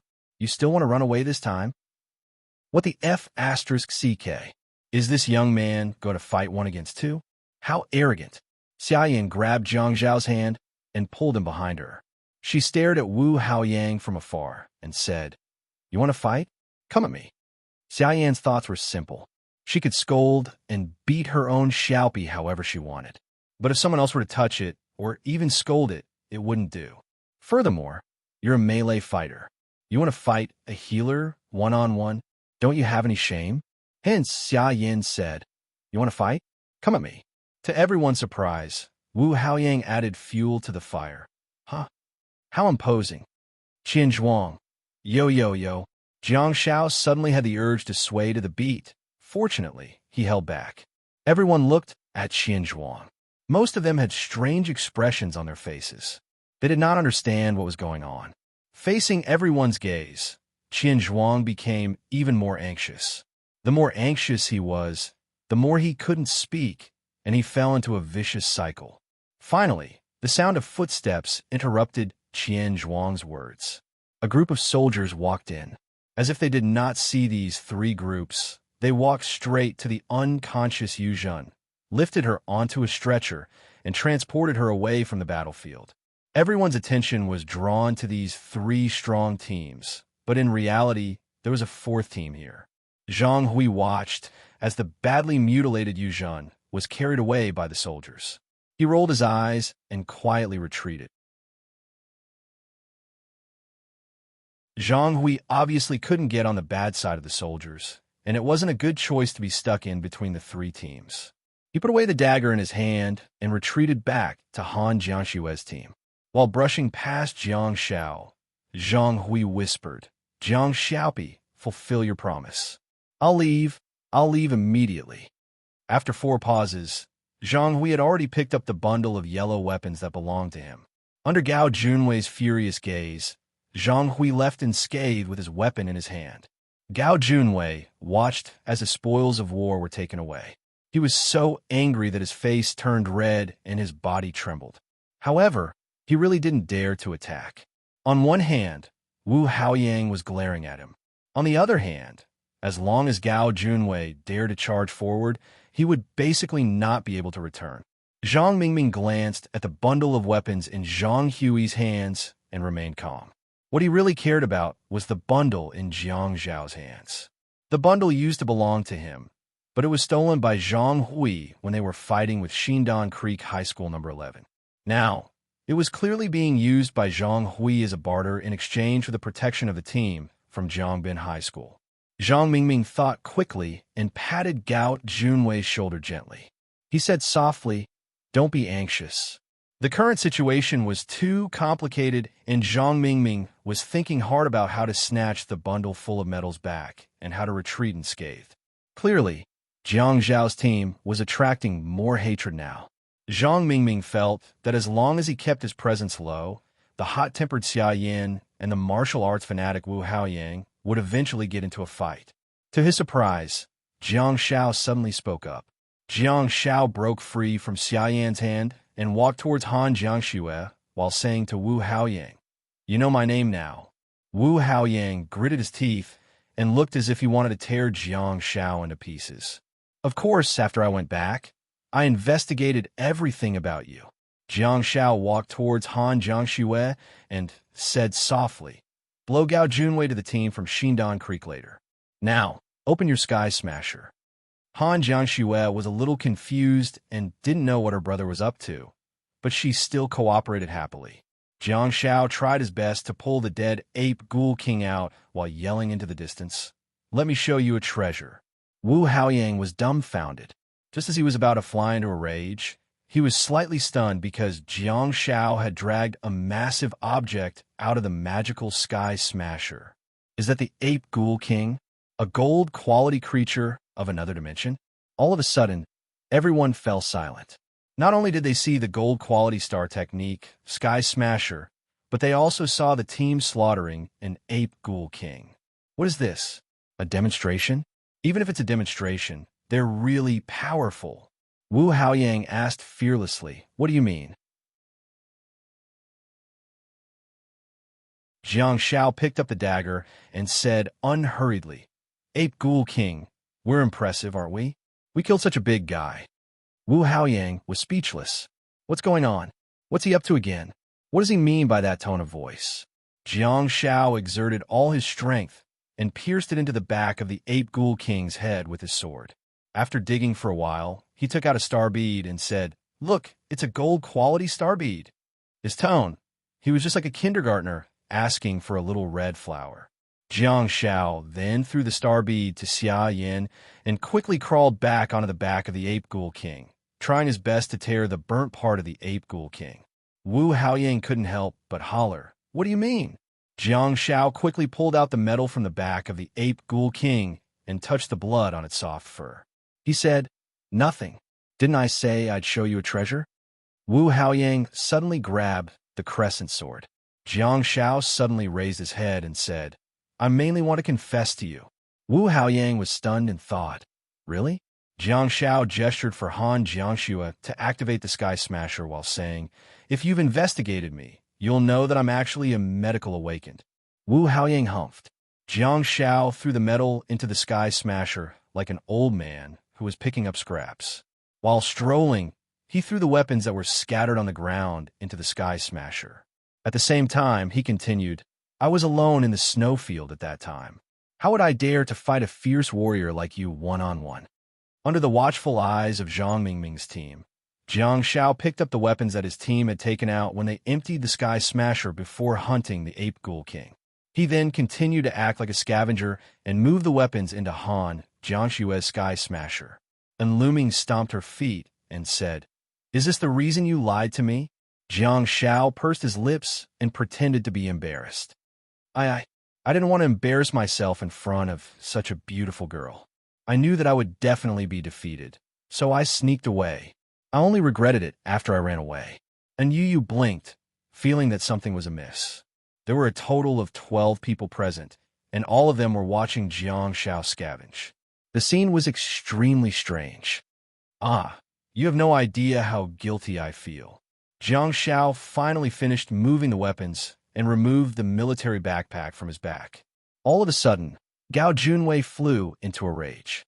Zhang Mingming hurriedly stopped Gao Junwei and looked at Jiang Shao with a sullen gaze. He suddenly discovered that Jiang Shao had already taken action when he was still thinking about how to deal with the enemy and how to snatch back the spoils of war. His behavior was out of line, his personality was mischievous, and he was creating a diversion. He infiltrated step by step. He instigated a rebellion step by step. By the time the most intolerable scene appeared, it was already too late. Zhang Mingming was extremely regretful. As soon as Jiang Shao took out the corpse of the ape ghoul king from the Sky Smasher and emptied the Sky Smasher, he should have thought of that. He should have stopped everything and opened his mouth to guide the development of the situation instead of letting Jiang Shao lead everyone by the nose.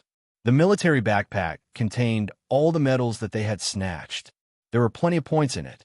"I'm sorry, I've let you down," Jiang Shao said, looking extremely upset, making Zhang Mingming feel miserable. "I swear that when I see you again, I will be honest and tell you the truth loudly. I won't accept your challenge. I can't beat you," Jiang Shao said while staring at Wu Haoyang from afar. Wu Haoyang stared at Jiang Shao in shock. All of a sudden, the forest fell silent. 10 seconds later, Wu Haoyang yelled, "Okay." Zhang Mingming was dumbfounded. Wu Haoyang looked at Jiang Shao with admiration and said, "If I had known that you were medical awakened, I wouldn't have forced you to duel. I've been sulking since then. Since you're so magnanimous and admit your mistake, I won't make things difficult for you. I accept your apology." Zhang Mingming was dumbfounded. "Exum. Hat. Are you? What are you doing?" Jiang Shao nodded vigorously as if he had met a bosom friend. "Brother, you're indeed magnanimous. You're a real man." Wu Haoyang raised his head and humphed. "I'm not someone who bullies others." Jiang Shao imitated Wu Haoyang's style of speaking and said, "You and I really hit off at first sight. Brother, I see that the team for number 3 high school has been bullying, robbing, and committing crimes.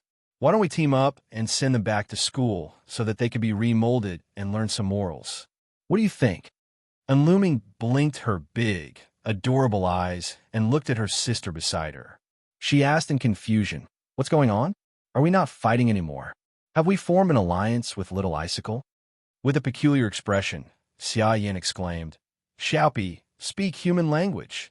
Jiang Shao asked loudly, "Shall we fight them together?" Wu Haoyang waved his hand and said with a righteous expression, "No need. What's so great about bullying others with numbers? Our team will do it." Jiang Shao hurriedly pulled Xia Yin along and gestured for Li Wei and Han Jiangxue to retreat. "Sure, let's go first," Zhang Mingming said. Jiang Xiaopi, before he finished speaking, Jiang Shao urged Han Jiangxue.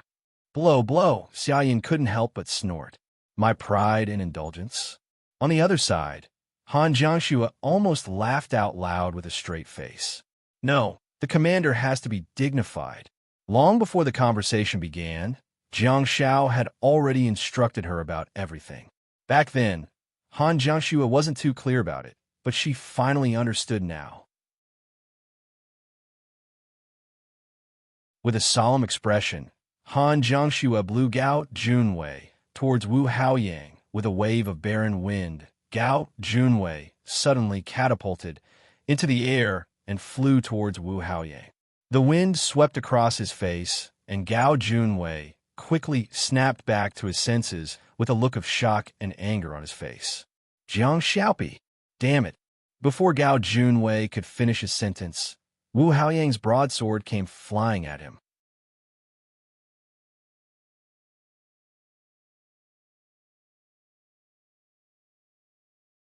Chapter 201. They're here. They're here. Another team has come out. There's so many teams that came out on the last day. They're all on time. I really don't know what they're doing in there for so long. It's as if they can get an extra point for every minute they stay. Yeah, in the end, it's still 200 or 300 points. Hee hee. The buzzing sounds of discussion could be heard in the crowded hall on the first floor of the stadium. The students had all come out from the arsenal. However, they did not leave the stadium first. Even though they had experienced 3 to 5 days of miserable life in the arsenal and could not eat or sleep well, they were still unwilling to return to the hotel to rest. Instead, they chose to stay there. Why? It was because the scores of the competition were changed in real time. Every team that came out would count the spoils of war on the spot and calculate the total score. There was still half a day to go before the end of the competition. The teams that ranked 6th, 7th, and 8th were all on tenterhooks. While waiting anxiously, this group of students didn't do anything else but gather information from all over the place.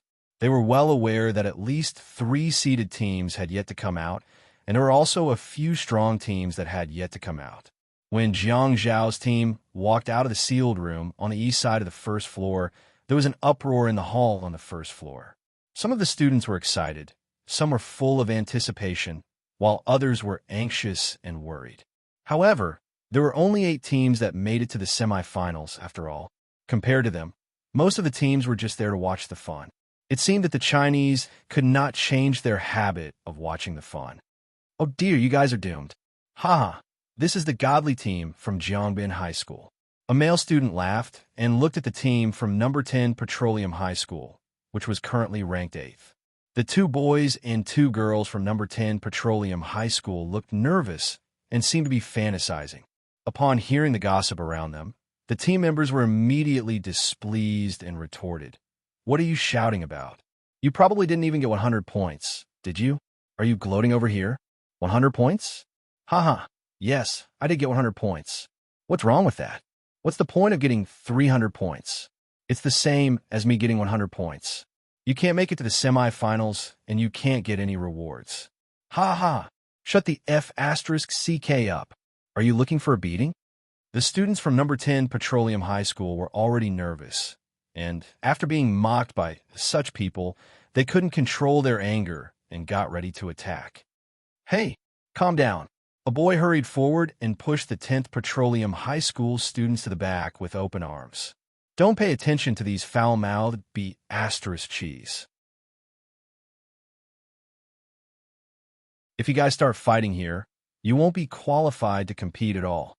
The people from the 10 Petroleum Middle School suddenly snapped back to reality. It was too dangerous, almost leading to a disaster. Even if their own team did not make it to the semifinals in the end, once they started fighting here, it would have a negative impact on the school and themselves. Would they still want to represent the school in the later competitions? The entire nation was watching, so he couldn't be impulsive. The 4 students from 10th High School calmed down and looked at the person who had stopped the fight.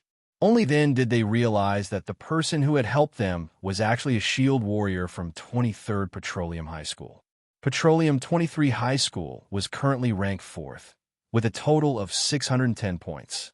The heavy burden of Beijing Oil City's honor would probably fall on them. So many people. Looking at the crowded hall, Li Wei took the lead and walked in front of the team with a vigilant expression. On Earth, fighting was punishable by law.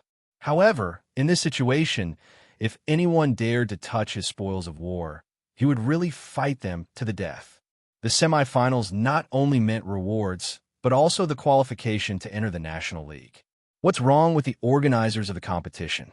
Why did they make the scoring venue look like a vegetable market? Quiet, quiet. All of you, get out of the way. A few staff members yelled into the microphones behind the tables on the east side of the hall. The students retreated to the sides, leaving a path for the scoreboard. Jiang Xiao had a peculiar expression on his face, feeling like he was attending a wedding. The staff member sitting behind the scoreboard looked just like the person who would write the gift account at a wedding. The only thing missing was a plate of peanuts, melon seeds, and fruits. The students on both sides of the aisle looked just like newlyweds who were there to congratulate them.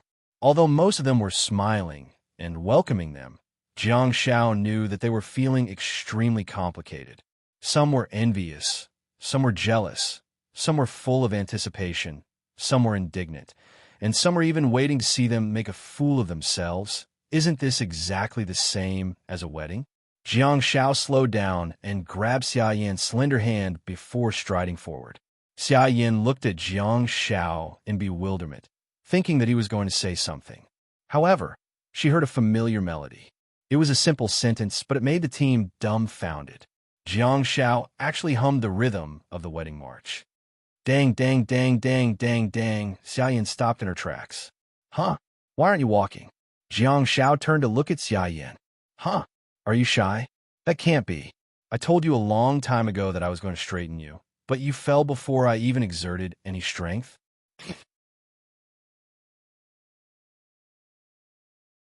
While fooling around, everyone arrived in front of the scoreboard and saw a few lines of information on the scoreboard. First place, 960 points, Jiaqing High School. 10th place, 300 points, Top 10 Petroleum High School. One of the members of Top 10 Petroleum High School amended. Forget it. Don't have any unrealistic fantasies. We can't make it to the semifinals. Don't give up. They don't have any spoils of war. Hee hee. Have you forgotten about Goddess Shui? That god-level figure with 30 star slots? She has the spatial star technique. That's enough. Damn it. She already has a gold-quality star technique in the nebula stage. How can we live? There are several people who have gold-quality star techniques in this competition. Damn it. They're all extravagant and don't treat money as money at all. They're just using money to build their star techniques. Poverty has limited my imagination. Poverty has also limited my strength. This world is unfair. It's unfair. Yes. Damn it. All rich people deserve to die. Amidst the buzz of discussion, the members of Jiaqing High School looked nervous. They were not in danger of being eliminated, but they were nervous of another kind. Even if it was the first place in the preliminary round of the Provincial League, it would be enough to make the school proud. How great of an honor would that be? Regardless of their final ranking or what kind of rewards they would receive, if they could get the first place in the preliminary round, they would definitely receive more rewards when they return to school. Don't worry, little five. We only managed to get 960 points after encountering a race war.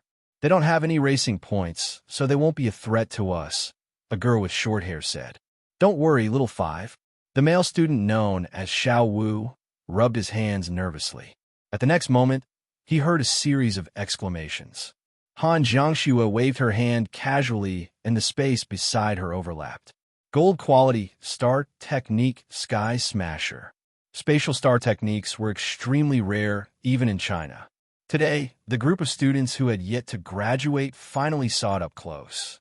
To the students' surprise, Li Wei took out bundles after bundles of yellow weapons from the space. Gulp. Xiao Wu swallowed a mouthful of saliva and frantically counted the number of yellow weapons. The short-haired girl's face stiffened too. After dozens of seconds, she said, "It's okay. There are only more than 60 weapons. That's only 600 points. Oh my God. Damn it." The short-haired girl fell silent amidst the exclamations of shock and astonishment. In front of the scoreboard, Xiaoyan grabbed the bottom of the military backpack and kept shaking it up and down, causing medals to spill out one after another. There were at least 30 to 40 of them. Xiaoyan's team was not the only one who obtained them. Some of them were also snatched from Gao Junwei's team.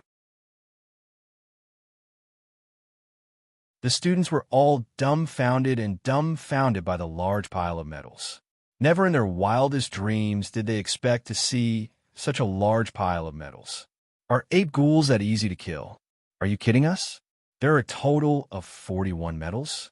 That's more than 1,000 points. The medals alone are enough for you to get the first place. There are still more than 60 weapons over there. The short-haired girl had a bitter expression on her face, and she was completely speechless. No matter how optimistic she was, the facts were right before her eyes. Xiao Wu shook his head helplessly. There was no hope of getting the first place. Jiang Shao suddenly smacked his forehead and immediately attracted everyone's attention. Jiang Shao reached into his pocket and dug around.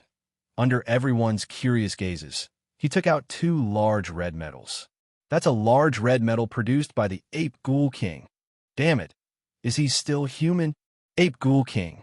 Ape Ghoul King's red medal? 300 points each? They actually killed the Ape Ghoul King? I'm not dreaming, am I? What's the point of playing? Can I withdraw from the competition? You don't have to withdraw. You won't be able to enter the semifinals with these points. Shut up. 1 red medal is enough to catch up with the 10th place. How many points did they get? more than 2,000 points. They pulled the first place's score to more than 2,000 points. You're tuning into the Warrior Lore YouTube channel. Don't forget to subscribe and join us on this journey to catch the most captivating stories.